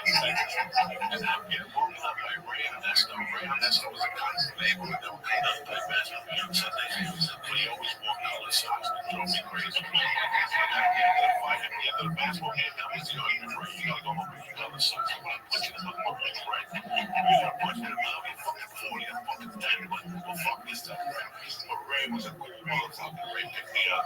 He was like, what happened? I don't know. I got down. I got fucked up in his car, drive me home. He knocked on the door. My mom answered. She's like, what's going on? I go, why? I got fucked up. I fell asleep on the fellas next. She don't fucking sleep it off. He's like, she yelled at me. She was like, hands are off. That's when parents were fucking parents and police were goddamn police. Like that could be fucking parents too, man. Right. This was the first time ever that I was home. So I got in like at 5:30. The light was starting to come up. 5:30, my sophomore. I had to be a sophomore. This is like, they put me in the hospital for a lung infection. I'm fucked up. I'm not doing drugs. I didn't do drugs. I was smoking drugs. I was high. I wasn't a big drinker. But I drank a little much. I'll never forget that. My mom got drinking early and drunk, and it was a Sunday morning, so I got awake at 5. I passed out. About 10 o'clock in the morning, I get hit like ice cream. That's what I woke up to. I get hit Cuban pizza. And I heard her come up the stairs. She goes, oh, yeah, what's up, man? So we got, I made her breakfast or lunch. And she had it in class in those days towards the end. She used to drink a Bloody Mary with a Heineken shit around it. Like some Bloody Mary with a Heineken. And she was such a snake. Such a snake. So she could just fucking break it, put it in the drink, and eat it while she was talking to me. But you have to appreciate this. You're supposed to cut the lettuce off the celery. She was such a snake. She just ate it right. She would eat tomato juice every day. Oh, fuck yeah. I still love that, dude. I drink that like twice a week, 3 times a week. I mean, So anyway, she looks at me because I'm from a headache that's bound. And she goes, oh, you think she did? I put it in. And she goes, she looked at me for like 5 minutes. She took a piece of the salad and she goes, now you know what I feel like anymore. And she fucking walked out of the and that was like the prolific thing in my world. Like I never thought about it. Like, okay, so it's all this the fucking, it's all this the fucking whatever. But she said it very easy. I told her, you know what I feel like at the moment, okay? This is how you want to live your life. Just walk out of it. Okay, so this is the end of August. It's September, October, November. I get invited to a Halloween party. It's a Saturday night. It's fucking crazy. 3 days before this fucking party, a girl pulls me aside. That's me. She goes, hey, what do you think of this girl? I go, why do you ask? She goes, she wants to get together with you. You want to know? I go, sure. But she had just broken up with a kid in 1979. I went up to the kid with a man. The kid was a dumb kid. I went up to him. I said, hey, you know what? I go, I know you're not with me anymore in your mind. And he goes, you know what? I like you. But I ain't no mind. I'm still loving it. Just give it to me. Okay, fuck you. I just, that's how deep I was. 79 guys. At 15, I already knew he was going to be the young man. And then Halloween, I mean, all dressed up like ghosts to get ass. And we had a Gabrielle's garage. It was tremendous. It was tremendous. I went to fucking meet her, and some girl came and said she's not coming. People get her. And I was like, what? And the girl was hot. And on the way to walk, in fact, Timmy Holloway is her cousin. He's listening to this podcast. Ronnie Thompson was being the Ronnie Thompson. Started walking her boyfriend like that never was a man. Already, me and Ronald were 15. My boyfriend was a man. That's how hot this bitch was. He was a fucking man. This bitch didn't think he was going to get it. He got out of the car and thought we were leaving together. We started yelling at us, but I stuck up for her. You know, he was like, you know, I'll deal with you some other time. He, you know, was very nice to me that night. All this shit went down. I forgot the whole thing. I forgot to call home. That was the rule of the house. You gotta fucking call home. So Saturday night was this night was a Halloween party. But it was those days, in that year, 1979, Halloween was on a weekend. Me and the other boys are trick or treating on Halloween. From a little bit like on Wednesday. Fucking the party was Saturday. Yeah, so really, it was like maybe Halloween was like Monday, and this party was on a Saturday. Those was like October 28th. You like trick or treat like 3 times. So what happened was I stayed there, and also I realized it's 3 in the morning. And I called, and my mom answered. She goes, "What the fuck?" Like, listen, there's no buses. There was money. But that sort of what was the date on the fucking Saturday night? The Saturday before that, the 22nd, because she died on the 18th. So she died the Wednesday after that, not after Halloween, 10 days after Halloween.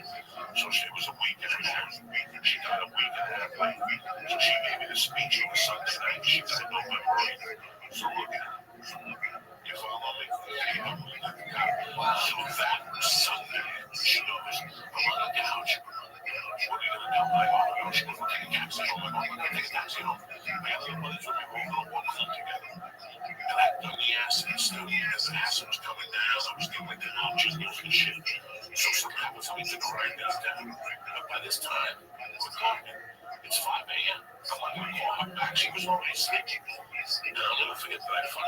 My friends dropped me off. I had to go to the hospital. And I walked up the fucking stairs. And as I was putting the fucking key in the door, she opened it, grabbed me with one fucking hand, and just smacked me across the face.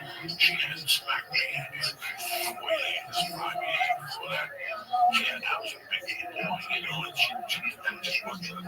that just wasn't her MO, you know what I mean? She would say, I'm gonna fucking kill you. 2 years before that, she did like that fucking, so, but she was bad, she slammed the door, she was amazing. She goes, someday you're gonna be fucking married, you're gonna have a fucking wife, and you're gonna fucking call every hour on the hour. That's the name of this house. You stand off fucking that off, fuck what you do. You're doing this stupid buddy. She went off. What she does. All I wanted was standing there doing, you just smacked me in the fucking face hard.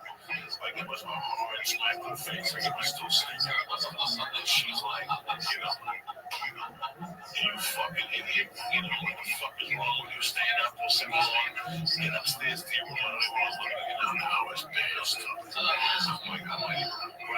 Like that. So I'm like, fuck out of this bitch.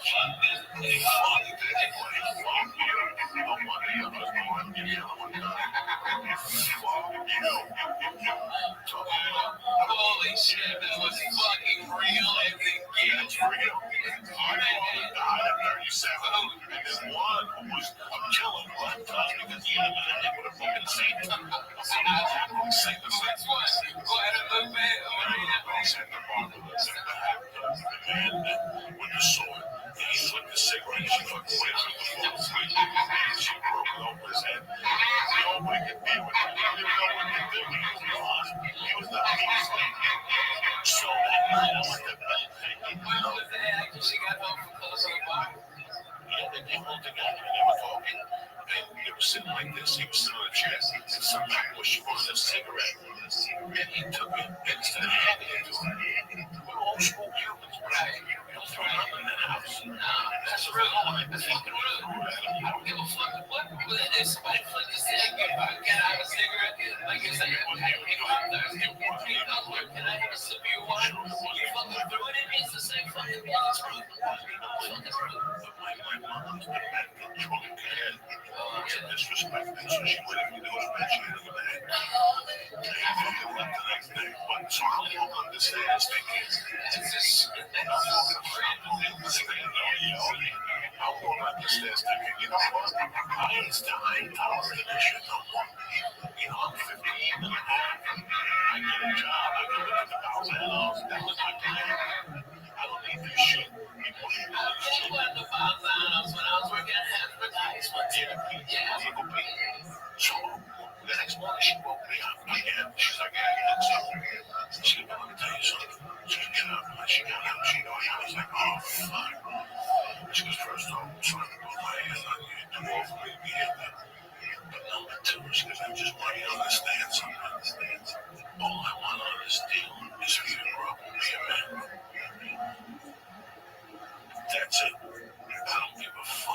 want to do. I want you to grow up to be a man, okay? When you tell somebody you're wrong, you call her. And she kissed me on the cheek, she thought that. And I didn't think much of it. I just sat there. And I was like, whatever, I'm a man. What the fuck is wrong? I am a fucking man. I was just sucking titties when I was in high school. I'm a fucking man. I work last summer. I get $25 a day on my head. In the morning, whatever. So 10 days later, when I found that dead on the floor, the first thought was like she never got found. I got left back. But the second thought was, that's what she was saying. She gave me a head tuck. That's all she wanted on is for me to be a man, whatever. I knew in her world what that meant. But I just wanted to celebrate them. And like she liked churches. My mom loved going to fucking pray. There was a church down the block in St. Patrick's Cathedral. In the 70s and 60s every year. On February 26th, my mom would give the guy 100. And bring him a bottle of shivers, whatever, flowers, and they would set the casket up like a fake casket. And my mom would do fucking things like that. And she used to say, I love fun. We used to go to churches, just fucking love churches. She had a mind for she would go to church. And then even in the 6th and the 5th grade, I was 10. That's 1973. In that year, something happened. So your plans went to the playoffs, the NLCS playoffs against the Cincinnati.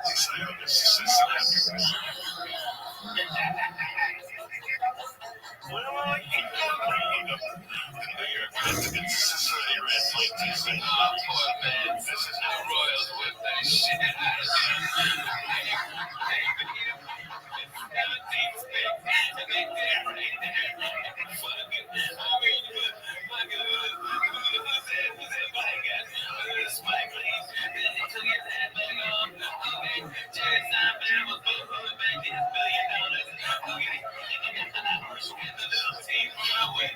fucking no money, Royals. I'm so proud of them. God bless. It's an American dream. It's a fucking American dream. What did that mean? What year was it? 73? 73, New York went to the Cincinnati Reds. October 6th to 10th. New York won the series 3-2. But then left the A's. Right, Pete Rose beat the fuck out of Bud House in the second base. When he was sliding in. That year, what happened in my first community? Oh, yeah. So when we the Jewish instruction, yeah, all the time. Saturdays. It was Wednesdays a lot. Wednesdays and Sundays sometimes. Hey, did you have the little lace up they got? That would have been She's a bunch of things to say for you.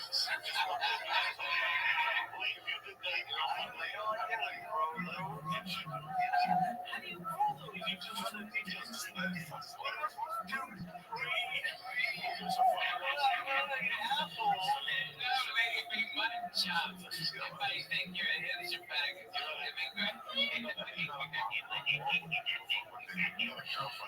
Get you some money. Stop. Oh, yeah.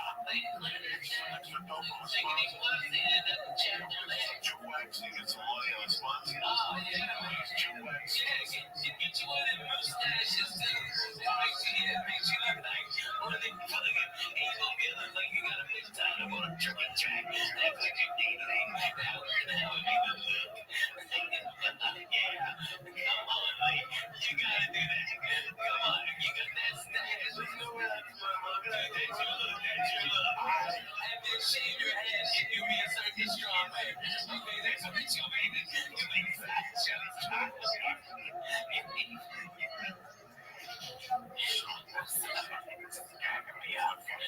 That hash was fantastic. I used to go to this fucking Sigma High School for boys. And how they did it. Grade 7, grade 6, grade. Ring the bell, so she just got out of the door in 8th grade. She rang the bell, you know what? My mom used to eyeball that stuff. Because it was made from cotton and wouldn't happen. Big Satan Cuba, which is October 6th. I got out of the she's supposed to have her house from bell. And if you want money, you have to ring that bell. So my mom one day on the way home, she's like, just get close to me. My mom shoplifted the fucking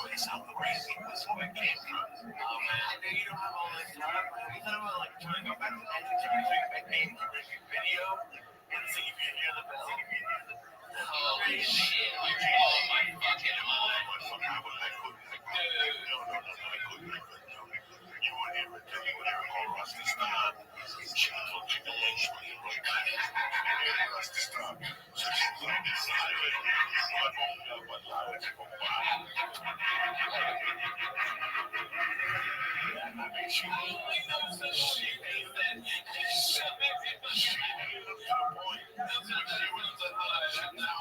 Tell me to the point. She would go, Denora, what do you want to send? You know, they want to send it right field. And I think Rusty, when Rusty stopped, when 73, was it 73? Whenever Rusty stopped, they had a horrible, I think it was Rusty stopped. It was Theodore.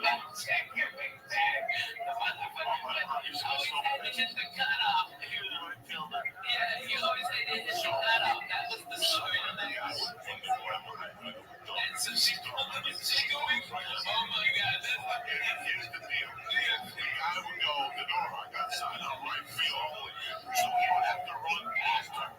He would have to run past her. If she would sit there and he ran past her, she would lose her mind. She would go ballistic all 8 times. He would, oh yeah, Rabbi, he would move on.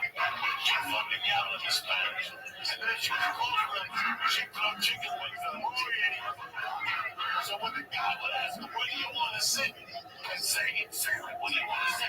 My mama, boy, no me ponga a ese lado. Hey, boy, say, I don't like that fucking dude. So she would sit on the other side, who was the left fielder.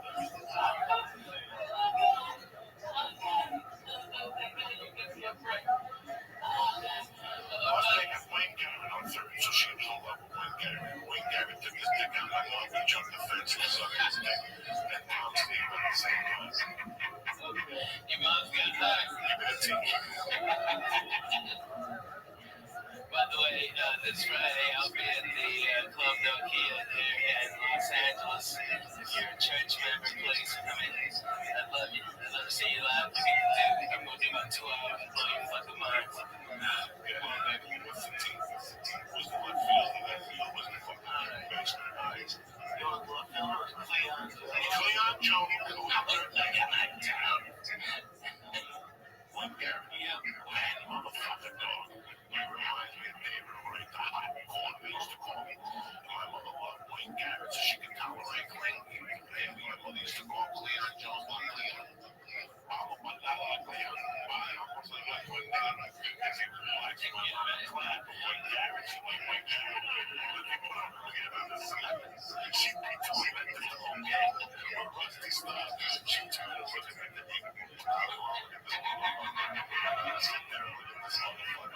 So,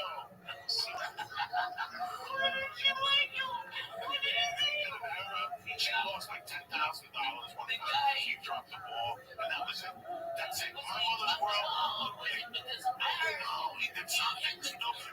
He couldn't throw it to first base. He had to hit the cutoff. I don't know what he did to my mother. My mom just didn't like it. So my mom, when she sat on the right side, not only was she in the middle for the left, but then she would go do a rusty style with the same And the road from listen to me. The fucking Reds beat the Reds, right? sure.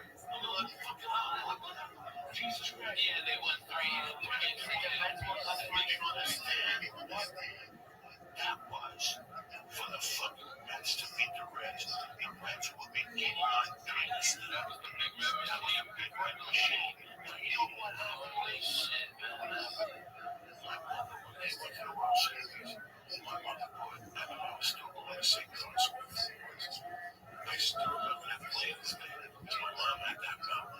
And listen, it's not going to get creepy. I'm going to get creepy. Not only do you, the school, you go in on Sundays, and you go home on Thursdays. Here's what really gets me. Like, you would be, see what day the World Series was on. What was the series when the Oakland A's beat the Mets? I said 72 World Series won the day they clinched. So this is really a knock for motherfuckers. See if it was a Sunday. The day they won that game, Oakland A's beat the Mets. Game 6 was on a Sunday. Was it 6 games?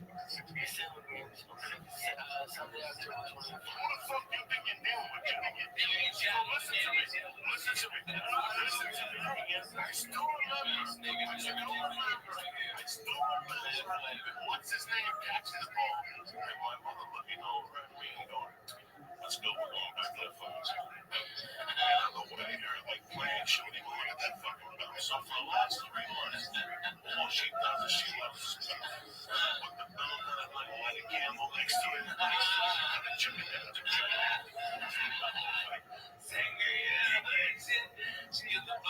good thing that that's laws. She personally got me caught up because usually she go to the bar and Mr. Ben, my mom's friends and friends, we all go out to dinner as a family, and then my mom would go to the bar. She had to be there till 5. No, 3 if you were working a big door on Sunday.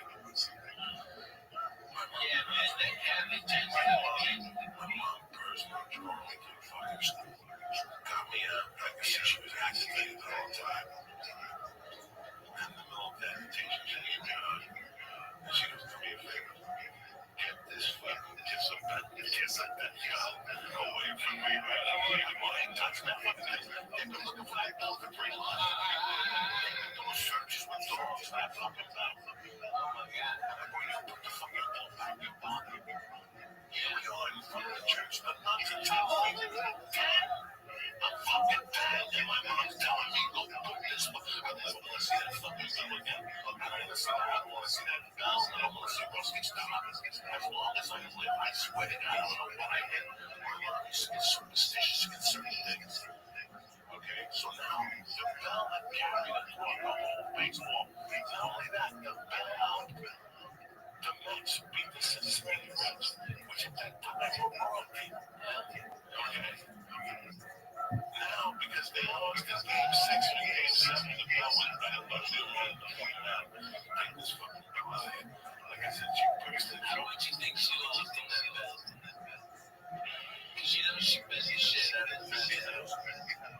Jesus. I hit that motherfucker too. My mother, I burned that belt. My mother had a gambling problem with women today think with those slot machines. My mom made you look like a fucking. My mom was a betting baseball. No, just baseball horses. And that horse will kill you. It's every day. One thing every day in life. She lost everything. Everything in her teams were betting baseball with the Red Sox. At that time, actually, they were hot then. So this whole last week, it was really emotional. I watched the fucking night games. I watched the night shift. I gotta tell you something. I was cheering for them when they went to Shea Stadium the first night. And when I saw them singing, bring me a song, you a shadow man, whatever that Billy Joel thing, that was it for me. I was disgusted. I've never been that disgusted in New York. They were all hugging each other. They were singing, sing me a song, you're a piano man. Billy Joel was the top actor like a fairy book. That stuff drives me crazy. That's a baseball fuse. He was one of the throat games. Ring bells. And yell, say there's a shit. They breathe and something like that. That's what pissed me off. That's why I got so mad. I like to you sang, but you fans also want to get beat up the shade. No, that's like in between the last night. You see what's between the last night. You know, it's fucking Billy Joel getting singing. That's the night they won. The night that you fucking sing that song. Now they're losing West Billy fucking Joe when you need him. What the fuck is that? I'm sucker. Fucking hello, Billy Joel. That's fucking. Kansas City, there was someone Kansas City played. Kansas City played. My man Brad Pitt was trying to sell Lonnie Ball. You know why? Did you watch the series? Yeah. What about it? Watching it, I was disgusted with it. Are you serious? Did you watch that piece of shit Monday night game? Did you watch that fucking football game? That was pie garbage. What was you watching? Fuck, you got a fucking 9-foot TV behind you. You know, it's a fucking sport. That's a very What were you doing? Were you playing some sports game? One of those reasons would infect you. He was shooting somebody in fucking in Belarus right now. They both cussing out 30 fucking Russians. I know. You were fucking Googling his fucking cousins. Alright? Yeah. Kansas City thing. And I love that. I hate forget about the game. Small ball. They stole bases. They stole bases. They put pressure. They really want to fuck with the motherfucking man. If you look at the Cincinnati Reds, the big red machine. That's all they did. Get a job. Next time classic baseball, Cincinnati Reds play shit, then you want that movie. And you're gonna go, oh my god, nobody had more than 15 home runs. Gary Foster. Small ball. The main job they did was steal. Get a single and Steal the singles. It's something that's forgotten about this. yeah, man. You know that's why Ricky Henderson played baseball so long and for so many teams. Because think about it. He played for the Red Sox. He played for everybody. Ricky played for everybody. Ricky was goofball dumb, but he was one of the greatest baseball players to ever get behind. All right, this guy, if you let a pitcher and he is out of business at 96 pitches, and Ricky gets on base with a bunt or a fucking single or a walk sometimes, he gets on there, he jumps out, and he got to throw over there 3 or 4 times. He's gonna wear out his arm, but doesn't bring that mineral, even it's a piece of shit that had worked in 8 days, and then they go through 3 clubs or so. What do they do the next day? Ricky Henderson blows out their next guy. That's what genius small ball is, and that's what they did, man. They played fucking great baseball, man. Great baseball. Beautiful college ball. Cincinnati great games. The leadoff was always Joe Moore. And he always stole. Unless he stole was Geronimo. Those fucking Indians, those Geronimos, they go crazy. And they had like 3 people stealing B-rolls. He was stealing your ass. B-rolls wasn't a secret, but he just, it's just guerrilla. That Rothschild, that was a game where he was just classic baseball 8 years ago. That they actually showed the fucking picture. Just going like, I don't want to be able to say again. This was not baseball, this was torture. Because it's slow ball, it's slow torture. Every pitch something happens, there's always something happens. Every time you let that ball go, it's either a single or a bunt, or this motherfucker steals. That's torture. Yeah, you got a dub, you lose your concentration. It's fucking crazy. I used to love baseball. Baseball, I normally on the Red Sox. 162 games before the postseason. I don't have time to watch all those games. Well, not every one of them, but watch one of each series and feel like a fan. You know what I mean? I like the Houston Astros. I started stand-up there in 90. I loved them. Me and John Wesley, we went for a foul ball, and the kid was going for a foul ball. We were stoned out of our balls. And instead of me squashing that kid for that fucking foul ball, I broke the seat. Okay? And the kid got the ball, and everybody's cheering. We're on the big screen. And I'm holding that chair together, motherfucker. I got my left hand on the chair up. Okay, and John's laughing. He goes, you broke that chair. I got this motherfucking chair. I broke that ass and done been there 30 fucking years. And I fucked that chair up. We got up. It fell apart. He said this.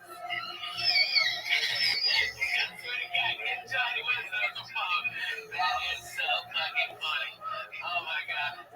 I'm broken a lot of shit. Great launch. Pittsburgh funny bones. The home with Green Ball. They used to have naked women pictures all around the bar. Yeah, right. I did that, like it's the days. Yeah, I hate ball chairs. Yeah, this year you have like I never knew why you had that goddamn chair. I was like pushing the jar as you came and just talking to him. Well, Packer, this is the worst chair. Each one did I break the chair? Yes. Something else. It was awesome. Oh my god, that's so like a funny chair. One time I sleep out in this chair broken my hip. Dude, you broke Kevin's toilet. Remember you in there? You just sat down to her and you broke that fucking toilet. And then you made the slow creep. As water came out and flying out. And Kevin got out of this because you were sleeping in my mouth. And you were like, fuck him, I'm going in here. I'm going here. I was like, Snap these ways. When you're a fat fuck, without even knowing, it's the most embarrassing thing. Living like a fat fuck, so you like a ton of shit. Clothes. I wore clothes. And one time remember one time I saw this car in a Jeep there, and I went to get the handle, and I went to pull up and have the fucking money. Oh man, Stop being a fat motherfucker. Let me do some shout outs from this fucker out here. I'd like to thank Mike and Mary Johnson, Unique Balls. Thank you very much for the balls. Much put them on us. We're here for Halloween. Thank you for listening. Rusty Shack for Rusty Shack. That's what Dallas to Rusty I love those guys, man. Sandman, Benito Munoz, Sean Cappuccino, Jimmy Carroll, David Brooks. Even if I know it's watching, it's my man D in Colorado. Is a cool motherfucker. I know D in Colorado. He's that motherfucker. He's got wings 15 foot tall. 15. The biggest ass bug. Dude, he's a great guy, man. That guy's cut for real. Just talked to him on Twitter a couple days ago. He's a good Yeah, he's just a good man. He's a good nigga. Hey, what's up, Peter Toys? Let's go and get a bus tomorrow. You stay in Jiu-Jitsu with a bus tomorrow. Let's do it. Let's fucking go. I got shit. Shit, I'm like, I think they shot to the PlayStation. Yeah, I'm going in now. It's fucking gonna get real. You came with 3 fat games. You gotta talk about what got sections in. I know we were talking about fucking Alexander. Break this thing. I get like 5 minutes of bed. Motherfucker, that's what I did. Fuck breaking them. Why the best? He wants me to flip him on my back. I can't do it. I go, never in my life I will do it. He's like, okay, do it. I'm like, do it. Okay, well, it's never gonna happen. Just fucking do it. Do the best you can. Know what I'm doing. Oh my gosh. I know. It's easy. Okay, I can't believe I can join this conversation, but I can actually, and be real. Holy shit. Okay, I've been trying to limber up and like, because traveling so much it hurts.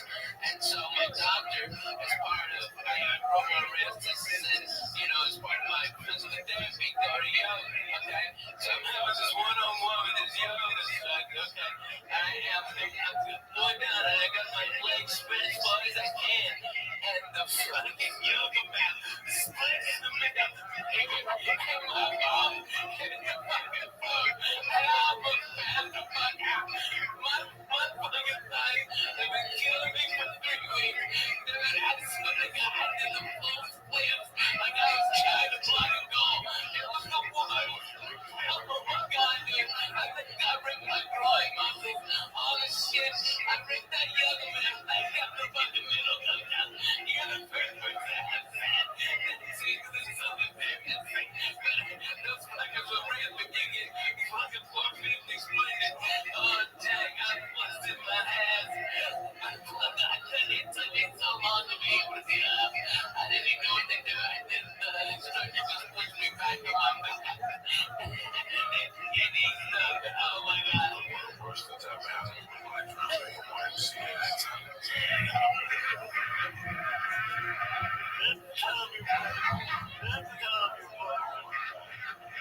As a fat guy, I was never embarrassed in my fucking life. I've done some fucking shit as a fat guy. Hell, you get embarrassed about being fat, you can't fat shame. One time I almost drowned at the water lake. Fuck me up. I didn't say nothing for like 2 months. I didn't say nothing. I just saw the coach and tried to hide it and shit. That was embarrassing. I was just starting to lose weight. Things were going great for me. I lost like 8 pounds. I was still snorting blow. I was doing a big blow. And I fucking got up one morning and Terry went to work and I overslept. And I said, fuck it, I gotta swim. And I went over to the Y. The Y is bad. I used to go to the Fenway pool. It's to the Russian pool.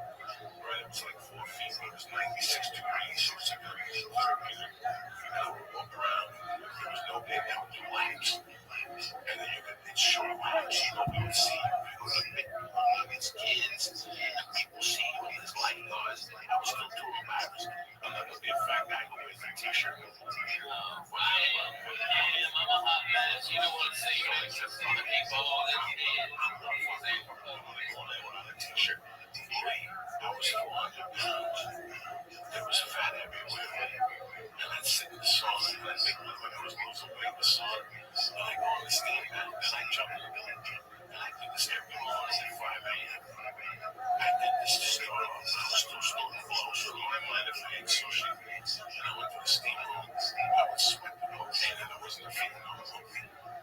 It's 2 a.m. I go across the street to the bar. I'm still a little hungover on the block. And the fucking steam was back. Kids jumping up and down. I'm like, I can't do my fucking laps. But the lap was wide open. Oh, shit. I said, fuck this. I just went with this shit. I just went with Kirby's. I'm like, a big fucking pool. Why was wrong with this fucking fat fucking woman? I went over there, put my hand on the back of the guys, took off my goggles, and I went deep and I jumped. Just the whole water hit me, bro. They just shot my body. Just shot my fat little body. And then I'm trying to swim, and I'm swimming, I'm putting back here, I'm turning my head, and I'm remembering my phone, and I look up, and I have like 5 feet, I'm fucking sideways, but by this time I'm out of there, like I was smoking 2 or 3 packs of cigarettes a day, I'm telling you, I'm 10 feet out, but I can't swim, and my feet can't take the from me, holding onto the rope, and people was swimming by me, they going, come on, come on, swim, and I'm like, guys, I'm dying. I'm trying to get the shortest distance was this way. If I swam vertically to the fucking wall, I'd never make it. So I had to swim this way. So I pulled myself like Spider-Man. And I get to the wall, and I'm puffing, guys, I'm like, guys, I was fucked up. Seriously. That's when I realized this has to end. And I'm holding on to this, and I can't keep going. And I'm on oxygen, and I'm holding on. And I got my fucking chin all day, just hoping. And some kids are like, Mister, are you okay? And I'm like, no, I'm not okay. Help me, come on. Pull them out. And all these little kids, these little Mexican kids, they're trying to pull me out, and they can't pull me out. They're like, 1, 2, 3, pull. And they pull, and I'm turning purple. I'm not breathing. I don't even know if I'm breathing through my nose. I'm starting to panic. People are starting to search and look around. And these little kids can't pull me out. They're like, fucking ring the buzzer. Ring this buzzer. And it's going on. And this chick gets on the thing and she turns this thing around. And they're actually going to make me. Listen to this. They couldn't get me out. So they were going to fucking drop a hoist into the pool, and they wanted me to swim into it, and they were going to pull me out like a fucking whale, like water. And by this time, there's 50 people watching me. You have the idea that how embarrassment is. I got kids that want my stomach. I'm purple. And they're like swimming into the middle. Into the middle, and go and drop the hoist. The hoist will pull you out, and then we'll bring you to the side. By that point, I'm so fucking embarrassed. And now, out of the corner of my eye, I see ambulance tech workers running in with a fucking mattress. Like I got shot again now. And something made me pull my fat little foot over. I just went, and my fat foot got over. Oh my God, that thigh must have weighed 1,000 pounds. And I fucking pulled myself up, and I rolled on my poor guy. I just rolled onto the pool. I got up, and I got up right in time as I went to the fucking door. The 3 ambulance workers were running in, like, where is he? Like, that's him. And I just walked right past him. Don't stop and don't sign nothing. You don't need to get checked out. Like, you're fine. I gotta be honest with you. I think there's a thing called secondary drowning. Look it up, like, it happens. You just take a little bit of air, a little bit of water in your nose, and it gets down your actual windpipe, and it can be in very small amounts. You don't have to have this deep, long thing. It's a secondary drowning. Look it up. Lee, explain it. Like, that's what it is. That's what I thought you had, because I swim all the time, man. You know, we go on to the tennis club. People invite me to come up there like with the white people, and let's have a goddamn party. Okay, every time I get some fucking gear, I'm calling it out. Let's go. Okay. No, what next summer? Stop. We got the holidays. Coming. We're still turkey. I'm trying. If you can team to me, alright, trust me, I got problems, okay? Yeah, I'm fucking Jay-Z over here, but I got to run. Alright?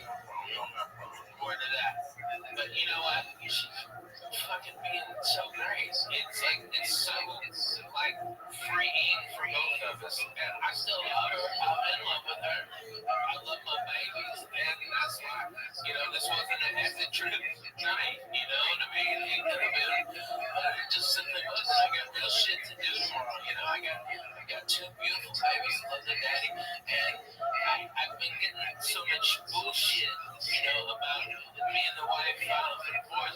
She was just responding. They only check LA records.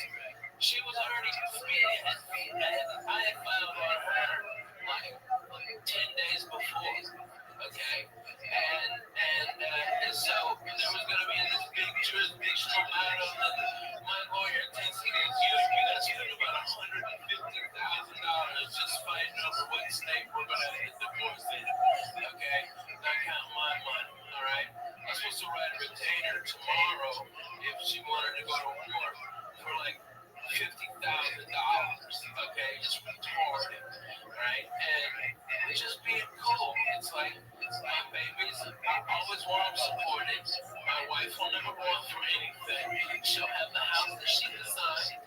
Okay, she can be free, and I'm a miserable person to fucking work with. One kind of a fat piece of shit is I'm working all the fucking time. I'm always got babies that have to be in school.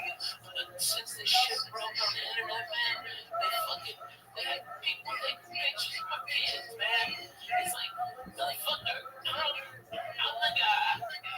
You know what I mean? It's like I'm the guy behind the microphone. You know, those are my babies. And they were just being fucking kids. You know, I couldn't even go hard and trick or treat with people all fucking up in my business who I never even knew. I want to sub so many motherfuckers. I just take it. I just sit down. Because everybody knows my fucking business. But they also know my babies. And they go, yeah, their parents, yeah. And everybody up there is either swinging, fucking divorced, fucking somebody else, or doing coke. You know, there ain't no innocent ones over there with their throwing stones. But man, they'll come in. Let me ask you a question. Yeah. You told me a story that was fucking hysterical. I didn't understand it. Because you're a funny fucking nigga. Whatever's going on in your life right now, Ralphie. With your children, the people in the church, we want you to be. I know. I want you to know one thing. Divorce ain't easy. There's two ways to do this. One, you just shotgun shoot you. No. Or you want to do this one. And that's the way that's going to be done. Yeah. And I love her songs. I'm in love with her. Listen, man, sometimes people try out to get out of this roster. I didn't know anything. Guys, I don't know anything. I just found out that this girl broke up. And she's dating a new dude. When does this happen? How does this happen? The senator from Long Island. She dated the judge while fucking the show or something. He broke up with his wife and she broke up with her husband for 14 fucking years. And then they had like a date today, like, that's 22. Yeah. You know, listen, man, people like sometimes go get I pray every day. They pray every day to love with me. And I keep it together with her. I pray every day because I know I'm working to do it. And the lonelier with a person, the harder it fucking is. And you have children, it's even fucking harder. So there's two ways to do a divorce. You can either A, go to war, B, take the fucking lumps in the head, but you're gonna take anyway. That's all I'm gonna take anyway. I'm taking them my life. It ain't no big deal. Even you can hold it down and put a big black dick in the ass. Or you can just take a fucking white flag, get naked, put it on your back, turn around, look your old asshole, and do what the fuck you gotta do, okay? You don't want to dick in the ass hurts both ways. The way it hurts more, you clench it up. She didn't do anything wrong. She didn't do nothing wrong. And you know what? She did help me in my career. You know, the truth is, when I got last comic standing, okay, Jim Moore, he called me on Thursday, go, hey, I need you for an audition. I was in Hawaii working at the Black Factory, and he said, come back, I need you here on Saturday. And I looked online, the cheapest ticket for round trip, because I still had to finish in Hawaii. So I don't have fucking, I don't know, could have done it. And so I had to come back, and the ticket was like $1,100, you know, and that was 2 months rent, man. That's real fucking shit, like for a maybe, for a big fucking maybe, and I rolled the dice, and I couldn't afford it. Mama had a credit card that her mama gave her for insurance, and she put it all on there. And that's what launched my whole career. So if she gets hacked, yes, motherfucker, she gets hacked. Okay? She should get more than half. She's gonna be drawing salary from my place. She's gonna be getting out on her like regular white people. You ain't Jews, you gotta respect. Alright? Her babies already have big things set up for them. They'll never want for anything. They'll never have what I went through. You know? And it's like, that's what you want. But now they're coming. It's just so irritating. It's like, you know, they're just dumb. These motherfuckers. You know? The internet is a good thing and a bad thing. Yeah, right? The internet is a good thing and a bad thing. You know, I use the internet for certain things. I see people use it for other things, and that's fine. That's what the internet is, it's your expression. But sometimes, if you open up your life on the internet, the result isn't going to be here. It's happened to me, it's bad. But in this situation where the worst stuff, no one knows. Nothing's happened yet. Yeah. Pieces together. Try be a father. That's it. Listen, the divorce in my life had to be tougher than prison sentence. I lost a child in the divorce. I lost dignity in the divorce. And to this day, I haven't had a mercy. I haven't all of that. I'm like Michael Douglas saying, Stevenson, I need to snap on the 405. Walking tall, standing tall, when he's not shooting. Yeah. Last straw. It really scared me.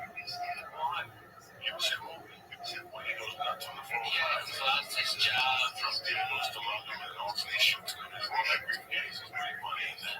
And now the vows, number 5, it's a cliche type movie. But I always saw that happening to me with my ex-wife.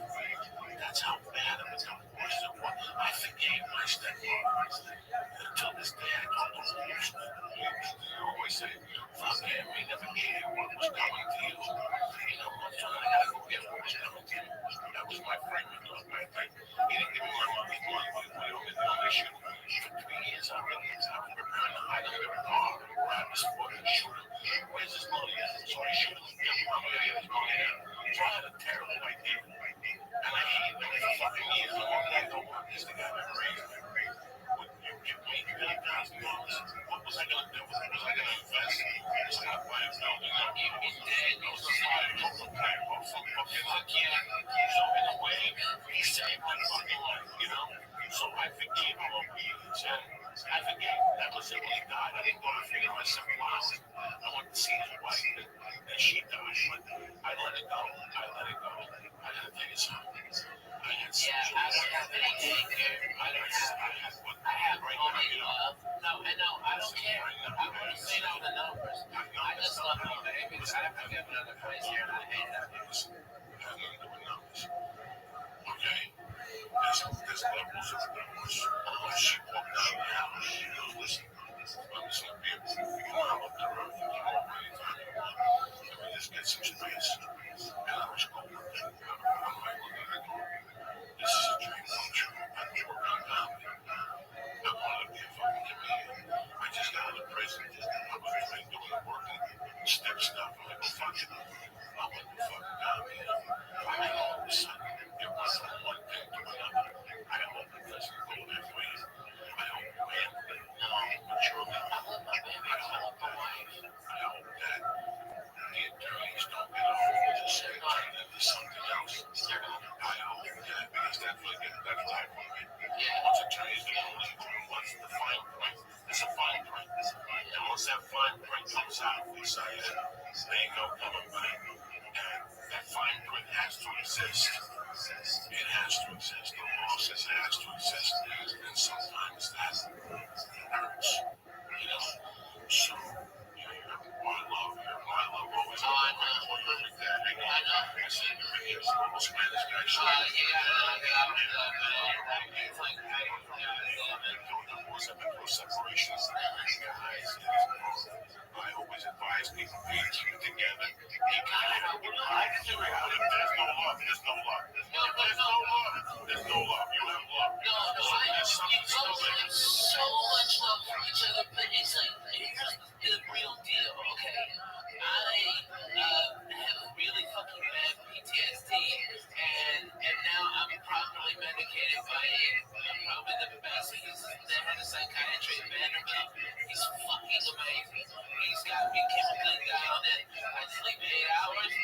I'm up. I don't take naps. I walk. I feel great. He's done it all. He's fucking amazing. Right?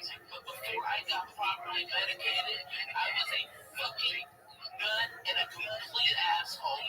Okay? And you know what you do after 2 years of ignorance?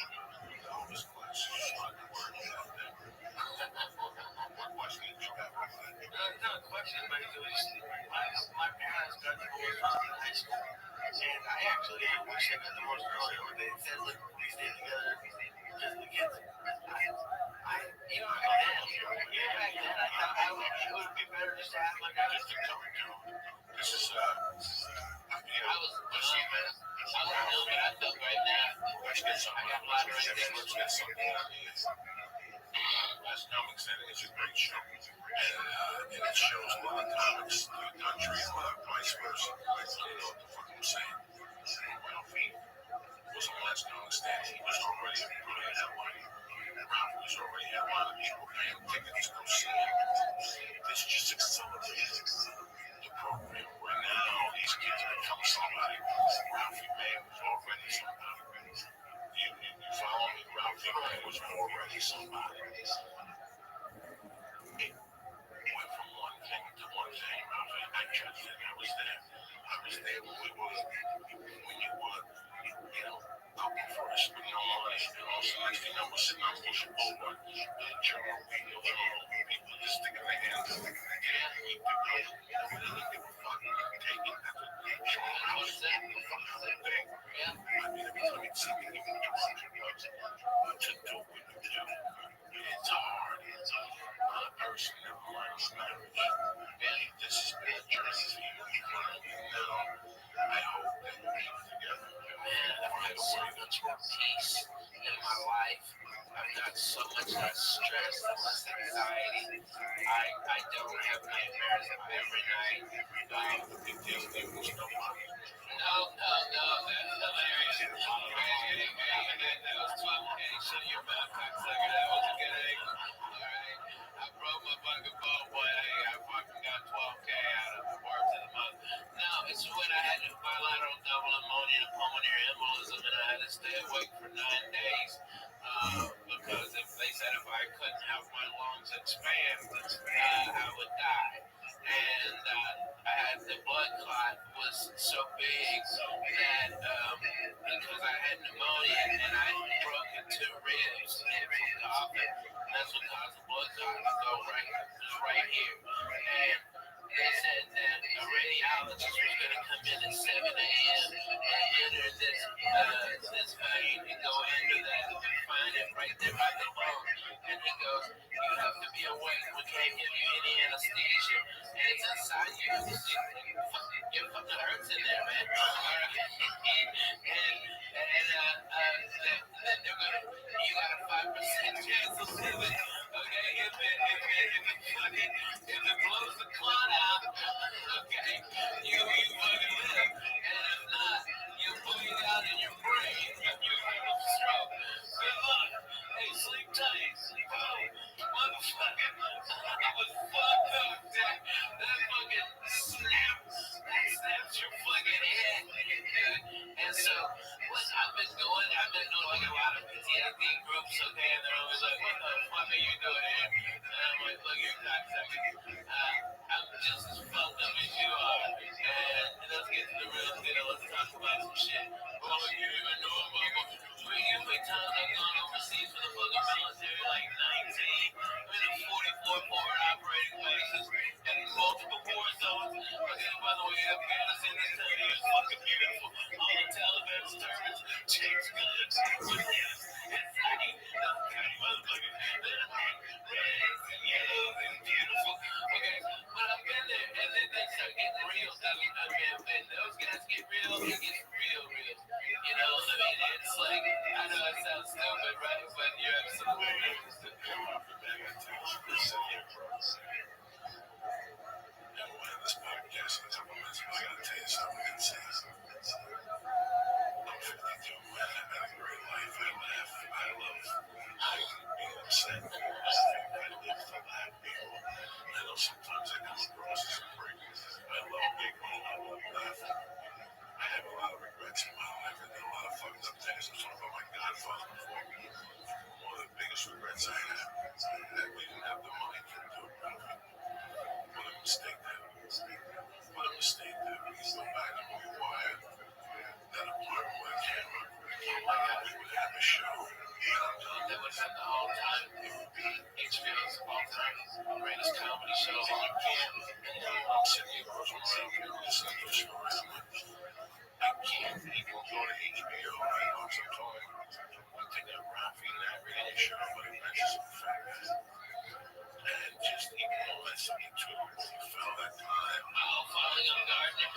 Now you can go into the thing you were telling me about that he's going on. You don't understand. This chick is living in his house. Before we're talking about the story, here's three guys trying to fuck the same chick. It's I'm the only one not trying to fuck her. You want to fuck if your face fell like that asshole. It would have been worth it. It wouldn't have been worth it. So something happens in an argument. You cannot write this, Lisa. This is an apartment that's living on whatever Ralphie is. I'm sorry. I'm living on Ralphie. I got a little bit of coke in my pocket. Ralphie's making Tell me what it is. well, it varies. And we all know we're hitting this every night. Right there. Well, you knew better 2 in the morning after the Oh, the party was in my apartment. Ribbon Cruise. Hello. You know, and we just talked. Somebody would have to join. Somebody would have to do. One night it was just me and Louie drinking Bloody Marys. And one giggle. And it said something about this. And there was a big Japanese lady. Fucking weird. Sits down and she pisses him off. And he's sitting in the position. And something happens. The light got a little low. And he's fucking saying shit down with his face red. He's like, fuck you. This is my house. Never talk to me like this. This is my fucking house. You know, this girl, she's my guest. She's talking to me like this. This is my fucking something. And he in the middle of his rage. He's like, and he stops. Because the light girl running his head. It's burnt my hair. You can't write that. You cannot write that. That's Inspector Rothschild type shit. Right. Really? I was like junior judge. I always had a hat on. You busted that toilet. No, it was Gavin. It was Gavin. Gavin, you fucked up, Gavin. Stop. You also shit in Gavin's shower and then puts it down your toe, motherfucker. Okay, I'm not the ringing up. You come out. Alright, you can bullshit with these other faggots, but I'm bona fide. Okay, I was there at the beginning. Okay, I was fucking, okay. Lighting the bomb on fire. You lighting the bomb. People's pussy in the apartment building had a fucking camera. Oh my god. He would be multi-millionaire. I tell the story tonight on Shame of that. And she was giving these people drug dealers wanted to fuck Shame. Oh, so I left it downstairs in Gavin's apartment. And she's down telling the ESPN story. And I come back at 5 minutes. One guy what a horrible impression. yeah, Oh my god, horrible impression. Oh my god.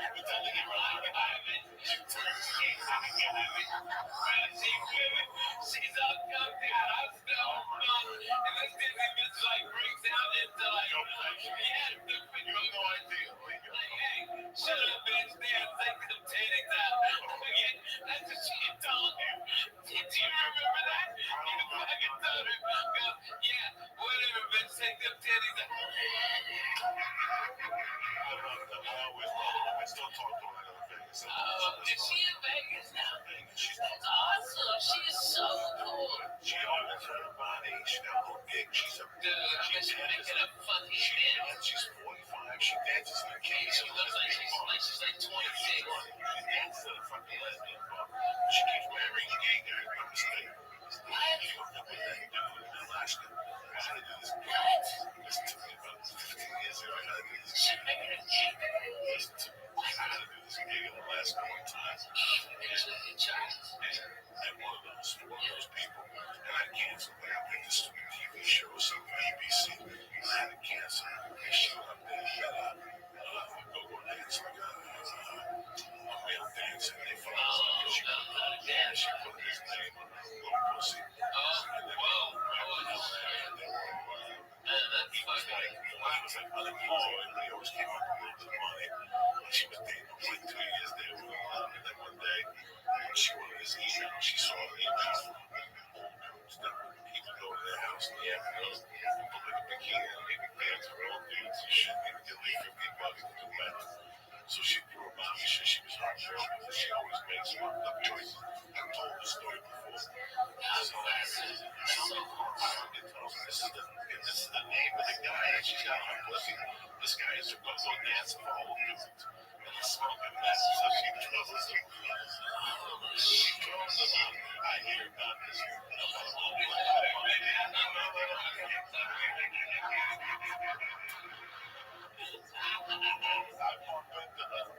And she says to me, how you doing? I'm on the bottom and going back and forth back. And I'm like, I don't think that's damn easy. So I was going for it. She just kind of said, nothing more than more. That's a shame. I know this whole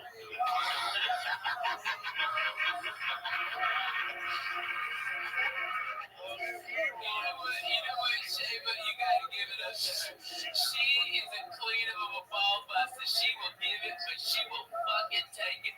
I tell you what, she takes it better than a lot of fucking bona fide grown men. She's always had bullshit. She's fucking funny. She came up in the comedy, so she came up. When My nobody. mother's a biker. My mother's Gemma. Did you know that? My mother's like Gemma. She was telling me stories, showing me things one time in the house. My mother's like Gemma. You know, and she's half Arab. I didn't know that. She's a Arabian. She's like Jesus. I tell you, if you look at her, you think that she had plastic surgery, and you're like, but you realize it's just natural. She glows. Pieces of ass, this is close. They go on doing this dirty shows all over the place, and they start doing my voice show. They got a my face over before Twitter. MySpace. They got a MySpace page. And they've been doing all these dirty homes. They got penthouse. Everybody's down to the dance on one of the things that are really dry. And every time you see one, you see the other. And one day I see Shane, and it's all I wish you play shows. We don't talk about it. So in the back of my mind, I'm like, wow, it's two girls. They work for the same guy. It's some girl shit. So when I'm on I find out. And they're on a trip back from the fucking Tatiana, bro. They're on a plane on the way back. The plane says how they're in trouble. They're gonna die. The plane's gonna go down. All of a sudden, they go, we're gonna release the mask. Only one came down. We were shaved his back. He took it, held it down.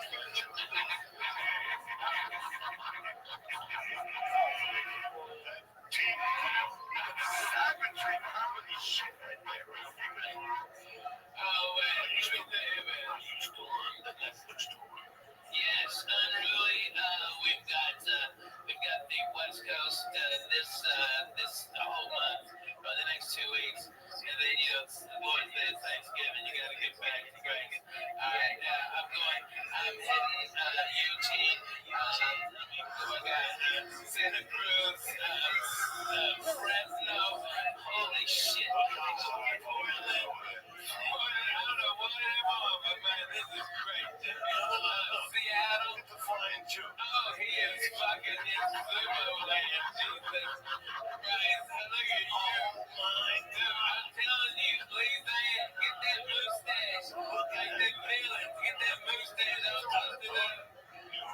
Look like the fucking circus strong man. You should see your face coming up. Hey, all the church members up in Canada. First time I'm coming to Vancouver, man. Come out and help me out. See, that's the fucking town. That's a town, Jack. I've heard a lot of great things. Oh, shit, they're gonna carry out for the busing like they did in Denver. Oh my God. Oh my God. No. I need to go to Utah. Those cocksuckers. The cops searched me. Those motherfuckers asked me if I did cocaine. I'm like, the fact that I'm this fat and can talk to you proves I cannot do cocaine. I've never done it. Okay? And then the guy asked me if I want some Quaalude. You want my own Quaalude? And I'm like, what the fuck year is this? 77? Yeah. I'm like, yeah. Can I buy Quaaludes from you? Well, give me 20 fucking grams of Triceratops for it, you dumb fuck. There's nothing there. You know what the official quote was? The one I gave him? Because I was fucked up. You know what I was fucked up on? Cold medicine. I had a sinus infection. Because I just come from a goddamn Disney cruise with my kids. Okay, we flew to the fucking, we were in the Bahamas and I was on that fucking hole doing that boat of germs. Okay, and I went to Denver, so I went from 82 to 12. Okay, fuck me. Alright, and I had all this shit in my head. And it was horrible. with like all the Dayquil steps, okay? Like fucking just like Dayquil Theraflu day, okay? Like every Mucinex step, every day shit they had. And I dried it up a little bit. I wasn't bugging him. Alright, this is a real deal, okay? Alright, so when I start shaking, I take it because I'm all fucked up on all that cold medicine. So I got a little bullshit shit. I got the NyQuil out, you know, I'm trying to smooth this ride out, you know? I'm trying to fucking mellow this drink. And then I just take a big old swallow of the fucking NyQuil. It wasn't weed. I played NyQuil roulette and lost. Okay? And then what my wife does, she goes, dude, I didn't use the measuring cup. And I'm like, what the fuck are you talking about? Measuring cup. That's that cap on the top of the fucking NyQuil. It's a measuring cup. I've never fucking used that in my goddamn life. I didn't have no idea. I just drink it up. You know, I'll go like 2 shots. Fuck it.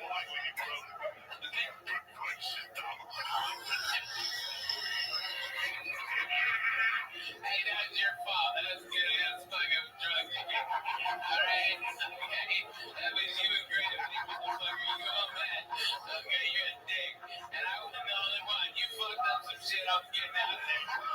Okay, so you suck a dick. And by the way, we went to that jack in the box right behind his house. We were smelling on it. Okay? How many of you fuckers? Bullshit. Fuck you.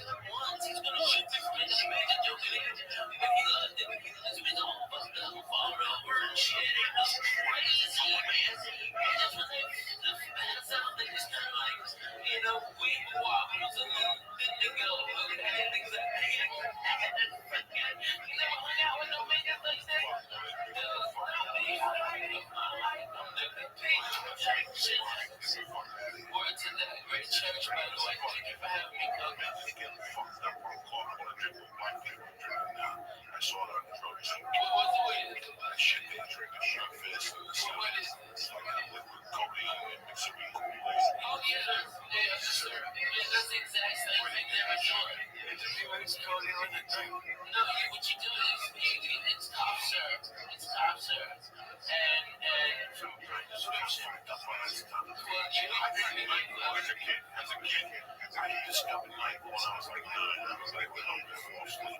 Oh, so I liked it, but I didn't like the feeling of the whole feeling. I've never tried Cody, but it's great. It's like a joint. It's like a joint. dude, I get it. It's so fucking. I can't get that shit. My fucking little pooper gets worn out. I can't shit, and it's miserable. Fuck that. I don't do none of that shit no more. Dude, you don't want to. Oh man, that's what we used to do. Play slow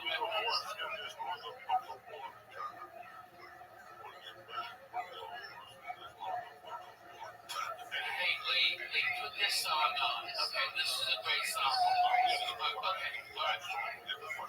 Where did that? Let's do this real quick. For 5,000 years, how long humans been making wine? That's also how long they've been confused about which wine to drink. Some people get a headache after they drink wine. I used to get a headache. One time I shoplifted a bottle of wine from Albertsons across Hudson County Park, and I drank it. I rolled over Cassie, and I had a headache for 2 fucking days. But for many of us, it's a shopping part that causes a real headache. You have to make choices. You don't know what to do. People coming over and serving chicken and serving lobster, and sometimes you're not in. And one just lets you want to buy 20. Next thing you drop 60. You got no guarantee what you're gonna buy, right? Let me tell you something. It's overwhelming to pick out a good bottle of wine sometimes, especially when people don't know. You know, personal experience learning about wine or Miami Market, learning about wine, that type of stuff. This is what I do. I joined a new wine called Club.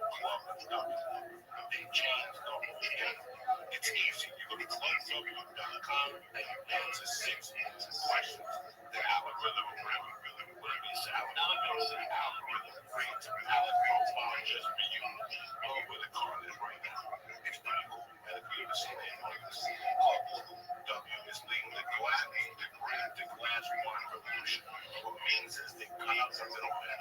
They work directly for the vineyards, and they cut the guy out, which in turn sends you to a great meat. So with Club W, you get premium wine customized to your taste and the thirst of what you pay for in a store when you don't even know what the hell you're paying for. You're not buying like a club where they send you other companies' wines. These are their wines that they're going to these wines in their house. But the most interesting thing is go to their webpage. When you go to clubw.com, you go on their page, they have all these videos and informative videos. They tell you what wines to drink, you can test. And next thing you know, you're involved. Which when you don't know about that, listen, man, I grew up in a bar. I don't know nothing about wine. So when I went to Club W, I was blown away by how much interaction you have. They'll put it down to the exact thing. And the great word came from the vineyard anyway. What they do is they save you money. It comes down to maybe $13 a bottle of wine or something like that. And there's even a home 20% guarantee. And you love what they say. Just do me a favor right now.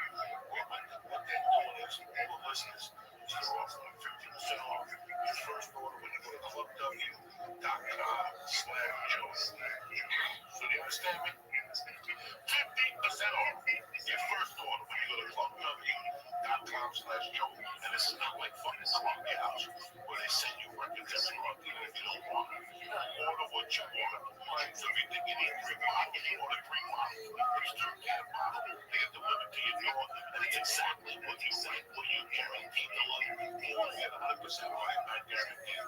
So again, do me a favor. You get 50% off your first order. Go to clubw.com/Joe. Stop wasting time. Stop losing money at these retail stores. And start drinking wine you know you're going to love. So go to clubw.com/Joey. They can get 50% off. Right?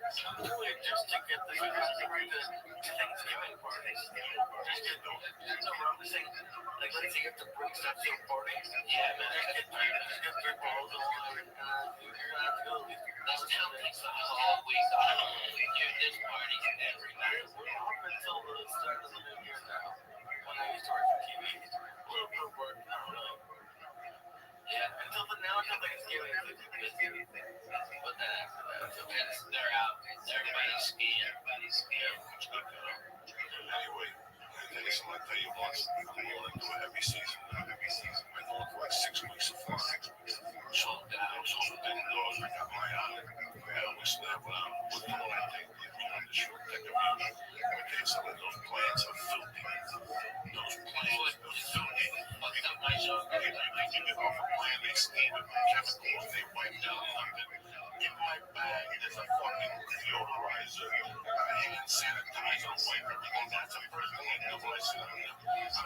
force his ass on my ass. I'm sticking like their fucking ass. You gotta wipe those fucking seats down. So, do me a favor. It's just bad. When you fly, there's a lot of human contact this time of year. Do yourself a favor. Go to olive.com. Get the Shroom package immune. And boost up your immune system. Get a lot of human contact when you fly around. Or smoking dope. Maybe you get a vapor bag. You know, you get sick this time of year. You lose fucking thousands of dollars. Especially your brother. I can't afford to fucking get sick. I can't. So I don't take a chance. I love my vitamin C when I fly. And I also take Shroom Tech immune. That's the only thing fucking on its got. They got Shroom Tech Sport. Just gives you more endurance when you roll, you lift weights, walk, whatever the fuck you want to do. Even when you fly, it opens you up. They got strong bombs. They have protein powder. And they got alpha brain. You know, it's 100% money back guaranteed. You know, drop it, then it's off the fucking charts. So do yourself a favor. Go to olive.com right now and press it. You get 10% off your first order. And if you're getting sent right to your fucking door, you don't have to leave the house. You have to go to Home Foods. You have to do nothing. When you press that link, it's beautiful. W286.com. What did that say? He loves him. He says, we say it's 550. It's half off. It's on there. No, because it's usually $20 at 20 Beach, if you get right now, I can say it's a tremendous 1,200 guaranteed bucks. Right here, smoking the radio. Right here, like a fucking cigar. I live like a doctor. I'm like Pacino and Godfather until you just don't even fucking know. You broke my heart. 86.com right now. They got the tobacco. They got the cigar. Alright? Then they have the tobacco on the cigarette line. It's 24, 16, 0 milligrams. They can do. You can put smoke on it, whatever the fuck you want. My dad likes the flavor. And the flavors, you can switch it up. Go to 86.com and press it. Joey Church.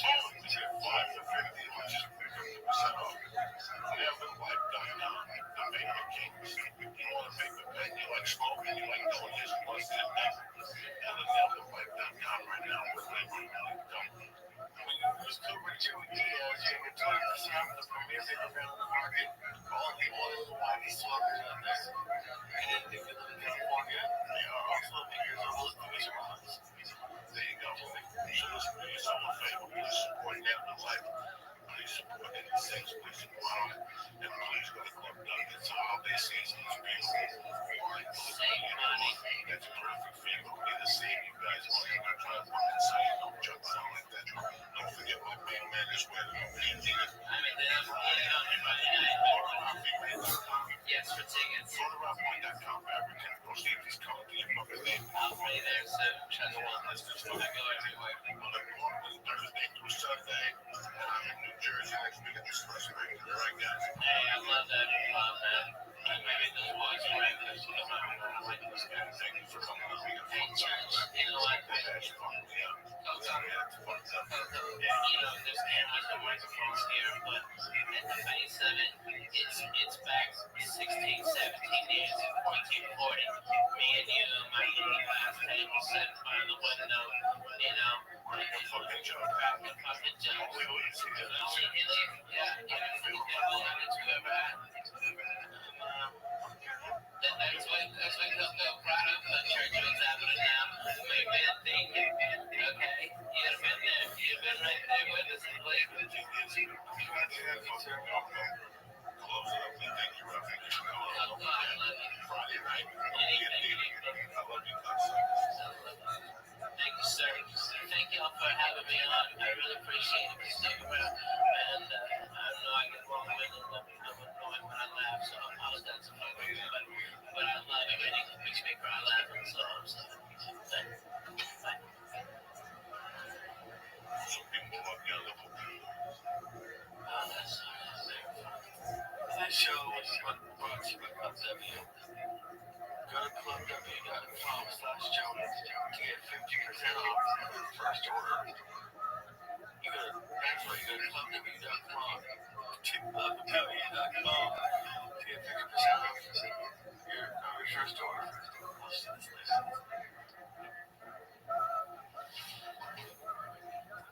What do you want to Club W?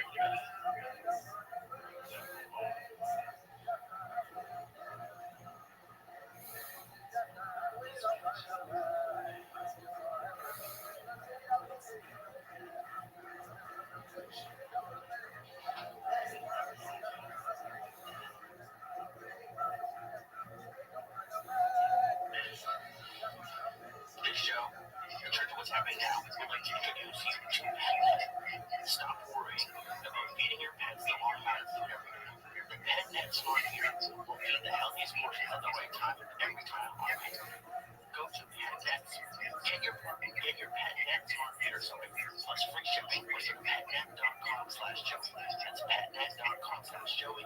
Patnet.com/Joey. Show is also brought to you by Onnit.com. Go to Onnit.com and discover a church to save 10% on all of their optimization products like Alpha Brain, Stronghold, News, and Tips.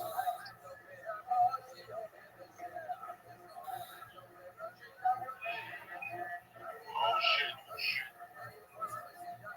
The church was happening now, bitches. Get that building. Monday, October 17th. The day the devil was buried at sea. Lisa, yes. Alfie May.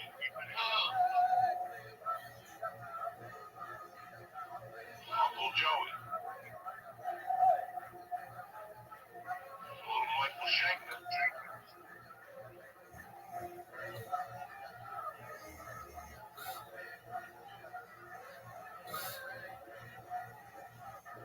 Oh shit.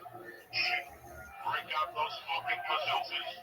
Uncle Joey's in your living room tonight.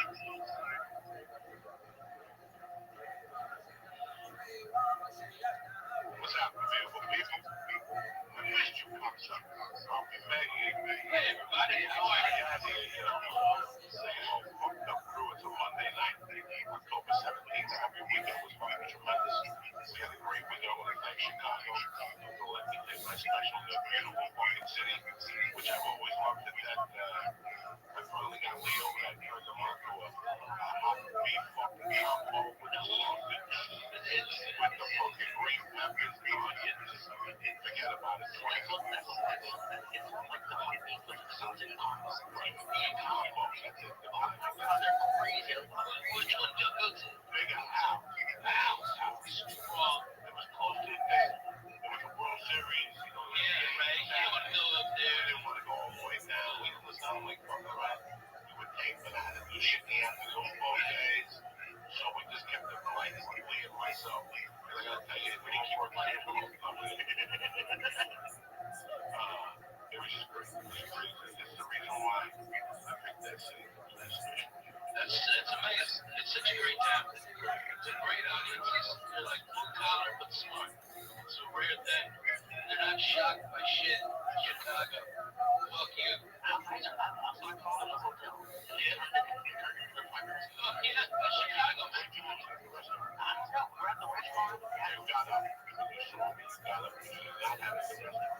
Got up. You said that word on the phone. Yeah, I was going to put it next to you. You got up. You saw me. You left it there. Somebody, I felt terrible because somebody, I dropped me out. I got there. Somebody gave me 3 fucking hours. Rainbow, all the rock and roll. I went there to eat the sandwiches. I left it downstairs. That night, they called me in my room. Yeah, we have it out downstairs. That's amazing. That's great. Great little city, Chicago. You know, I mean, listen, man. Chicago's one of those places that once you get into the suburbs, it's for the last 30 years. Yeah, right. It's really neat, you know. I hate that the whole city is being painted as like the whole West, you know, I mean, everybody's dying and shot and shit like that. That's only certain parts of Chicago. Nobody gets it. Yeah, right. There's parts of Chicago I like, man. There's parts of Houston. Oh my God, so yes. Different element. Houston, those areas you see real problems. Yeah, no way. Fucked up. You know, this is going on across the country. Everything when you get to Chicago. Chicago's a big deal. Chicago's a scary place. Look what happened last year in St. Louis. Oh my God, yeah. Texas. You know, it's so crazy because I used to go to St. Louis as a kid, and man, I remember in like '84, they had this whole 4th of July down there. Okay, I mean, for every white guy, there was 2 black guys. Okay, we're all listening to Cool the Gang, eating fucking hot dogs like Americans. Alright, fireworks, everybody was having a blast. I can't believe that town went to what shit is today. You know what I mean? I mean, it's like I've never seen more people having more fun and no racial BS bullshit anywhere than that fucking 4th of July. It was fucking outstanding. Calling the gang,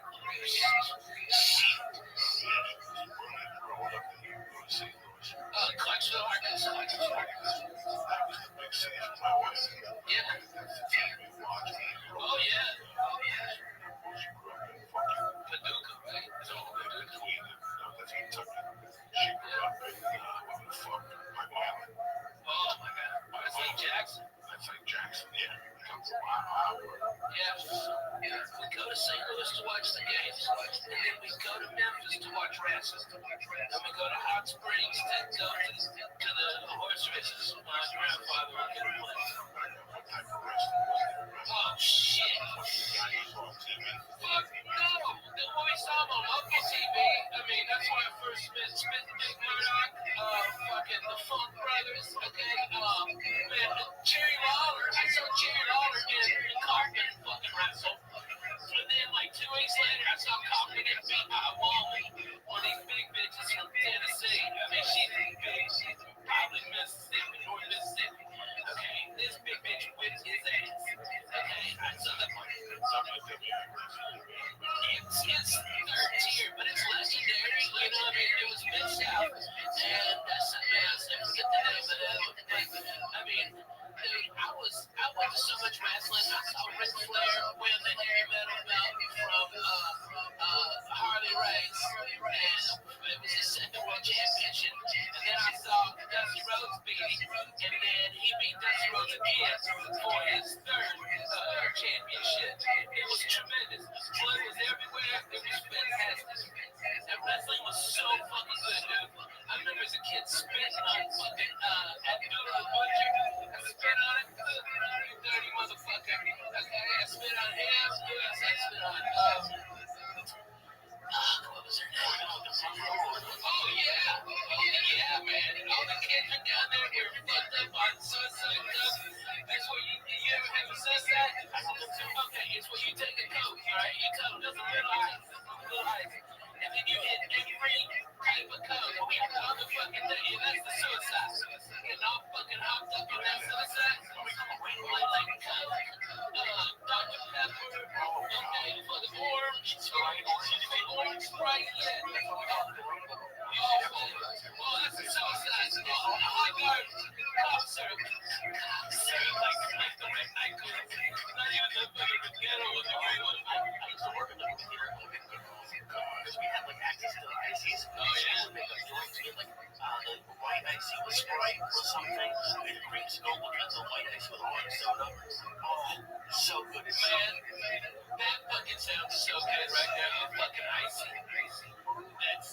That body's deadly, by the way. I just want you to know I was cruising on nothing and then fucking one hit of that nothing. It kicks. The same bomb 3 times. So high. I take it to the bathroom.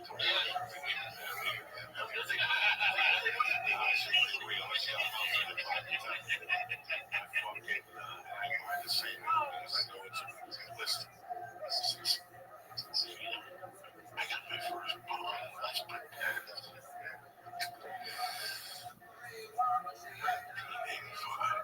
Yeah. My first bomb. And I went for the mid-level.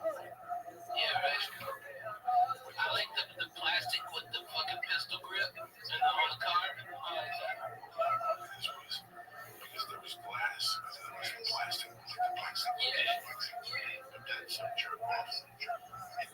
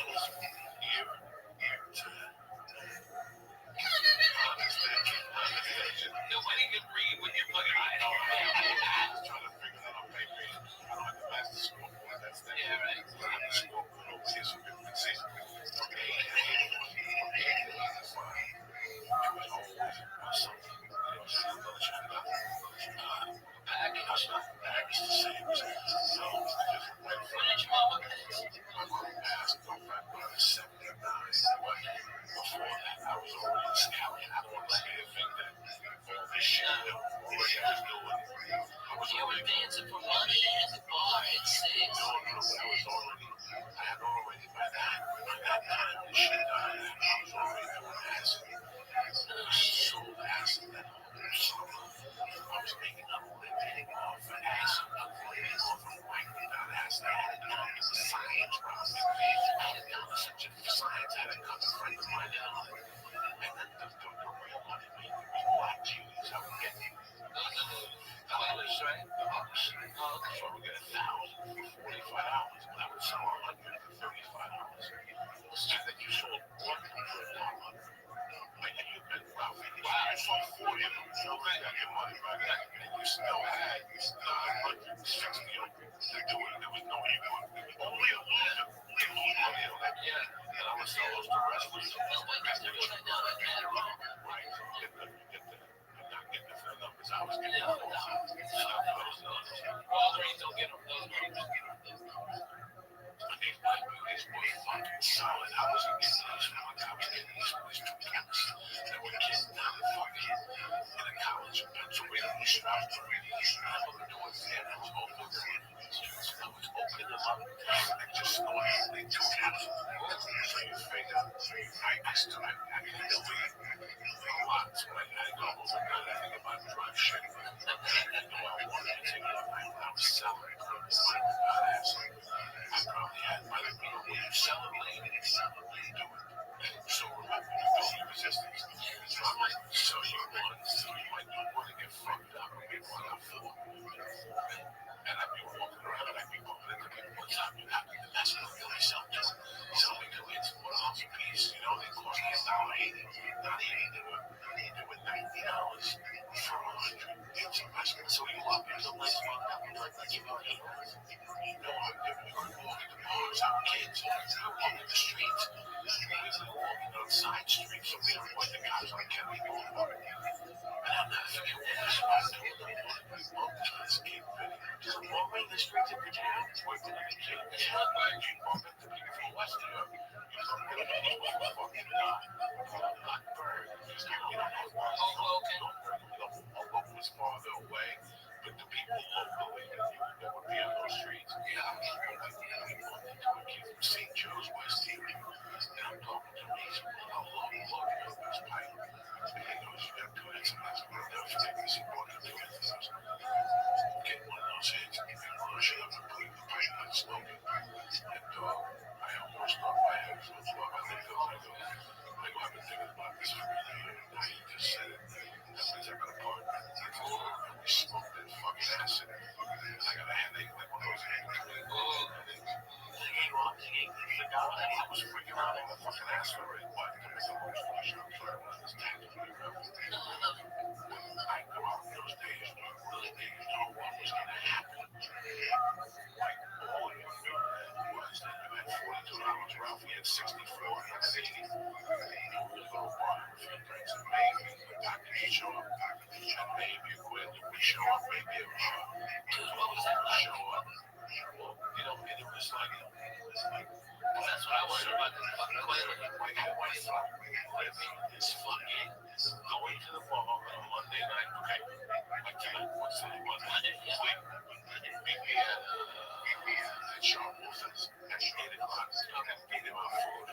Unless I'm going to be because I'm going to be paid about and Joey can't miss. He's the last time I went away. There's that miss right over there. She can't get paid. If I can only do it, we can't get blocked. My girlfriend gets mad when I go block. Dog, you'll tell me this before we get the house. Like, ain't time. Me ain't going to do it. What I'll say is I'm going to do it. What's that?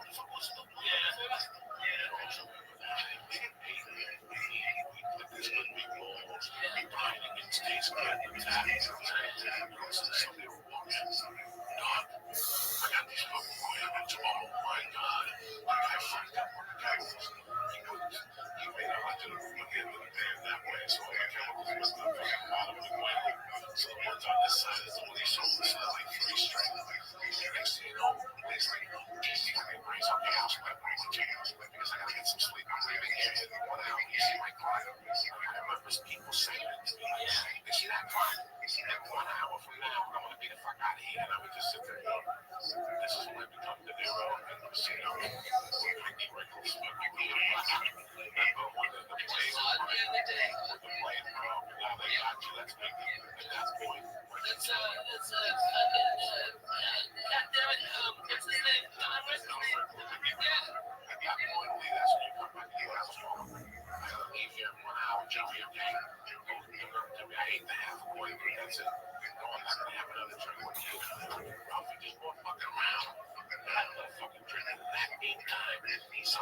fuck with him. They see these two books. They say, hey man, my grandma bought for $75. Give me 25. I'll give you 50 next week. They just sit there going, it's my day fucking night. What else can I do? And all of a sudden, fire. All of a sudden, fire.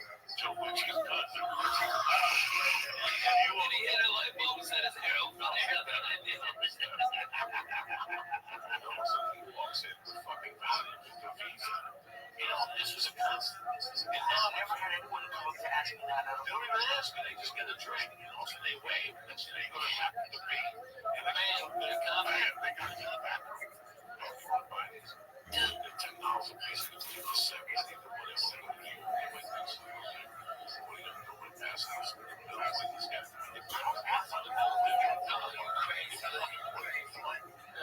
Let's get the 6 pounds right. And that's it.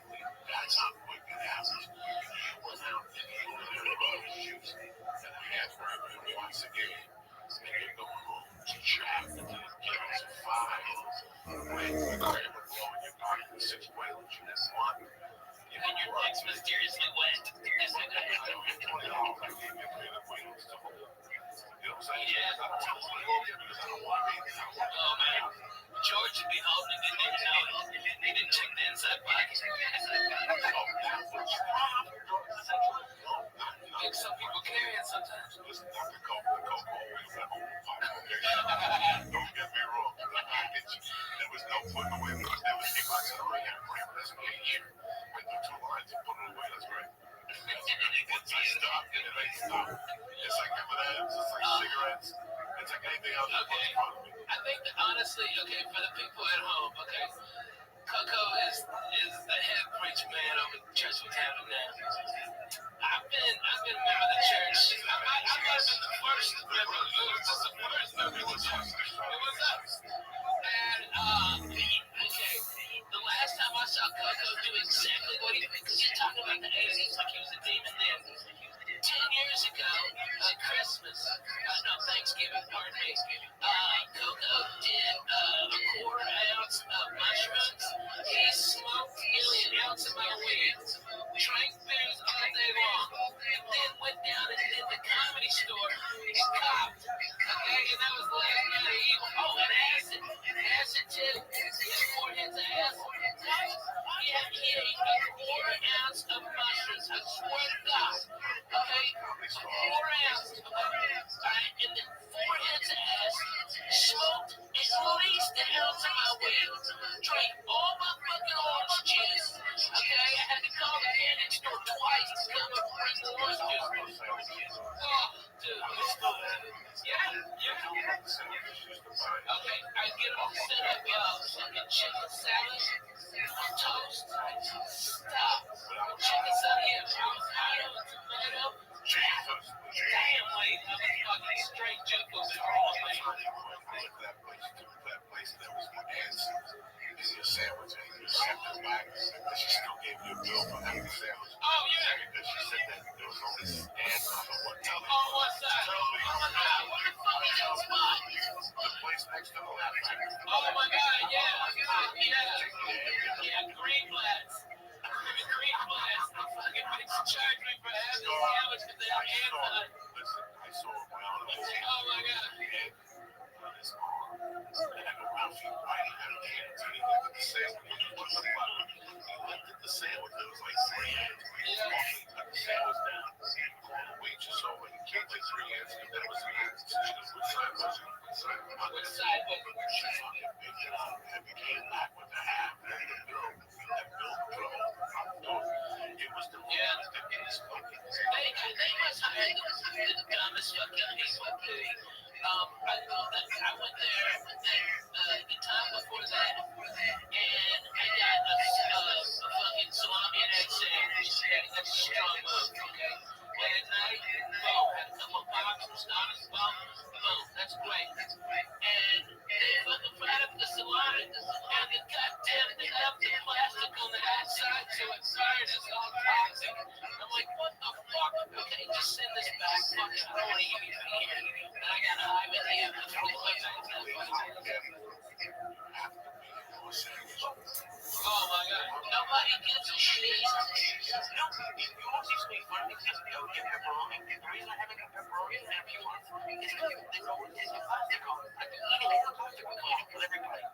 Wait, you didn't breakfast? No, I'll take sandwiches. Oh my god, really? And everybody would have the runaround. So I have to tell them the third time it happened, and different rounds. Let's get back to something. Yes, I made pepperoni sandwiches. No, I'm not ready to do pepperoni sandwiches. That's the way Shereen did the string still on. Yeah, like, I know. I don't think LA's problem is it's like an airport. They got it this way, right? It's like, yeah, it's like rapid. Yeah, it was a plastic. This is no, that's not any different between the wrap and the wrap and the case. And I don't know how you say that. Oh, the case was it was like you can't take casing and like take casing around it. And this like I've had pepperoni sauce and I've had pepperoni before. There's not that. And I've told them, and when you tell them, I think you can see a difference. But that's why I can't literally like I did something really weird today. What you did? I left my car at Ralph's. I got pissed off. They didn't have what I wanted. The downtown was full. Grateful. I was looking down my car. No, Magnolia. It's a nice place. Magnolia across from this barbecue. Oh, the DX guys. It's right across. It's right past like Detroit. Hello. That's the worst one. That's why you get shitty donuts. You know that. They like the donuts there. They come. Oh, where do you go? To the Ross up by water and any other round. They don't have a slice. They give it to you. They have a slicer. They'll give you shit. Yeah, most of the time. No, they don't have to. You can't go there. You gotta go to mine. Oh, that's why yeah. No, fine. You sit across the street from the barbecue place. That dog is a dog. That's where that chocolate box is. There's something in there. Yeah, that's supposed to be. That's why you go to the subway. That's why you know what it is. That's why you have to suck it. You don't think I know, but I know. You can't go there. You can't go to one by Victoria. Underground water, very nice. The bread that you can cook yourself at home. That is The worst. No, there's a worse one. There's one located in Victory where they don't have a downtown. That one's scary. How about the one? What's the one? Used to be John's. John's. Scary. Oh, Food for less? Oh, yeah. I know. I wanted to go in there with fucking, like, get a bunch of newspapers, like, about to get shanked in the yard. Oh, my God. Parking was scary. Everything was scary. All these jokes about that place is funny, man. Everybody knows food for less. It's the only place you go in this dressing room with the outlet. It is a fucking house. That thing.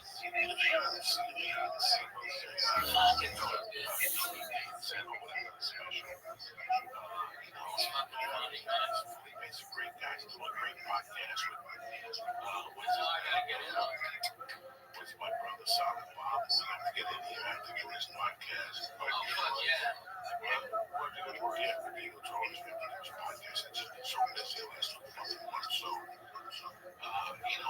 listen, we're still on here.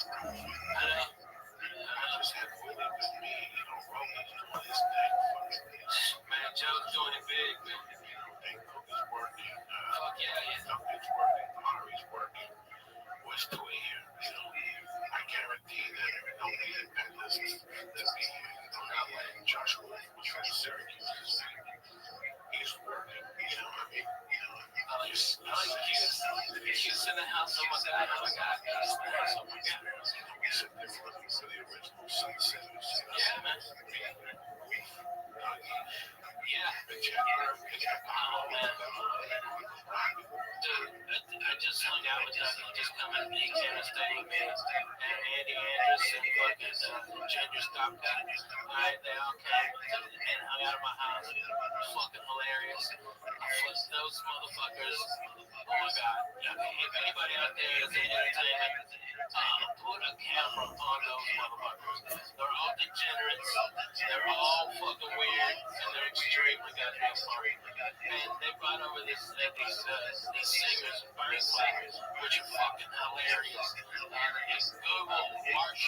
big old kiss. Okay, yeah, that's a real song. And they passed one of them passed out on my couch, and my dog Biscuits went up to Facebook and hey, something wrong with your lipstick. Let me touch it. He had his little pinky out. He's awesome. This was mine. We were there. I was talking about it. That's what baffles me. Okay. It baffles me. When you go on the road, you watch TV.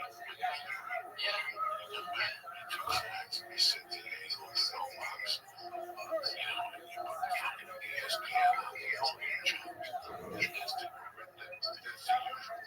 You have TNT, you got something on USA, FX has the same strength on Sunday. And then basically, you have the three networks. You have the main network, HBO, Showtime, whatever. Then you have a bunch of ESPN, more ESPN channels to them, and more Fox points to them, and then you go over to these things. And at that time, from 12, 11:30 to fucking 2, these talk shows, these sports shows, and you look at this, and you watch it, you try to watch it, you listen to the topics, you look at the two people doing it, then you step beside yourself, I'm not even talking about myself, or Rafi May, or Jane Moore, or Joe, who's about sports, who's out on sports show. Well, damn, we can do this. Now, yes, these things, it's viewing it, it's killing it. This internet shit, my world, is basically, the governmental news. They don't give you the money. You don't have to pay for them. All they have to do is sit tight. This guy open. You pay over here. Some money. Let's see what you think. He's doing fucking Periscope. He's killing the internet tomorrow. Oh, yeah. Oh, he's so goddamn funny, though. He's a fucking just for shit. He's the one that's there. So, tell me, you're not a phone right now. And your phone rings. You're not a man. I would never bother you. Like, sir, this is Joey. Yeah, how you know? Joey, what's going on?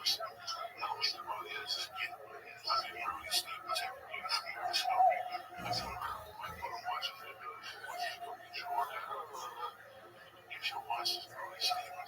What would it cost you to put him on FX lately, too? Yeah. A new outbound channel. That's fucking millennials and crazy people. Oh, yeah. Everybody be great. Really, Steve, it's coffee, bro. 7 to 8. Think about it. How bad can it be? Listen, these podcasts, I know this for a fact. It's better than most TV shows. Fuck yeah. Yeah. Oh, my God. I think what I was always asking for, I think what I'm seeing is that everyone is at sports radio, sports podcasts, television podcasts, they're kind of good, but they're not. The thing they don't have is personality and entertainment. I think the big people like ESPN and Fox Sports don't really want that. They want it to a degree, but not really. Because comedians have taken over podcasts. It's not even close. It's not, and some of them are bad, and all of our bad ones. But the good ones are good. That's what Jay Moore is. He's a comedian. He's entertaining. And there's people on those sports talk shows that you're talking about that are just awful, and they have the ESPN voice, which is no one can listen to. So it's like almost like the athletes, but I have those athlete interviews and like, oh, we're just on to the next team, whatever. Then I'm like, hey,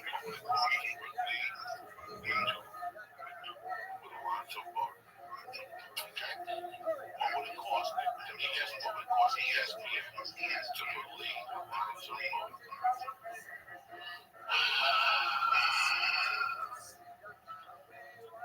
Give me somebody. Jason Tebow. You can have 8 hours of soccer. There's a lot of things to have. It's just a way to tell. Joey, I'm not talking about my friends. I'm talking about I'm watching something that's unloving watching. There was one guy that was Devin Rose, the white guy. Yeah. Oh my God, the white guy is terrible. Devin Rose, I don't even hang out with him. He's fucked up. You gotta kind of something happening in every one of them. And I love all that shit at night. I watch that shit different. There's one show with three black guys that have dreads. Unwatchable. Unwatchable. You know, but they're all up for the age group. They don't have nothing for the Smash Brothers, but the Smash Brothers on this show. No wrestling. With their show behind them. With a video camera doing all that. This is the shit I want to see. Yeah, this is why these channels are starting opening up. On somebody's way, we don't know what's in front of this start streaming. Yeah, but three fucking shows in. Like a stream on YouTube. Brody Stevens, 24/7. You wake up with Brody, you go, it's 7 to 8 with Brody. And then like 12 to 1. The last two stops of the last room, the comedy store made the original room. With taking those to eat.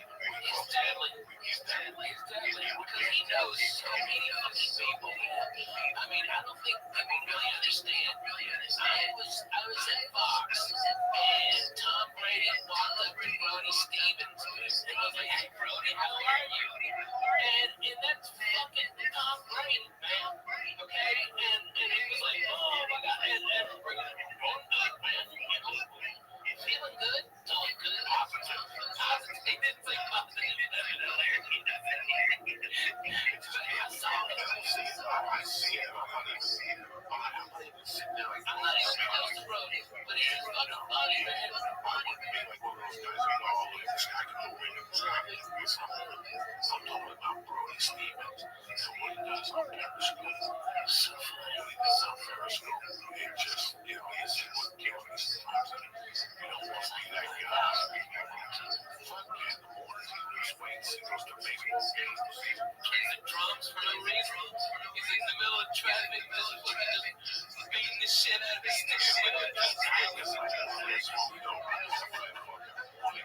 Talking shit behind the bush.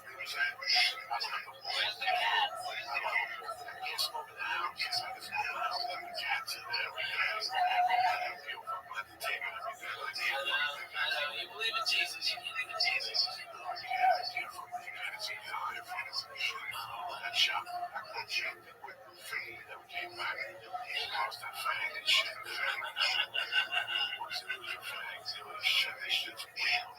Hey, this is hilarious. I remember, I was reading Doug Stanhope's new book, okay? And I remember all the crazy shit we did around fucking I mean, everything from, there was this guy, Black Jack, something, okay, that Doug would just be annoyed by, like so fucking annoyed, and I'd be over there, we'd be playing Scrabble or something, or just fucking, just being, I'd bring over coffee, fucking go over jokes and shit, and Black Jack would just show up, because he knew where Doug was. Doug had his door, the screen door open on the first on his apartment, and every time he come in, Doug would just nonchalantly slide a videotape of outdoor anal fucking gangbang. Okay, this girl had 2 dicks. Okay, all these coms and shit in there. Oh my God, it's like a blip. You can turn it upside down. And while mouth was a game, okay,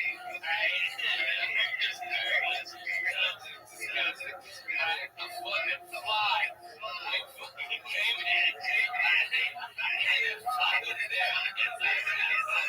When the next day came in, and you can see it going in and out with the fly and the puddle of comes on the end of that guy's dick. We just be drinking our coffee and talking to me, whatever you do. Don't look over there, don't do nothing. Alright, I don't care what he asks you. 98? So I got these. I get in January 29th, 1997. Coca.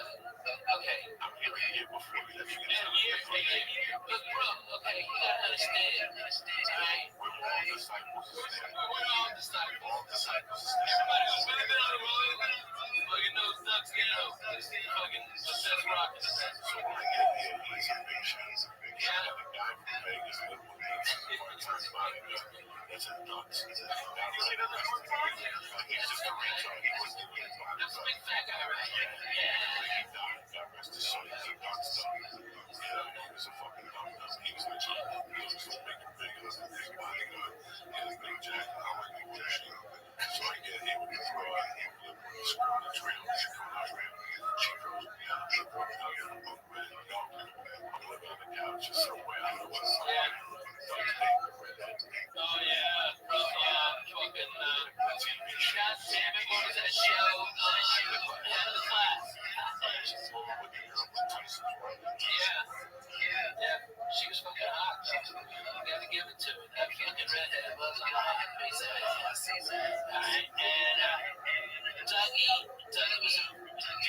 Okay, he was like all in. All the time.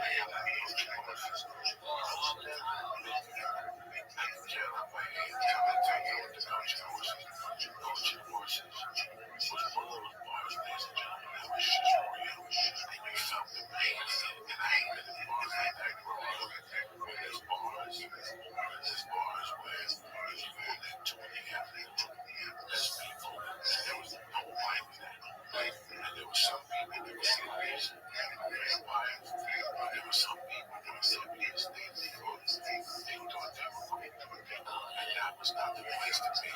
Don't suck me with. Spin the fuck out. Because I did a ton of blowing that metal. Because I was just showing out my fucking mind.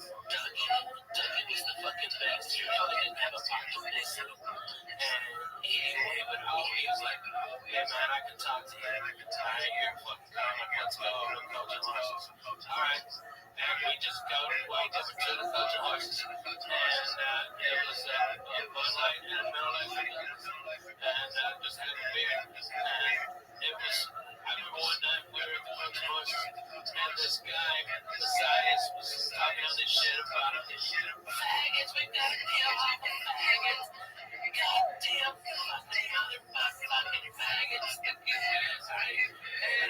And Doug goes, fuck yeah, and Doug's amping him up. And they really winning like this. And then Doug fucking grabs my hand and makes out with me.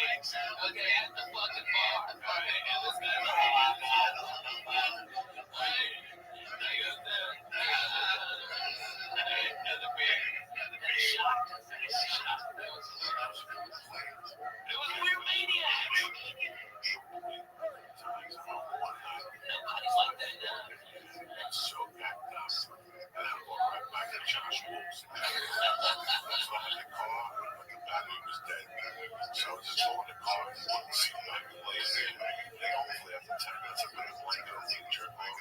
And I put the seat back on. The seat was going to be sweating to death. And it was a suicide note.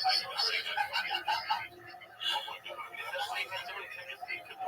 There was sometimes the car was starting, sometimes towards the end, it was 3 cars. I had to remind me I was just, I gotta tell you something, it's so fucking funny. Because we were on the road with Douglas, okay? And I remember we were sleeping in his Louisville Douglas, okay?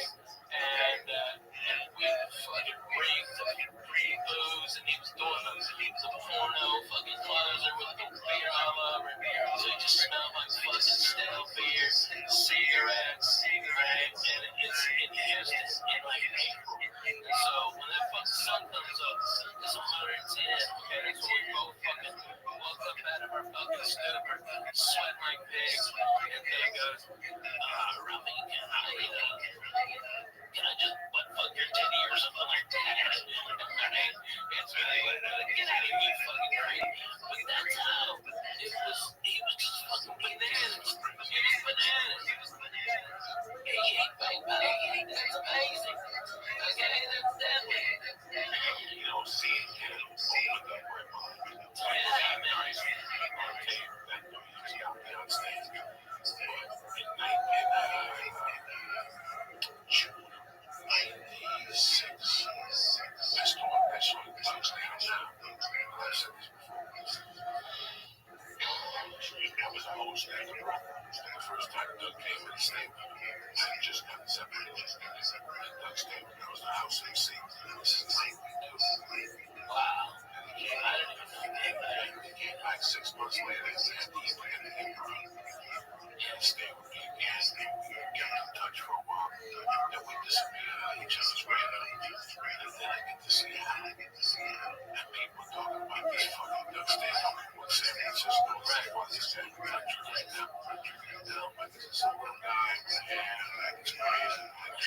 By the way, hold on, man. You gotta give him his dues, because the guy who came in second place with Dougie won the San Francisco comedy competition was Dane Cook. Okay? And Dane was a motherfucker on stage. You think he's something now? Holy fuck, that kid lit up. And I mean, every time standing up, I've seen Seal get him like that. I've seen Chappelle get him like that. I've seen Kinnison get him like that.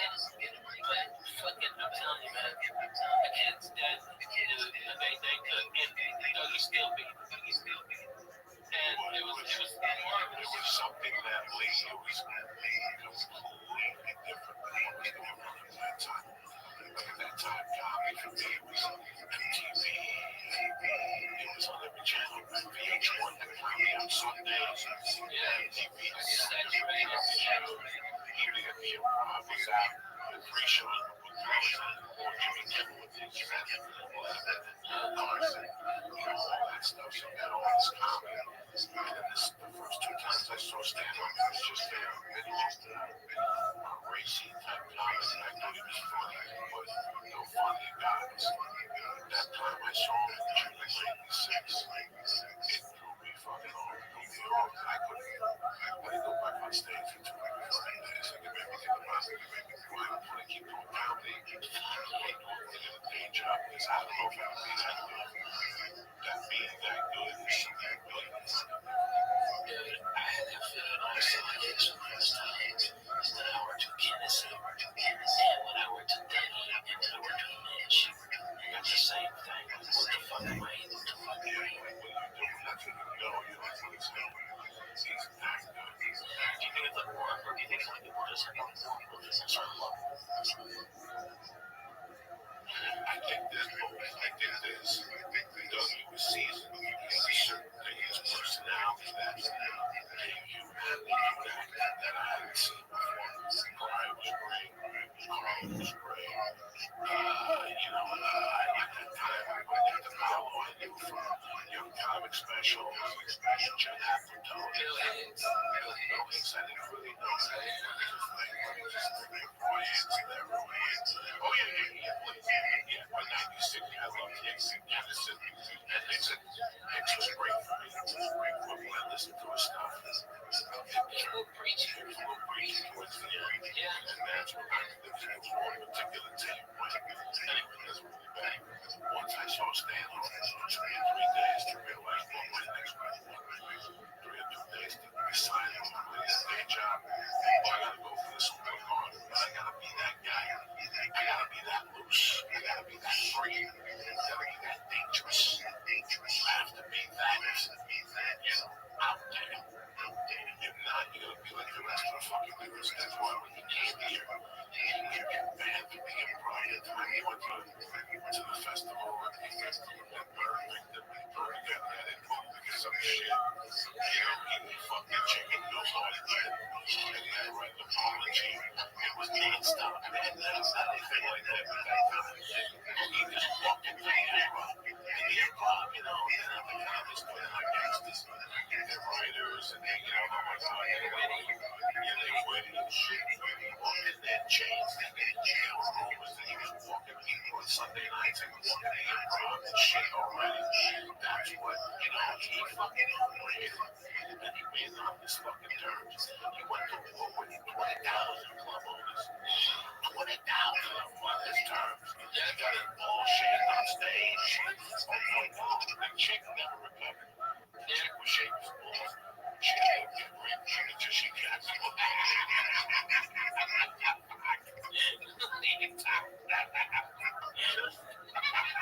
She lost him just for What I'm laughing about, I get it right. No. If you know this girl, it's a fucking nightmare. It's a nightmare.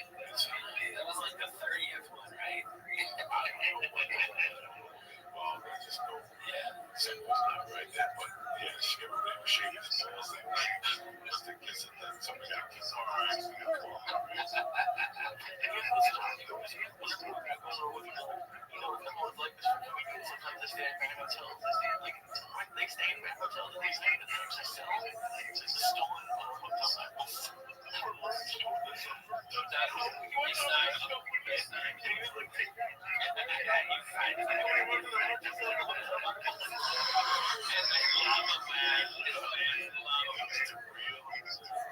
He's the real deal, man. You gotta really appreciate that.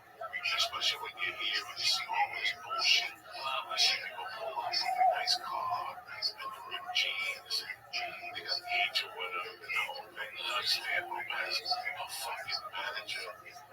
2 weeks ago was an assistant manager. He's good, dude. What's his name? Taylor? No, I don't know which one is it.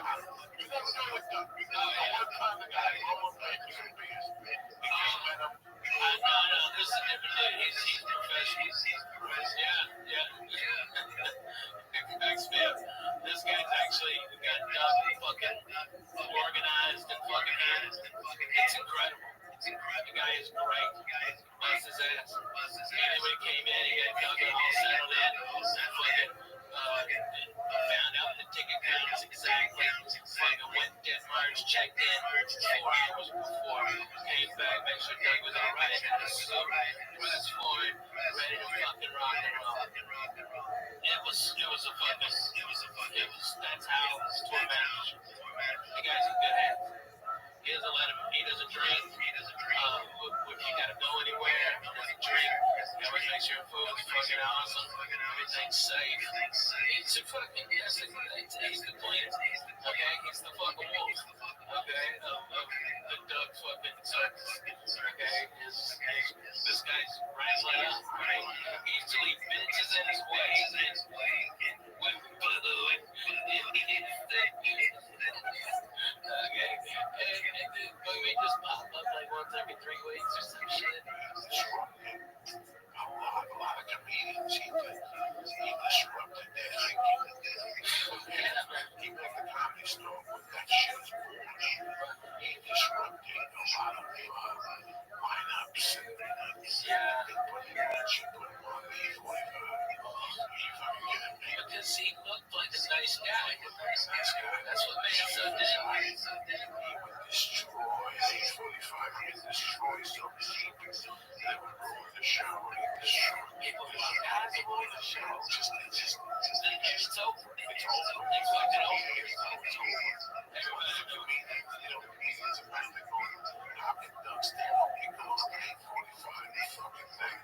Yeah, it was deadly. And it was great. I gotta be honest with you, I used to get up early. He slept late, so I get up and he had an extra car for 15 minutes. Yeah. They gotta put gas in it because the gas meter was broken. So you never know where you stand. So as soon as you get the car, That was a total scam, right? was it? Yeah, total scam. That's how the other guy thinks that comedians put gas in his car. Yeah, man. Was the needle busted? No, the fucking needle worked for me. Okay, you just tell everybody it's broken. It's broken. But somebody, dude, I'm telling you. It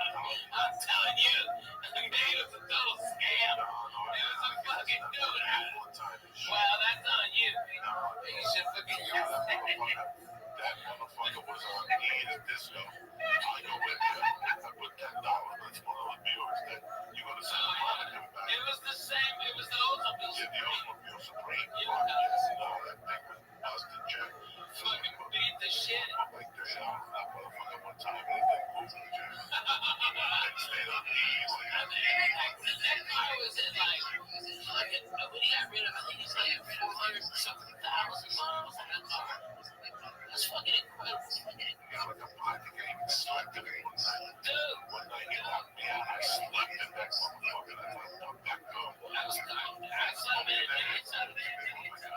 Doing CW Kindle gigs. Shirley Bottom shit. Shirley Bottom shit. That was just terrible. Holy shit. Yeah, I was at night. You have the fucking money, man. Oh, yeah. It was fucking up. And somebody else. I had like $32 worth of cocaine in my pocket. Yeah. We drink vodka and smoke fucking weed. Yeah, I never did blow. Any respect. That was a long fucking time ago. Yeah. That was a long fucking time. That was a big time. Every time I just Rockin', man. I don't even go in and out. Every time I drive by, I hear it stops. I always want to take lead out. I go, you know, one bit. I'm not ready for that yet. Yeah, man. If they got a good tamale on Monday night and shit, and shit, I took these to Joe's Pizza. Yeah. I don't think I've been to Joe's. It's just really weird. Yeah. The game is so much different than what it was. Well, I was in 2000. And you were already in the lab, right? Yeah. You were already making it happen. You know, I was over at the store, selling spots. He was giving me spots. I was running in a fucking hole. Yeah. When I was there, you know, that fucking building working. Yeah. I'm working with him in December. Oh my God, there were so many people that had that. So he and the other one, got me at night to sleep. Thank God that was the way it was. That's why I'm trying to bust that. I bust that from the top. I think I understand, man. I think you read. Jesus Christ. But at least you didn't push a turd down my back. Okay. Dre, it was always forgettable. I appreciate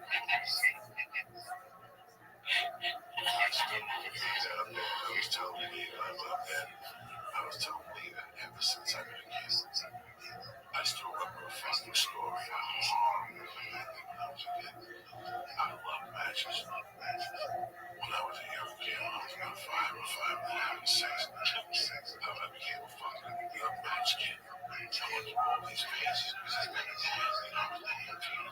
I would lock myself in my room and I would take my mother's 45s, from the bar. It was right there, little things. Yeah. The singles. Just to lay up in the wisdom. The things I had to shoot at you. So when that got boring, I tried to light them on fire. And they would burn like they were burn. I tried to light them on water or something. And they would burn them like they were like they were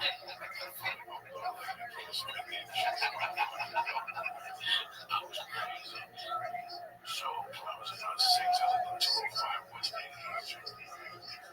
And if you even go to West 205, that's 88th Street, our parking lot, and go to the end of the building. And on the Amsterdam side, you go towards Broadway, it's a parking structure. When we were kids, that wasn't a parking structure.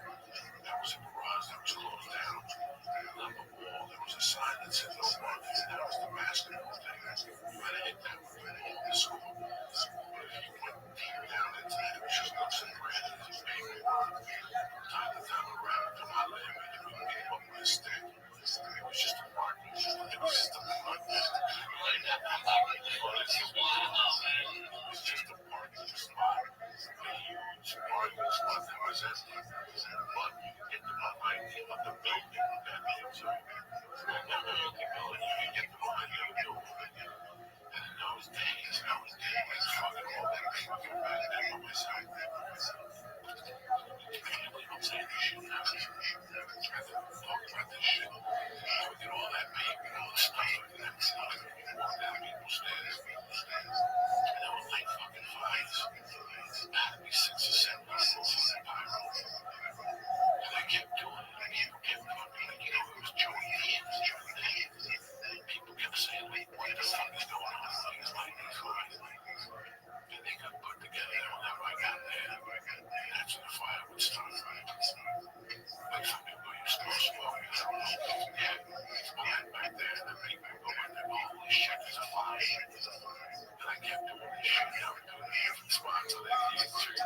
89th Street, I was fucking, it was crazy, bro. What do you like about it?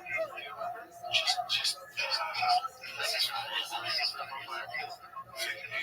just like that. I think a lot of kids are I just went through this phase where I just like shit. I'm fucking fire, and I would buy cigarettes. I would get cigarettes.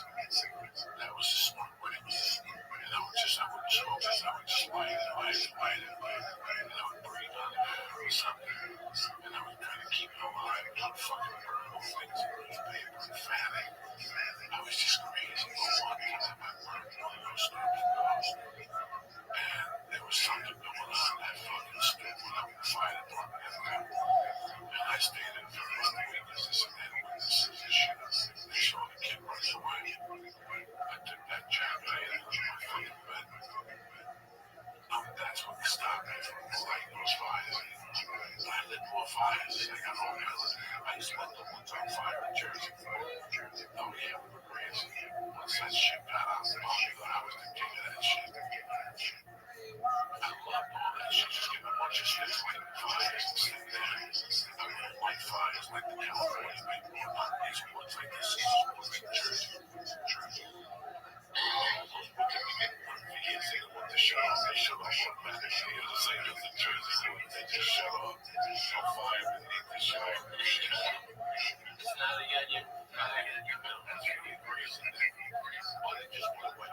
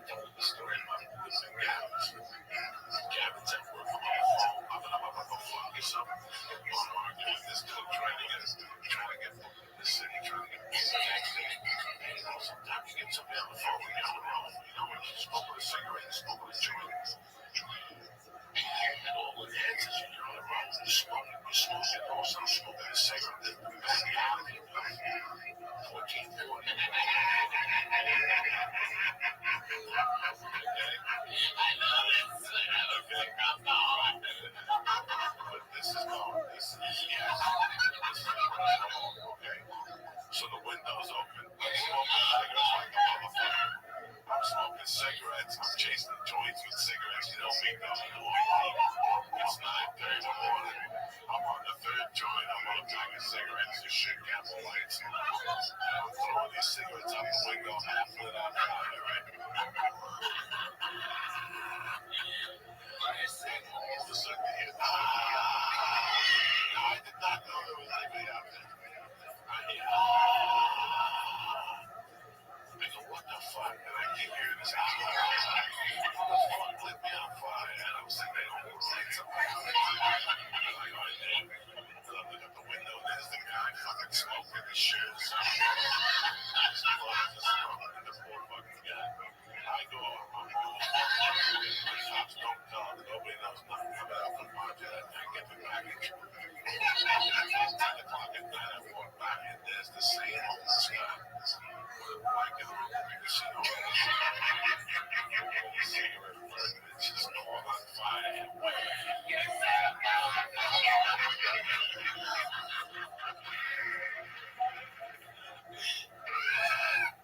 I was right across the hall and the fire department did come by.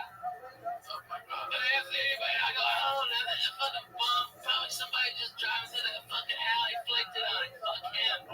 Get that dirty bum the fuck out of our house and screaming us out. A little bit. Once I saw the blanket, I felt a little bad. One time, you know, a new blanket leads on one time. I was snorting my blanket. I had a choice. A blanket was You know, my not food on a lot. It was Oh good. my God. I had a blanket that I can't believe it was on a blanket. Okay, let me tell you something. You had one. Let me tell you something. 1983. It was maroon on one side and tan on the inside. The one I had. Yeah, in my house. I had the brown one. Yes. Okay, let me tell you something about that brown fucking line. Let me tell you I was something. sitting like 3 times a week. That brown line. I got that brown line at a Kmart. This May of 1984. That's it. It took me 5 years, but I did. I got my own apartment. I got an apartment on 48th Street, 46th Street, North Drive, 44th Street. I got a one-bedroom studio on the first floor with that mirror and that stand up front window. It was perfect. I was there for about 4 months. Before I lived there on those streets, I bought this blanket in 1995. I mean, it was not like 99. Yes.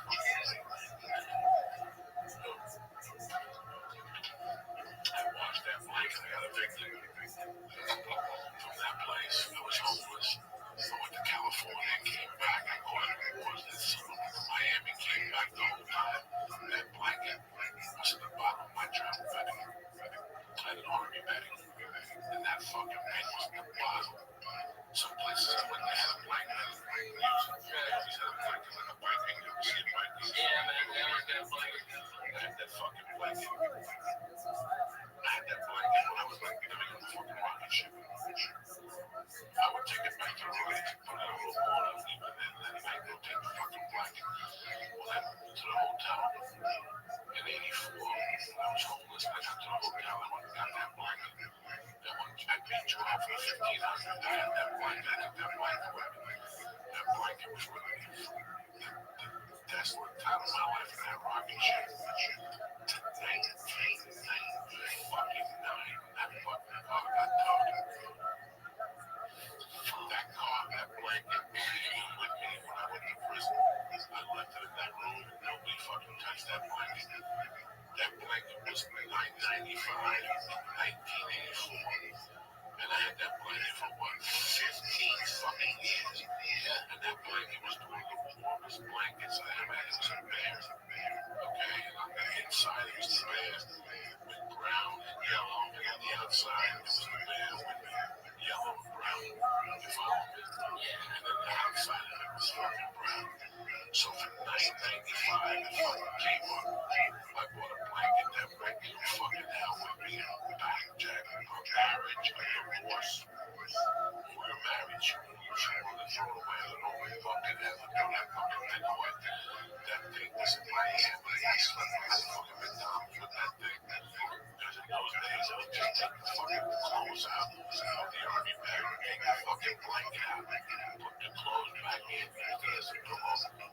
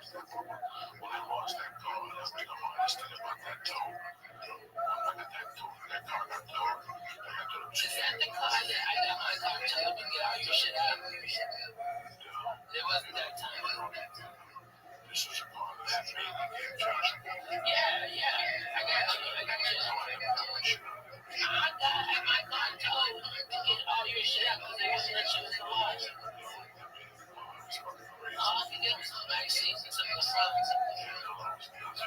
Headshots, boxing gloves, Yeah. like fucking pictures when I was a kid. I had shit that fucking on it too. And sometimes, to this day, I was just thinking that way.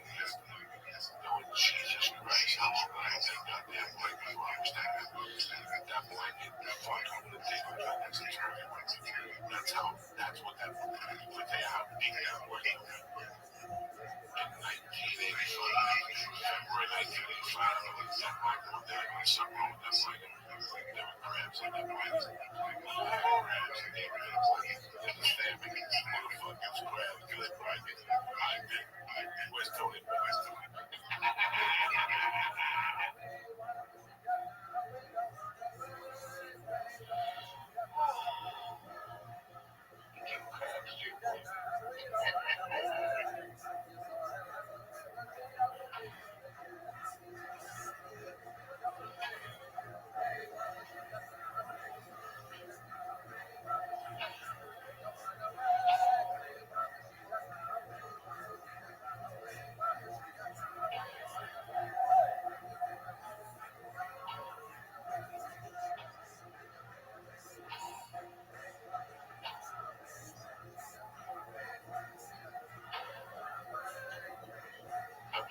Episode, this song still fucking hits me the same way there. Yeah. When I was fucking 6 years old. For 1 minute, I thought you shit. My shit today.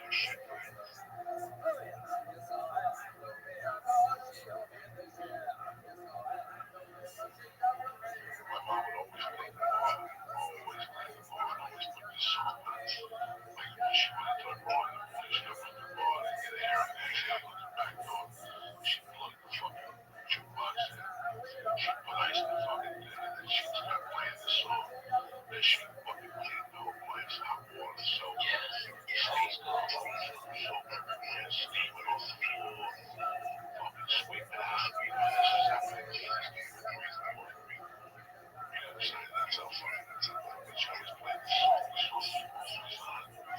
This is the first jam that got me so I walked in the Holy Spirit started song. What he plays by himself. And that gave me the song. She was on the main comment. So I would play the song for 1 day. Out of respect. Respect. Fucking like the subject. Oh, how do they start the subject? They just started doing it.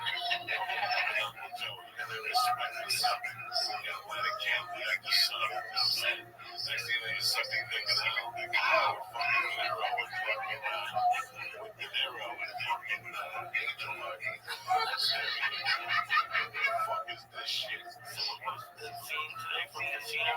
Like I was going to, I forget the guy's name. I was saying like, I want my money back. And he was like, you can't have your money back. And I was like, let me just tell you what I said. The whole scene. And it just keeps showing her in the hand. The guy who played De Niro's attorney, representing him in Vegas, okay, was played by the actual attorney, okay, that went on to be the mayor of Las Vegas. And he was apparently shady as shady.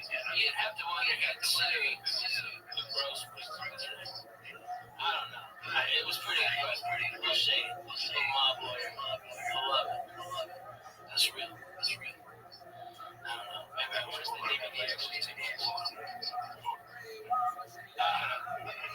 Well, I'm in town doing a benefit tomorrow. Actually, two at Wounded Warriors one at the Comedy Store and early, and then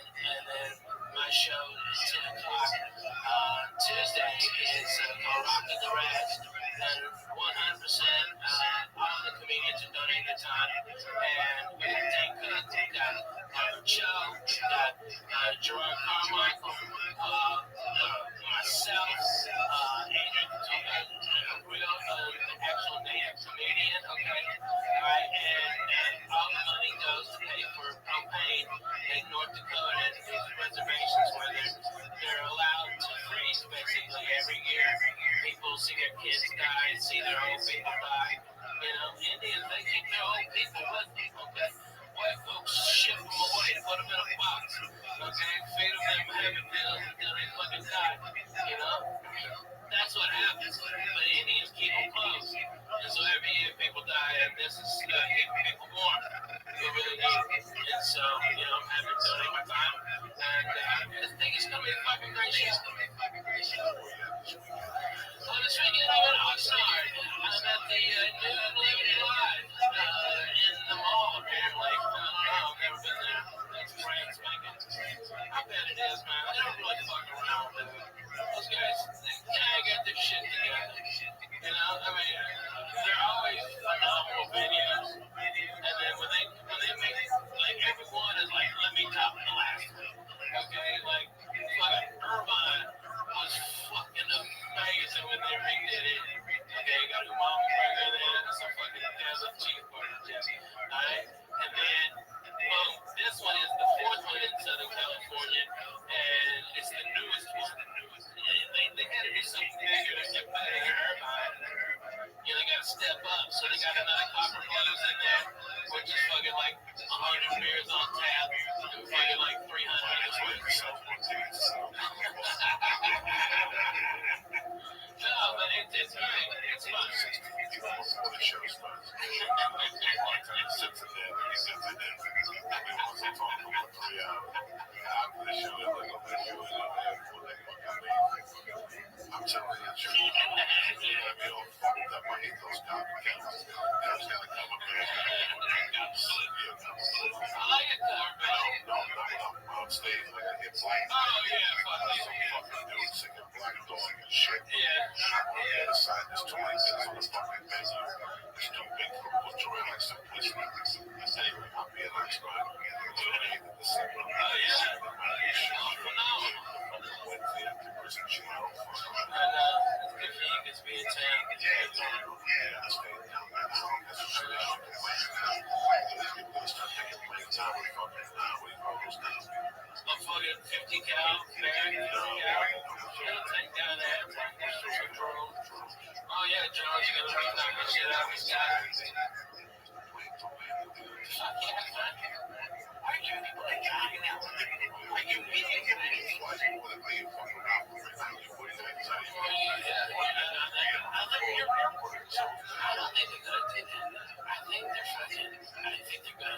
Honestly, I think they're gonna attack him. I really did. And then, like, you know, blasphemous assholes like us, you know, somebody gonna get shot.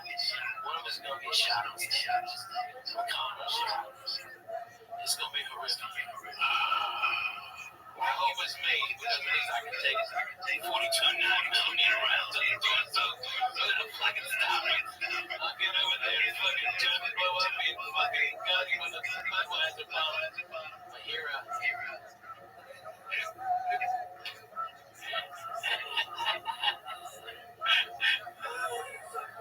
That's what we need is supposed to be getting shot on stage and shit. Poor people are dying and shit. It's gonna happen. It's not. I'm telling you, man. God forbid, exactly. No, never. It's horrible. Kids in the audience watching it, man. What are the people still doing? I watched this shit a couple weeks ago in New York City in Central Park. How much security if I go to a place that everyone's out? And I see 10 machine guns. You know, I was telling somebody tonight I was supposed to have a CISO. I had a bunch of meetings to find one today, and I couldn't do it. But I was kind of relieved that I'm doing. I can't lie to anybody. Last time I went to New York, Dallas, I had a great time. I saw my family, I saw my friends, and flowers on my brother's grave. I gotta tell you something. Maybe it's my age, maybe it's what I become. Having a pussy and all that stuff. I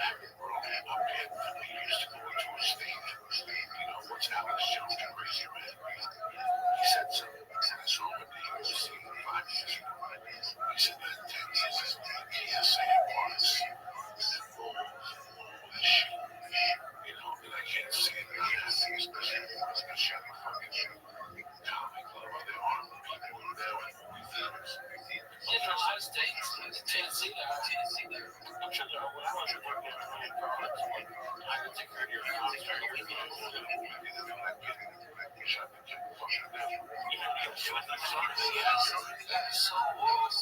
So what I'm trying to say is what's your reality? Is your reality with life? Tell us so fucking right. Every time we sit down, we say, well, I put my knowledge up my time, and I sit down and I say, no, I go, let's stop right now. I just want to have a good day. You have to think that you have to do this, you prepare. yeah. What happened for Joe happened, you prepare. Anything is better than just surprise, not surprise. No, like the shit on TSA. Maybe I will thing up I got felt both ways. So I had to stand at one angle, it's one thing, so like it was terrible. But it happened both times. You get a boner? No.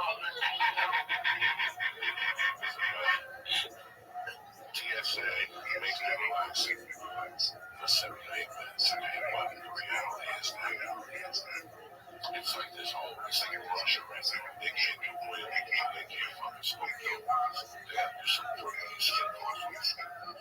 Right? You see that shit on that video? They show these people in their skin problems. Gasoline, explosive. There's always people flying in different angles. There's people like trying to bomb to sleep. TSA going to be so good. Only good job they can do.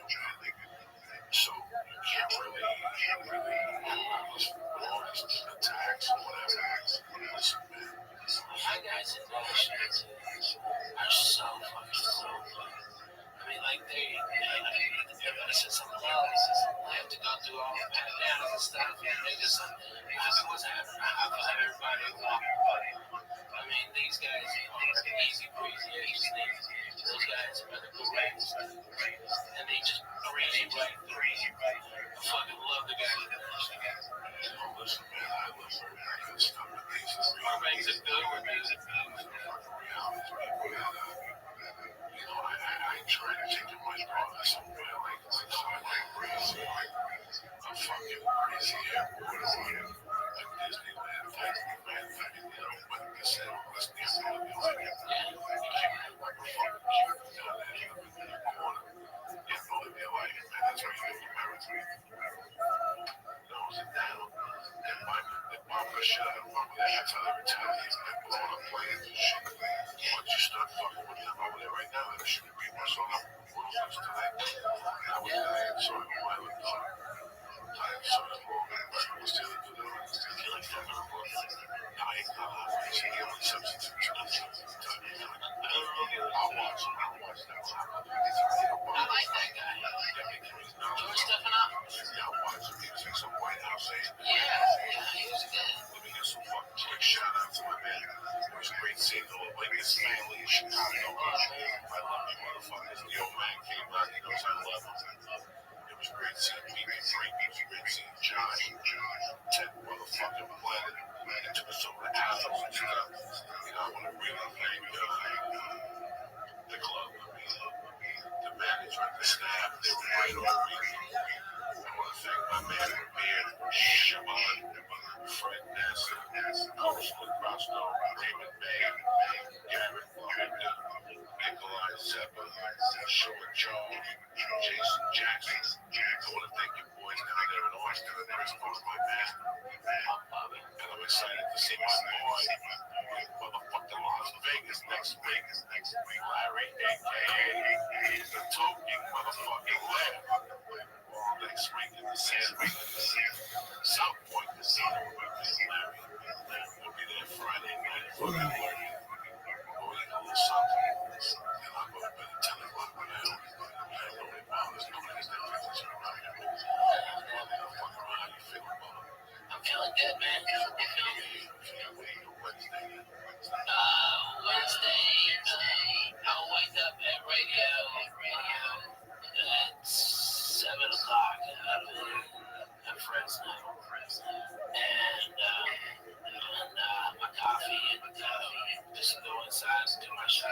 I really don't like the water because I got that license surgery and afterwards saying that's what I want. Otherwise, it gives me a migraine headache now. It's all the stress. And I get a headache nowadays because of that surgery. So I have to wear shades and look like a douche in front of people. And it's like, it's so annoying. I have to explain myself. You know, a douchebag thing too. You know, just wish my eyes would work. Yeah, man. You know, I've got great vision. 2010. When I got it done, I was 2020. The next day was 2015. The day after that, everything was healed up, and it was 2010. I feel that I would feel this on the hotel wall. I can't throw shit. Yeah. I can't see big things, so you know, now I don't know what happened. I can see little things. I know this is flow. I know this is Paris. I'm too fucking left.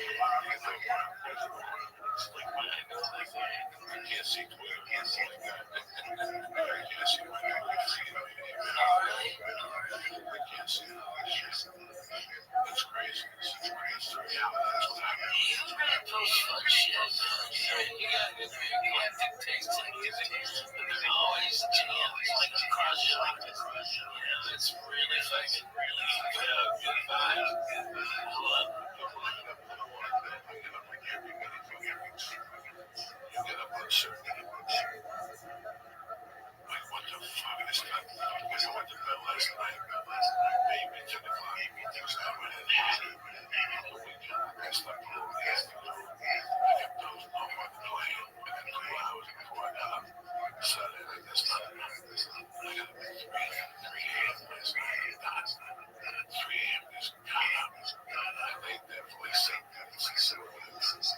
I'm going to go back to bed. I want to pee. To put the robe on. I went to the office and I had pockets. Fuck you, I didn't know. So I was writing a lot. I filled out one of my notebooks. I wrote my agenda for the day. I got my week ready. It's fucking amazing. It's got water. I already did.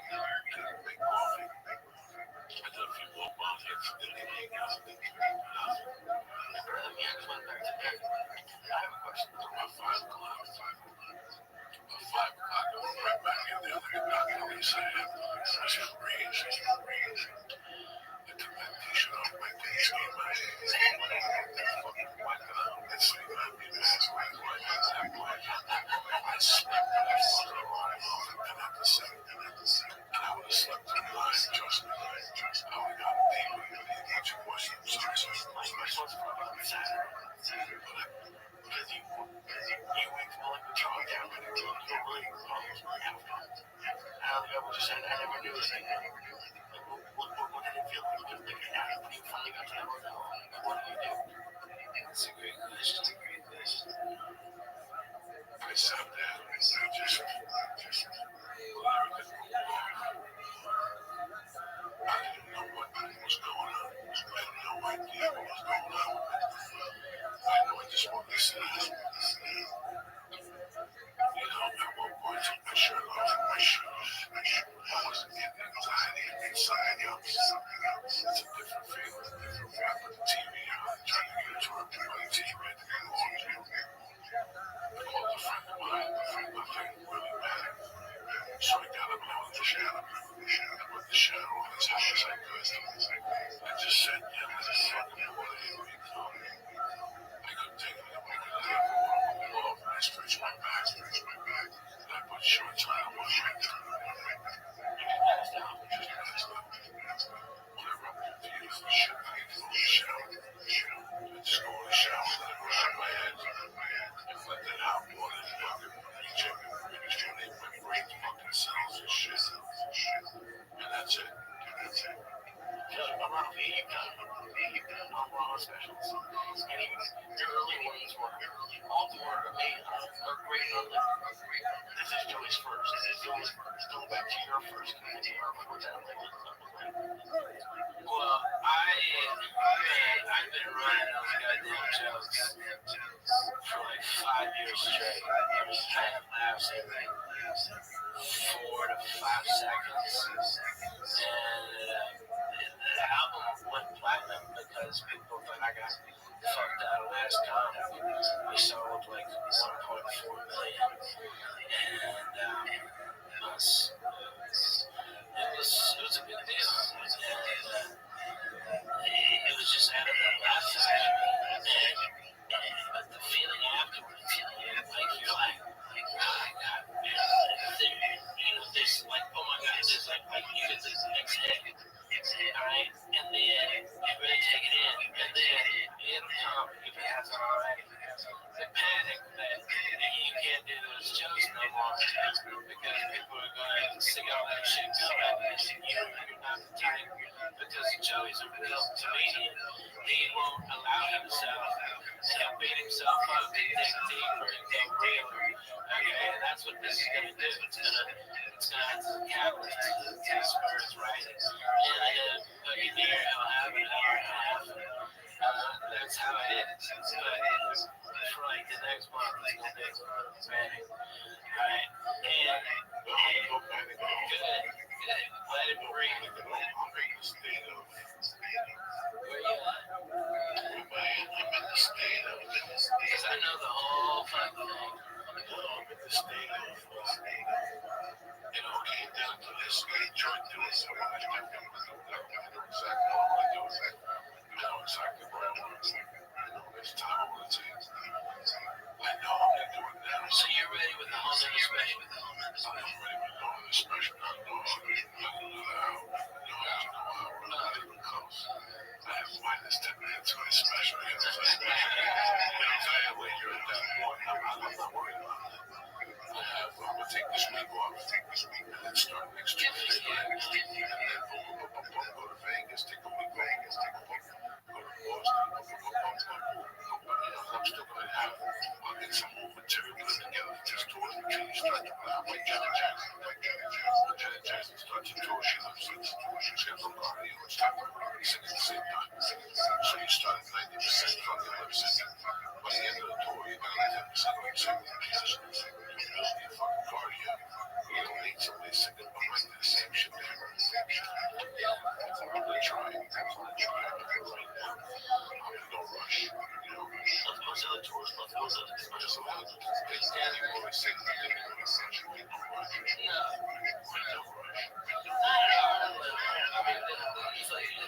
I did my special when I was 11 years in. And I hit my first special.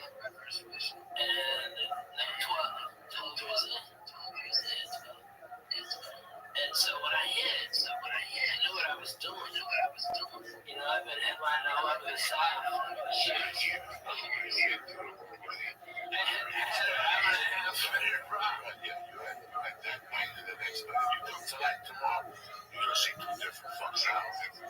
No experience takes this. I'm not worried about the material. I'm not worried about any of this shit. This is what she's talking to. You might not have anything in vain.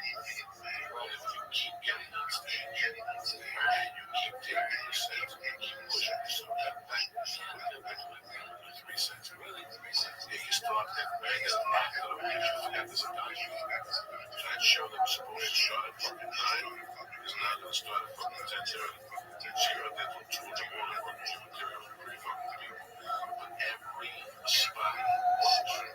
It's really amazing how a friend of mine once told me that everything works for you. I didn't know what the fuck he meant.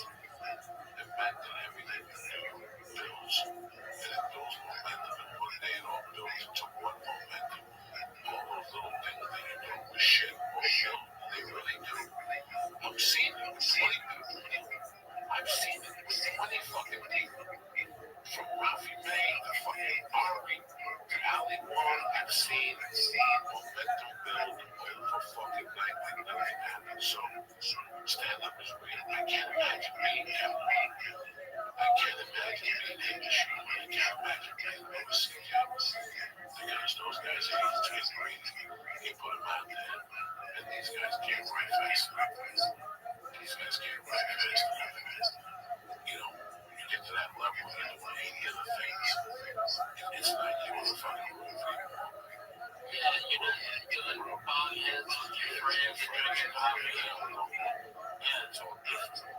all different. It's all different now. So people can't adjust the energy. I was telling Lee that the most important thing is grounding. No matter what Ralphie had around me at all times, the 6'8", the thing, I was always off the phone tormenting and making him laugh. Keep it grounded so you don't buy into the fucking bullshit. You don't buy it. They're gonna hit you with bullshit. That's it. There's a ton of bullshit that comes with it. You keep your friends around. You know what? Ralph, that joke ain't funny. When the agent tells you that the joke is funny, we love it. You ain't dog shit. Like that poor guy that tell you shit on the Velvet saying that. Oh my God, you hear it all. What I was one of them lost boys that come rip his fucking head off. do you do?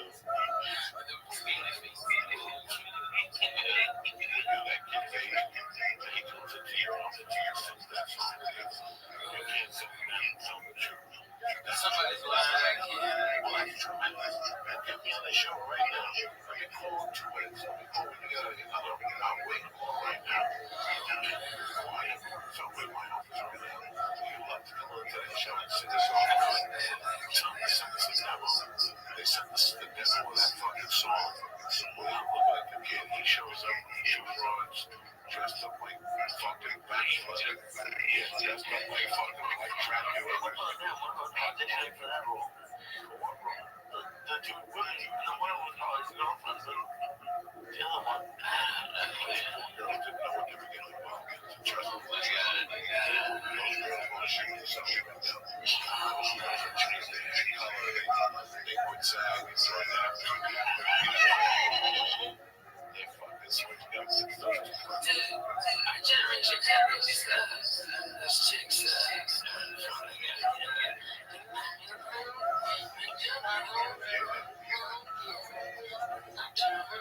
Those chicks were so fucking hot. It was a good song, good singer.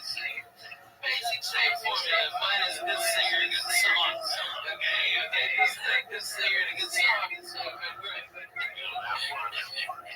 Music at that time was like something. The video wasn't on TV. The portrait that you saw, it really wasn't about the music. The music was good. The visual effects, the fucking videos in 83 and 84 were fucking brilliant. Sledgehammer, Thriller, those videos, and that's been sold tickets to those times. That video, lights are on. You know what he's talking about? You know what he's talking about? Put on, we'll give you a lesson. TV, music, radio. Put on Robert Power. Just put what they used to do. He has a black for back then. And it's a type of mushroom cattle. I'm only getting off a little this type of mushroom. This is word training. So what problem was Addicted to love. You ever saw this thing? Oh, this is tremendous. You know what they've done? Turn the video, played different things to copy this. But I think this guy was the first guy. I don't know if that's why I don't want to say for sure. This is the first guy I saw doing this that really made an impact on me. You never saw this. You never saw it. Unless you show it to me. Oh my God, seriously? Thank God. Watch this.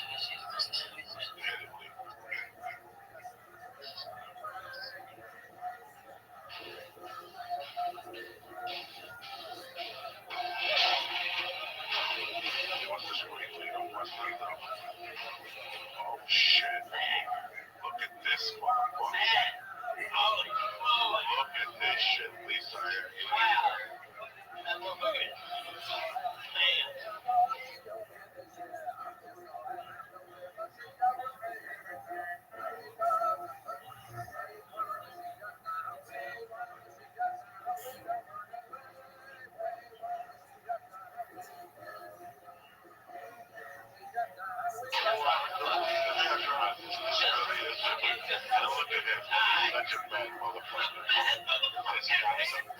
Listen to his sound. Nobody's got Nobody's got a sound like that.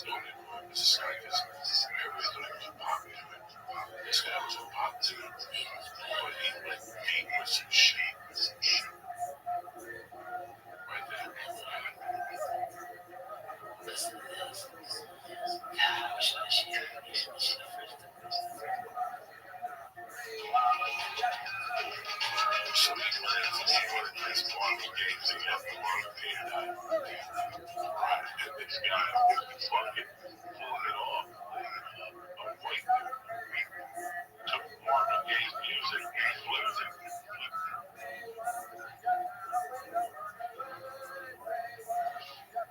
He flipped it, this dude. Nobody said because it was that good.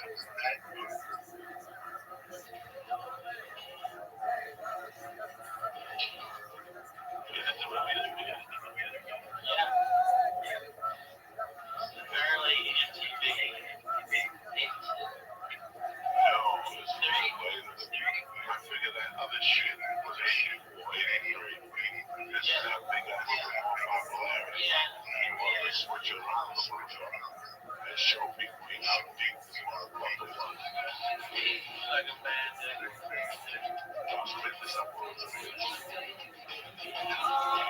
Break some down. Somebody here goes right there. There you go. There you go. Just like you said.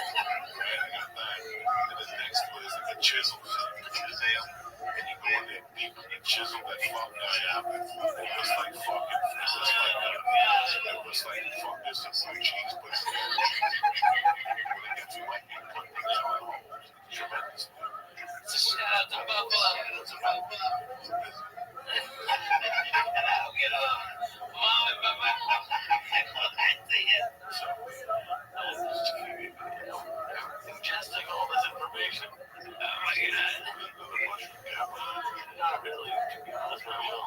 It's Monday night. This is 17 months old. Okay. We're supposed to have something 11 months later happen. So I'm just like fucking do my thing. I don't bother nobody. With a nice time. A lot. Congratulations to you. Yeah. That's amazing, Joey. Like I said, now you know. Like I said, man, it's a pleasure to see you grow. You know, I was always happy about all your success. You see all these guys, you know, all get up and they're being great success. They're great success. You know what I'm saying? All right, listen, man. I don't want to sit in the fucking outside. You know, watch my movie stuff being wrong. The rest of it all is human contact. You know what I'm saying? I don't want fucking TMZ ever to question me and my son. I don't ever want to be one of those guys, man. I just want to be there. Man, I get that shit so much, bro. That's it. I want nobody to think know I exist. I would never want to be an ambition machine. God forbid. I would never want to be a Louis C. Capitalist. It's so critical. Oh, I know. Be a comedian. Because you can't develop it. It's too rough. No, it's too rough because most people get affected by it. Oh, everything. So it's too rough. It's all that. So you don't want to be in that particular spot. If you're going to be in that spotlight, you have to have three right and that right. You know, material that is That's great. policy friendly. I'd rather shoot myself in the fucking head. Next topic. What else? Not sucking up. We smoke weed. What was going on? You know, jumping jacks on that you're saying. Ready for the mushroom. I found some acid in it under one of the albums and shit. I have a piece. You know, bring it back. Oh, believe me, that's man, great stuff like that. All right, wait. This sofa is a safety set. If anything, you do anything weird, we go to the safety set. But hey, just write it out, okay? Yeah. You want to take a shower, take a shit. That's what it goes. He's a soldier. I love it. I have to remember this right here. This is it. Maybe there's something between the people. Oh, well, we gotta get one more. We got hot week. We gotta be fine. I'm going to be in Nashville. Nashville. Down there in Nashville. We gotta do for I want to head out real size candy bars. Everybody goes to that. Well, you know those fun size candy bars? There's nothing fun about it. You just get started, you just get okay. I get my whole candy bars. I go to Sam's and get fucking cases. Sit out there. Just put them here, you go. Right? Like, I appreciate you. You know, don't talk big about us. You know what I mean? I'm your fan. Okay, we're down. Okay, you pick the neighborhood. It sings the way it fits. We get fucked up. Okay? You know what I mean? Just let it forward a little bit. Okay? The mom will come up. I have 3 or 2 like Reese. Okay, well, Snickers and Mom says, oh, you want the money? Well, this is on caramel. Okay, right now we got what's up. But I mean, I go through probably 300 but it just, I mean, kids light up and I get toys and stuff.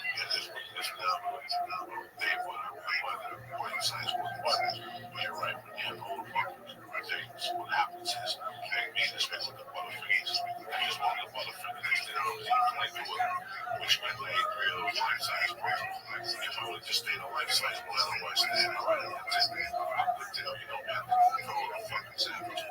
I could say, fuck it, that's it. I had to kill those burgers. I saw those, you were telling me, tearing shit up, I was tearing shit up, which I'm glad I am. I'm proud of this. You know, big dog. I ain't no Slim Jim, I don't give a fuck. I want you to be healthy. But don't sit there. Look me in the fucking eye. I don't know the way these 2 people. I didn't even this okay. I was on stage for 2 hours. I come back, he said, there with a big brother's face. Old me as fuck. I was eating. I wasn't. There were cheese and prosciutto and prosciutto. Well, backstage over there, in the green room, there was prosciutto. You know, when I got back there, ask Willie. When I got back there, I had no pizza. Ask Willie. Get Willie on the phone. Listen, when I got back there, hey, stop that. Something like that. Get Willie on the phone. I was in the same book. He said that. I ate 3 slices in the bed. I ate 3 slices. That was later. Yeah, no, something ate the one. Not me. There was a pizza and a fucking half. I was saying at the table. I just don't wait. I wasn't I wasn't there. I was in Portland. There was a whole pizza that was pointless. There was a pizza that took 2 little seconds. Okay, I gotta be honest. No fucking pan pizza. It was 2 little strings saying come back. 2 little slices when I went back to both. He ate one that one. And he ate a piece of chicken nugget. And he was eating these same fucking vegetables. The chocolate vegetables. It's not with the fucking vegetables. So next thing you know, I come back and there's no pizza. He's sitting there with his grill, high as fuck he was. And I go, what's going on? Chicken color taco shop. His wife just got sick eating shop. And also he's out there begging her to go. There's no hometown and tour the fucking They're talking about 2 different nights. We're talking about Saturday or Friday. Where'd you go Friday night? Friday night was the chicken pie. With a cup of French fries. Just no pasta. Pasta. Yeah. You ate pasta at 3 in the morning. Just a little bit of that hay, like a emotional something. Yeah, was it a little? Yeah. What was it Saturday? The reason why I didn't was because I didn't include cheese, so I couldn't eat most of the stuff. And Saturday was because I had like 2 slices and he had a chicken jump. Right? Yeah, a ton of pizza. That's so cool. You're getting so Lee was sitting right I did 3 slices. I did 3 slices. plus the 15 slices. But that's like a pound of pizza, right? Right to the master. I'm going to look at your fingers. No, it's not. Ladies and gentlemen of the court, I'm watching like, oh, it's not even.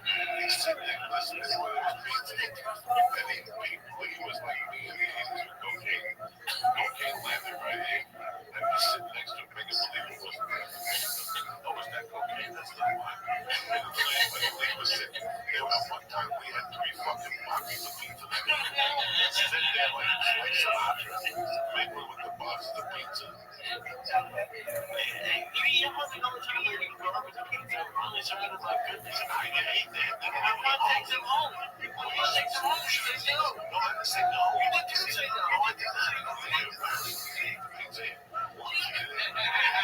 just want to have a slice of sports or something. Everybody else, they always like stuff eating your pizza. No, I went to the front desk. So your pizza goes with the front door. Well, at least make easy. I recommended these. What's the brand? This one like 2 in the morning. I got like the smallest little sort of processor. It was like 8 inches. It was like.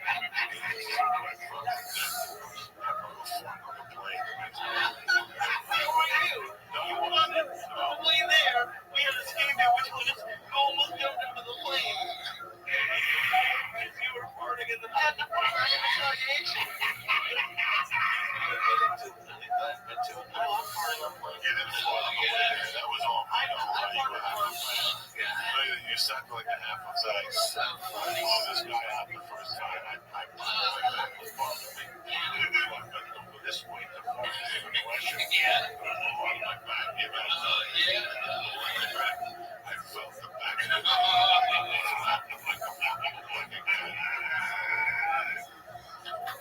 and I sit back, and within 2 minutes, I see Lee look at me, make it look like he's doing sign language, and he's nailing that part. They got the filter of the planes on the never take a window seat. Because everything that comes goes right into the window. If I sneeze, it goes to the window. If I blow my nose, it goes to the window of my fart. So he gets the first dose of the fart. This guy gets the second dose. That hurricane last week was supposed to come back. This fart goes back. This fart went deep and it breaks. It's like a wave, right? It's like a wave. It breaks like this. Happens in those least directions. You ever have it? These guys mouth gets stabbed. I didn't know how to fart in those first time. I've been doing it for 10 fucking years. I started on running. That's the first thing I did. That's first class. That's jerky. You're gonna catch him when he's sleeping. And then mouth has to be around. Robin was asleep by the window with his mouth facing. That's tough to catch with a fucking fart. I'm tugging at him. Don't fuck around. Tell you how it is. On the way back, I got upgraded to first class. It's Sunday flight on the way home. I was gonna upgrade it. I walked by the gym on my way. Killing it. I never had a book before we got on the plane. We started the flight at 7:30 a.m. with 200 milligrams of death. I joined in the hotel with a real fun around.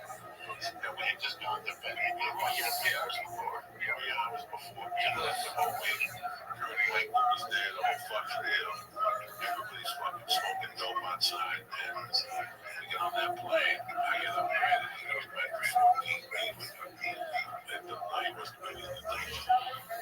They charge you for a seat now for 14 days. $50. Now they put you in a fucking dungeon, dog. And let me tell you something, you fly anything down from 16 back, you gotta get sick. You get sick, you gotta get out of the hobby.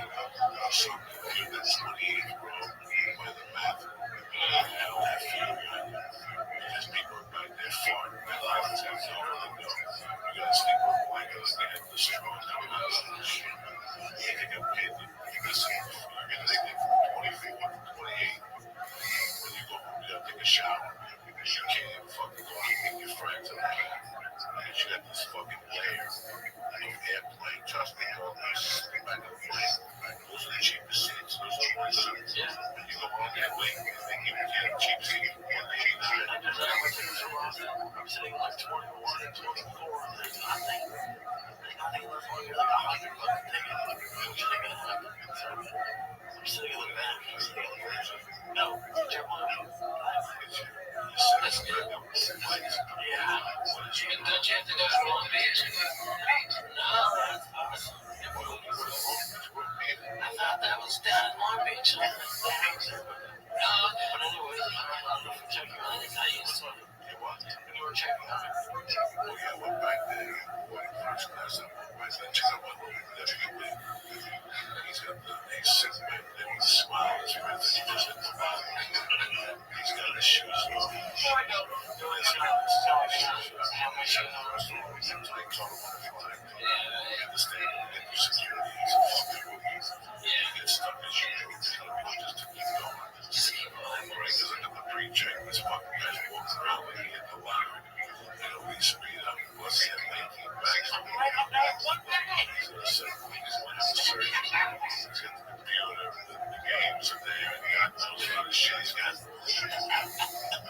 God knows what this shit's got. I got two things up with me. I got two things up my job. I got a sleep apnea machine. And you know what I don't pay attention? I don't take my own money. I never take it out. I haven't taken that computer out in 20 years. They were saying, I'm taking it out. I haven't taken it out. That's how I run. So I'm taking nothing. Leave it in there, shake your mind off. Take this thing off. Take your fucking belt off. Take the tickets out of your pocket. Take your cell phone and put in your right shoe. And take your wallet and put in your fucking left shoe. So they can't rob you. Cocksuckers. You get shaken down. You should talk way out. You don't understand. So guys like you and the shirt like shit on. The shirt like shit on. Small. You got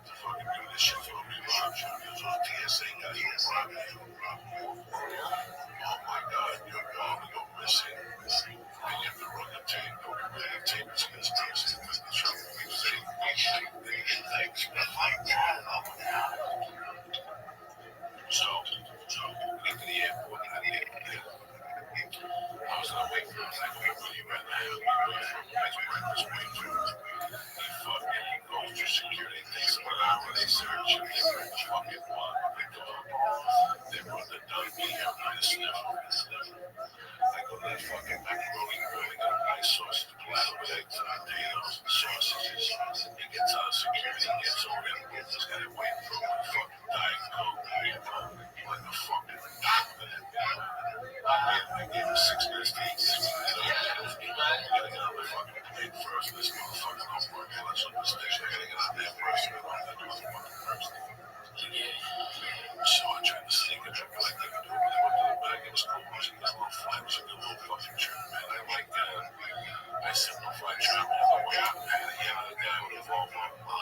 Because he tried to play the white fucking supreme game on me that he was mad at. I think I'm 2 miles. So I played this fucking card, and the guy fell apart at the seams.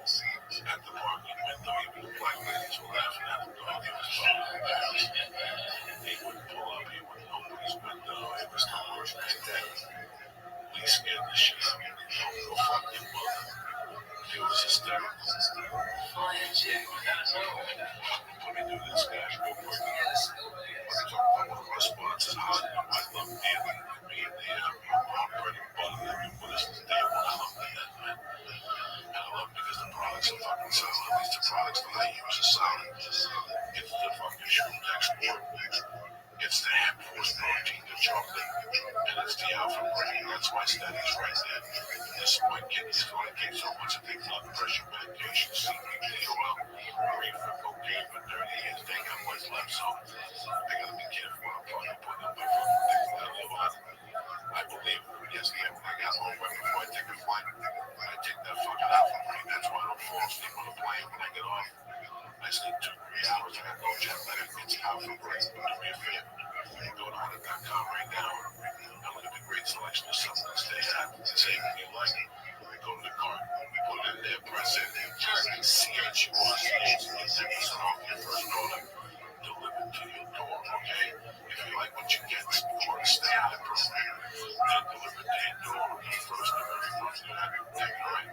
Go to hunter.com and press it. And get 10% off your first order.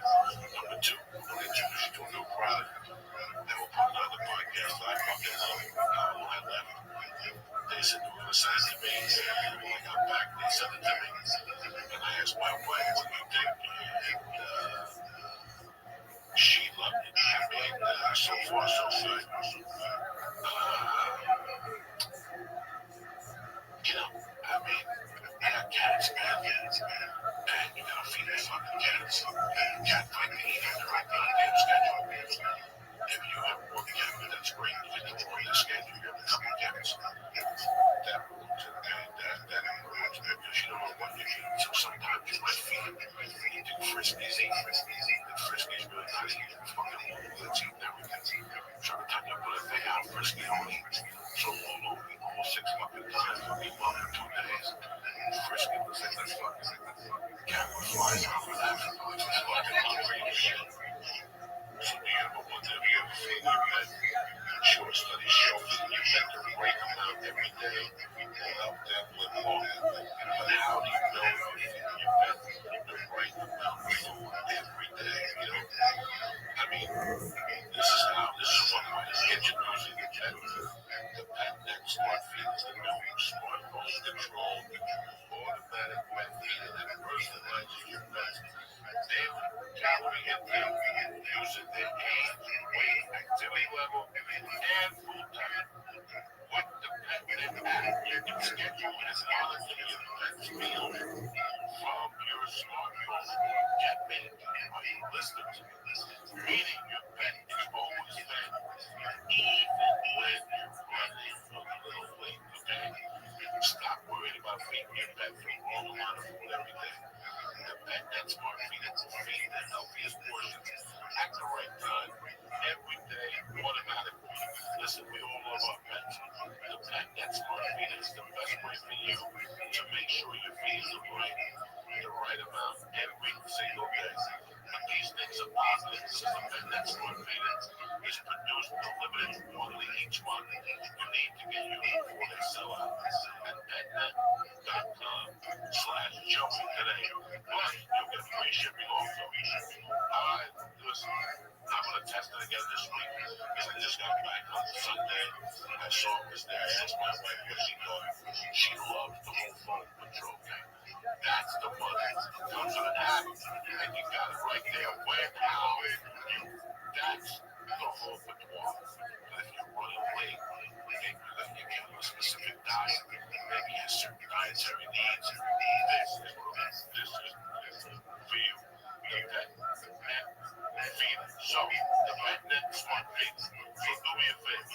Go to petnet.com/Joey today. And you're going to get free shipping. What I'm going to do is this. Get your PetNet Smart Feeder. Get your PetNet Smart Feeder plus free shipping when you go to petnet.com/Joey. That's petnet.com/Joey. Again, petnet.com/Joey. This is the future, okay? Right now, PetNet Smart Feeder is the best way for you to make sure you're feeding your cat the right way, the right amount, every single day. So again, get your PetNet Smart Feeder plus free shipping when you go to petnet.com/Joey. What do you think about that, cocksuckers? I love it. Strong, old school. Now, I'm sure you can use your dog too. Dog, cat, My man Biscuits, he is fucking the greatest. Good English shit all time. I mean, he's fucking the greatest. That dog is on a regimented thing. I would love to be able to, if I could hook that up to my cameras and be able to feed it, make sure he gets exactly what he's supposed to get, and shut it off. I'm over it. go to petnet.com/Joey. Done. Look out and see the options you got. I guarantee you love it. It's a teacher out. That's what you're going to like. Yeah. Backwards and I got it. Always a pleasure to have you on. Always a pleasure to see you.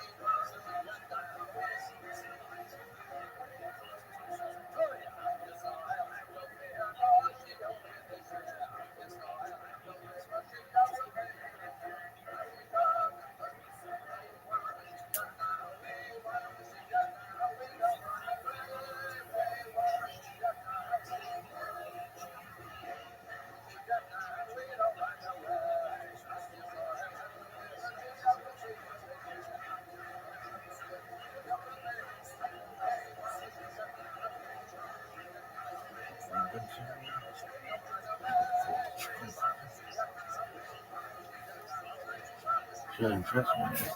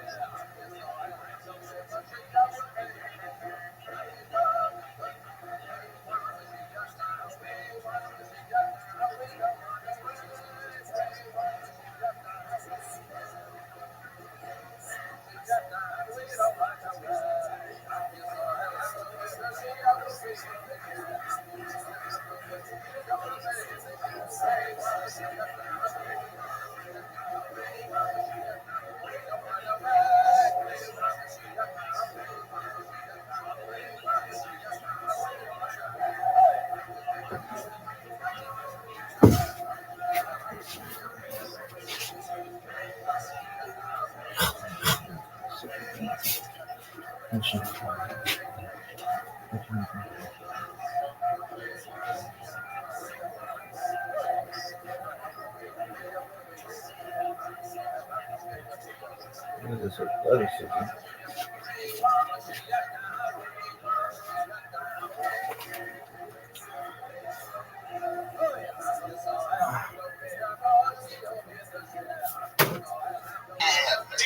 get out of here, dude. We don't have to take this. Somebody walk us out of here, dude. We've kidnapped both of your handlers. You're going to be here for the rest of the night. Bring a little porta potty up here. I'm fascinated that Chris had observational jokes. I don't know how I've touched Chris a lot in the back, but I wanted him to know that I was talking to him, you know. I don't know how blind. I didn't know how blind.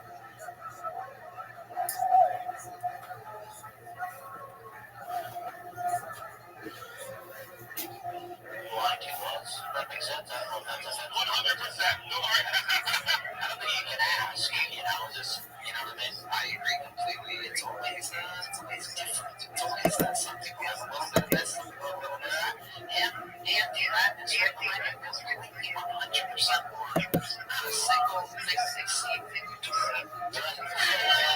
Party time, everybody.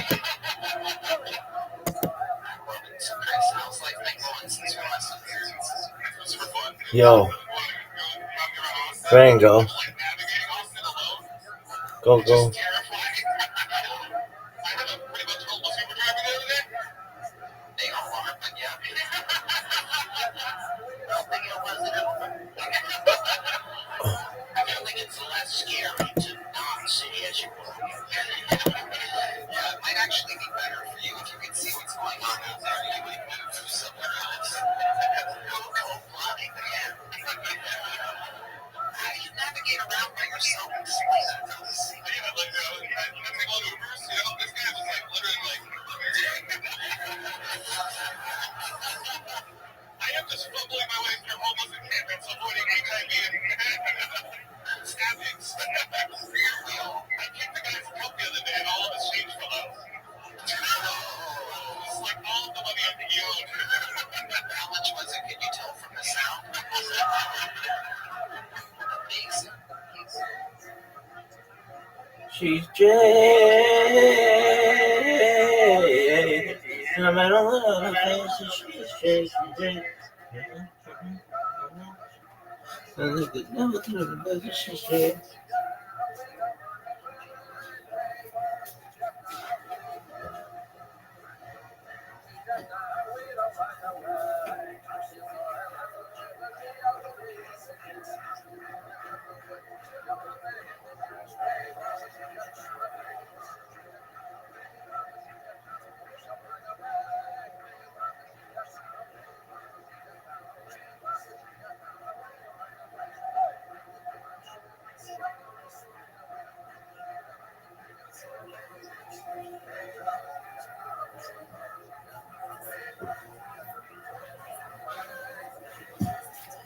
She's Jay. She's Jay.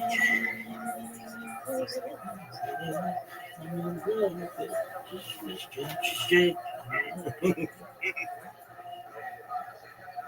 Stop, Chris. Tell us what do you do with the rest of your days? What else goes on? Jerk off a lot. All right. Right then, you can go blind any day now.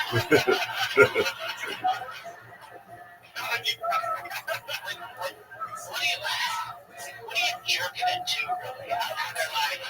What's it, fields? Are you thinking about fields? I mean, these are real questions. We're going to create a soccer. Somebody has a great voice. What do you think about? What do you think of your picture? So I put porn on that. I got a computer. You know, I just kind of listen to it. I do just listen to it, but I can't like listen to it like you. Yeah, listen to it. Just slugging and gagging. It's not very sensible. It could be a dude sucking that big thing. I wouldn't really know, you know? She's Jay. That's just it. Speak for yourself.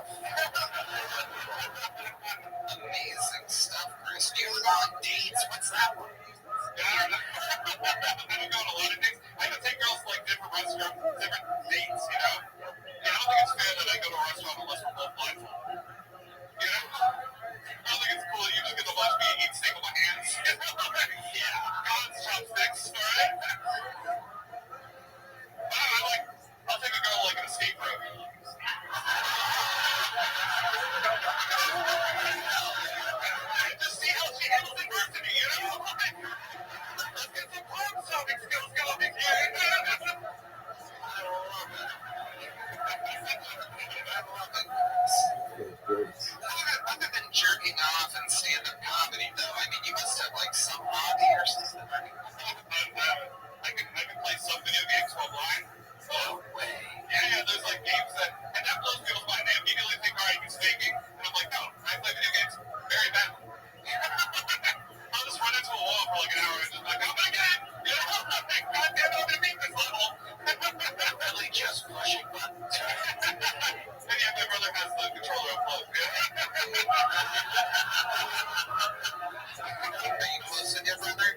Yeah, he's not here. Nice. And he can see. That would suck. Yeah, it seemed like it was a genetic thing, though, right? What you had, or I was just born like with fucked up eyes. Like it was just I just rolled that. You know, you're pretty annoying right away. Just roll them right back. I was born in the middle out there.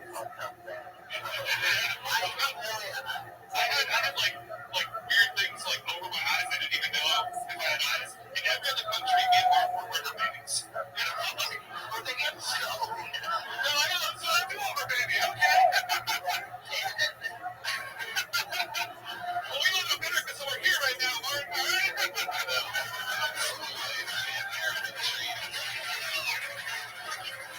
Well, Chris, it was a great set. Great, amazing stuff. Well written. You really crossed your eyes and counted your T's. It was amazing. Right, man? I'm about to have you back on the Secret Show Thursday. Real gig. Celia. Here he goes, ladies and gentlemen. Kidding. There's your handler. Look at him somehow seeming more blind than the blind guy.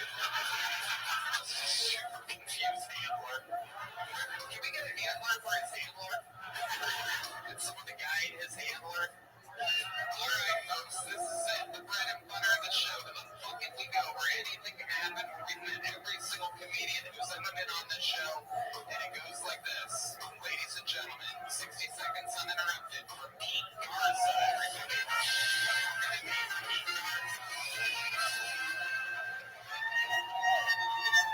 I'm trying to cornhole for the first time.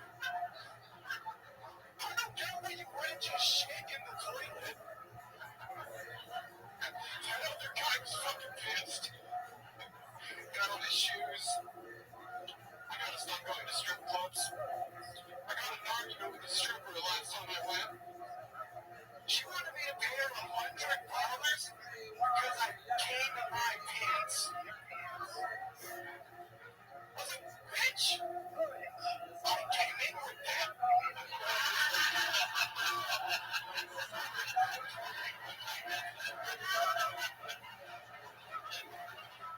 It's not even my cum. You don't know. You dumb fucking slut. I still paid her the money because I wanted to have sex with her.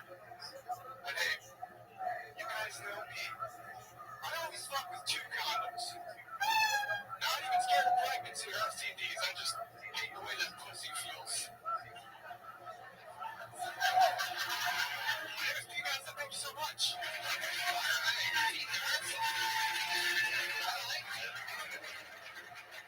Wild boy. How old are you, Pete? I know this. I'm 24 next month. Okay. All right. So you're 23? Yes. I believe so. Perfect. How long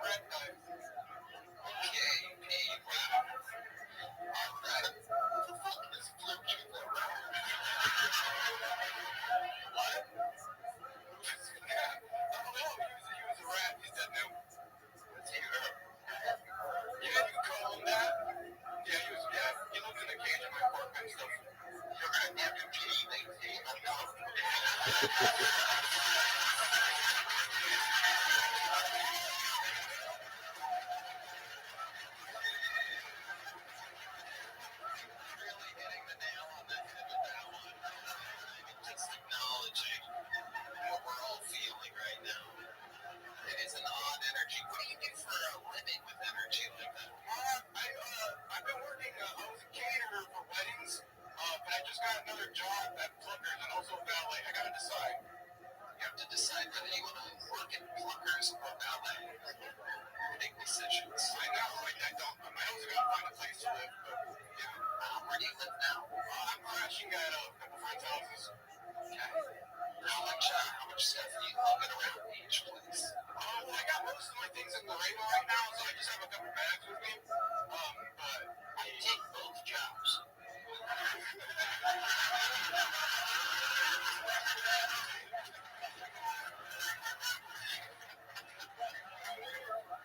You were ballet and a Pluckers? Or they were separate? No, I'm not going to start asking when you say you did both jobs. No, I'm saying you should take both. Oh, I know you said you did both. Oh, I have. Yeah, I think you should take both jobs. I think you should really, really start working. You don't have a place to live. I know, it's very scary. Where are you from? I'm from Laredo originally, down south. How long have you lived in Austin? 5 years. 5 years? Have you ever had your own place? Yeah. I moved here with my ex-girlfriend to go to UT. That did not work out. Really? Oh, shit. Yeah, no, it was during COVID, so I dropped out after a year. I had a full ride. How'd you have a full ride? Believe it or not, I was very smart back then. I had like a, no, I had like a 15-year-old. Right. I don't think the strip club is the right move for you. I agree. Having some financial issues, it sounds like. Yeah, I used to be doing pretty good. I was a valet at like a really nice resort, but I got fired from that. Why'd you get fired? I was laid on. They gave me so many chances. It was really my fault. Do you have a car? Yes. What kind of car do you have?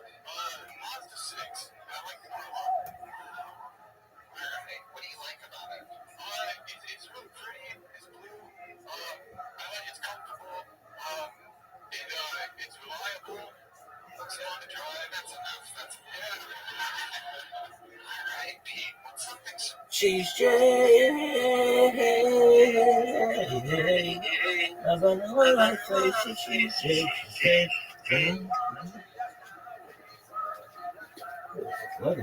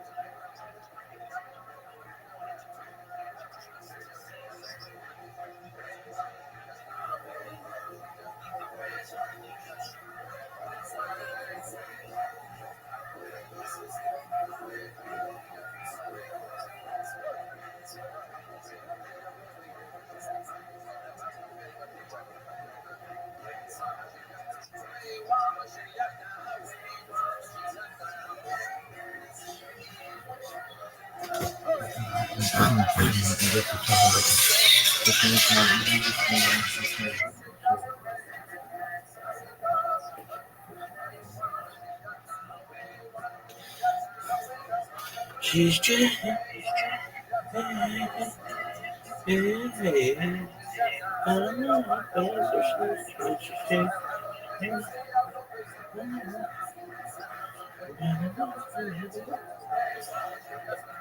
oh, dog.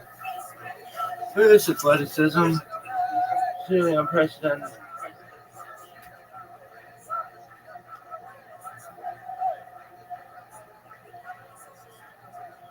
She's just.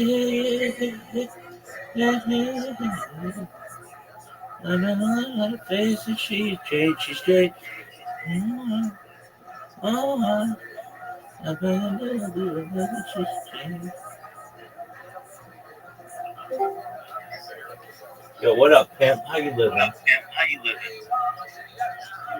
Yo, OMG, how you living? How you living, Biggie Smalls?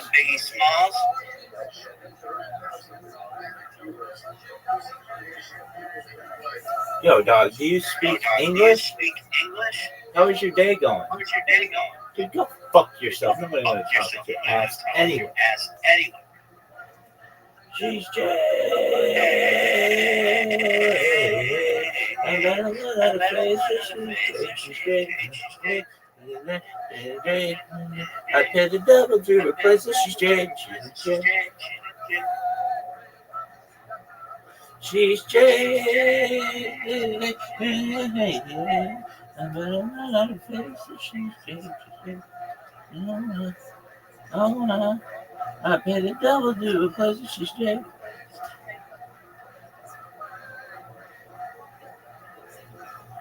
She's Jay.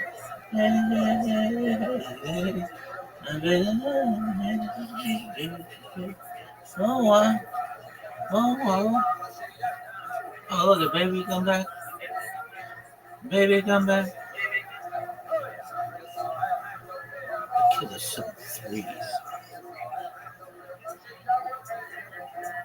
She's Jay. I got a lot of faces. She's Jay. She's Jay. Hey, nobody's watching this, but what do you think you're paying Super Bowl to? Dude, the squad is strong. We got a tough matchup. She's Jay. I got a lot of faces. She's Jay. Oh, I pay the devil to replace the She's Jay.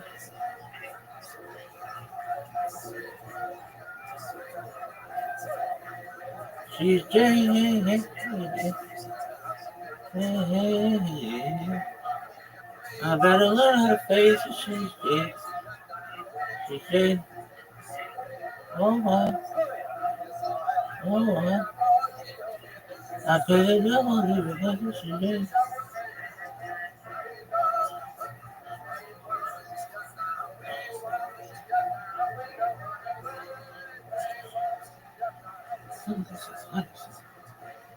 She's Jay. I better learn how to face it. She's Jay. She's Jay. Oh, I pay the devil to replace the She's Jay.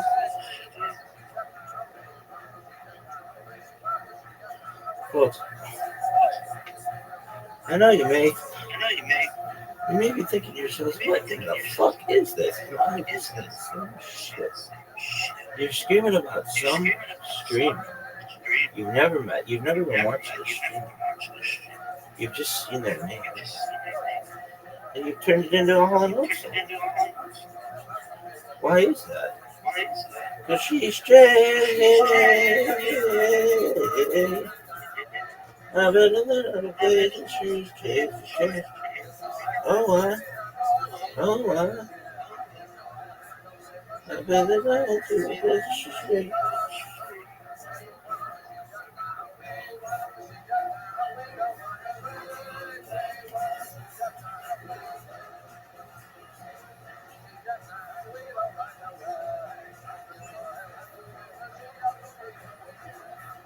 She's Jade.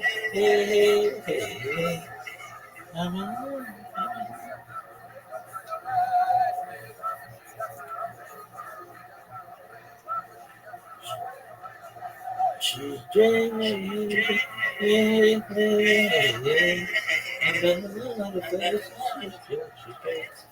Oh, wow. Oh, wow. I painted it.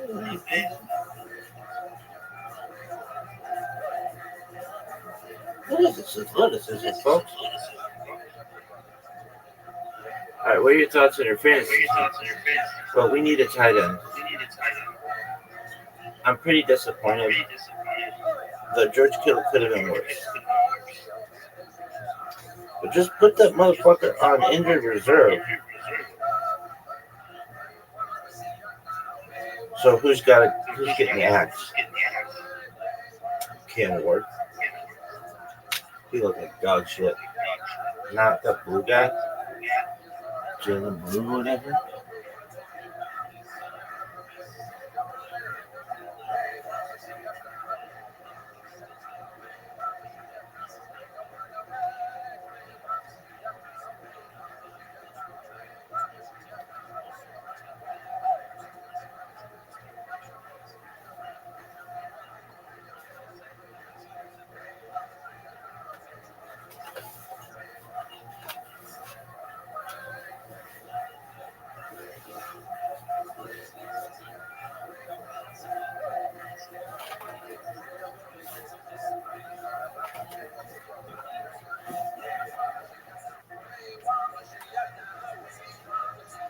Dog, how are you so fucking stupid? Like, can I only write some butt permanent marker?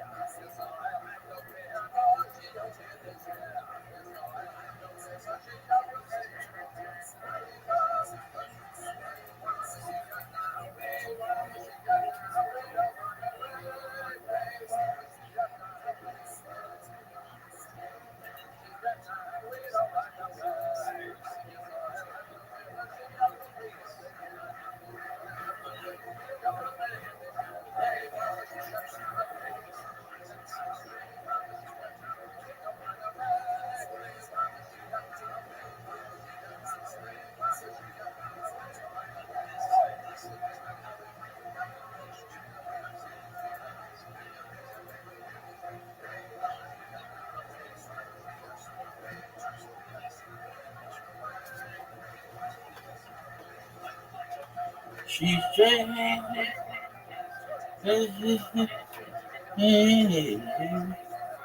better learn how to face her. She's Jane. Oh, I better learn to replace her. She's Jane. What? Everybody looking to the city. Let the carbon and monoxide turn my thoughts away. I need a drink and a quick decision. It was up to me, whatever, hold on me. Oh, she's Jade. Oh, I better learn how to face it. She's Jade. Oh, Oh, I paid the devil to replace her. She's Jade. She has no idea who I am. Well, I mean, she does, but. Psych. Never let them come and never knock something away. I need to make a quick decision. You know it's up to me. Go take it off.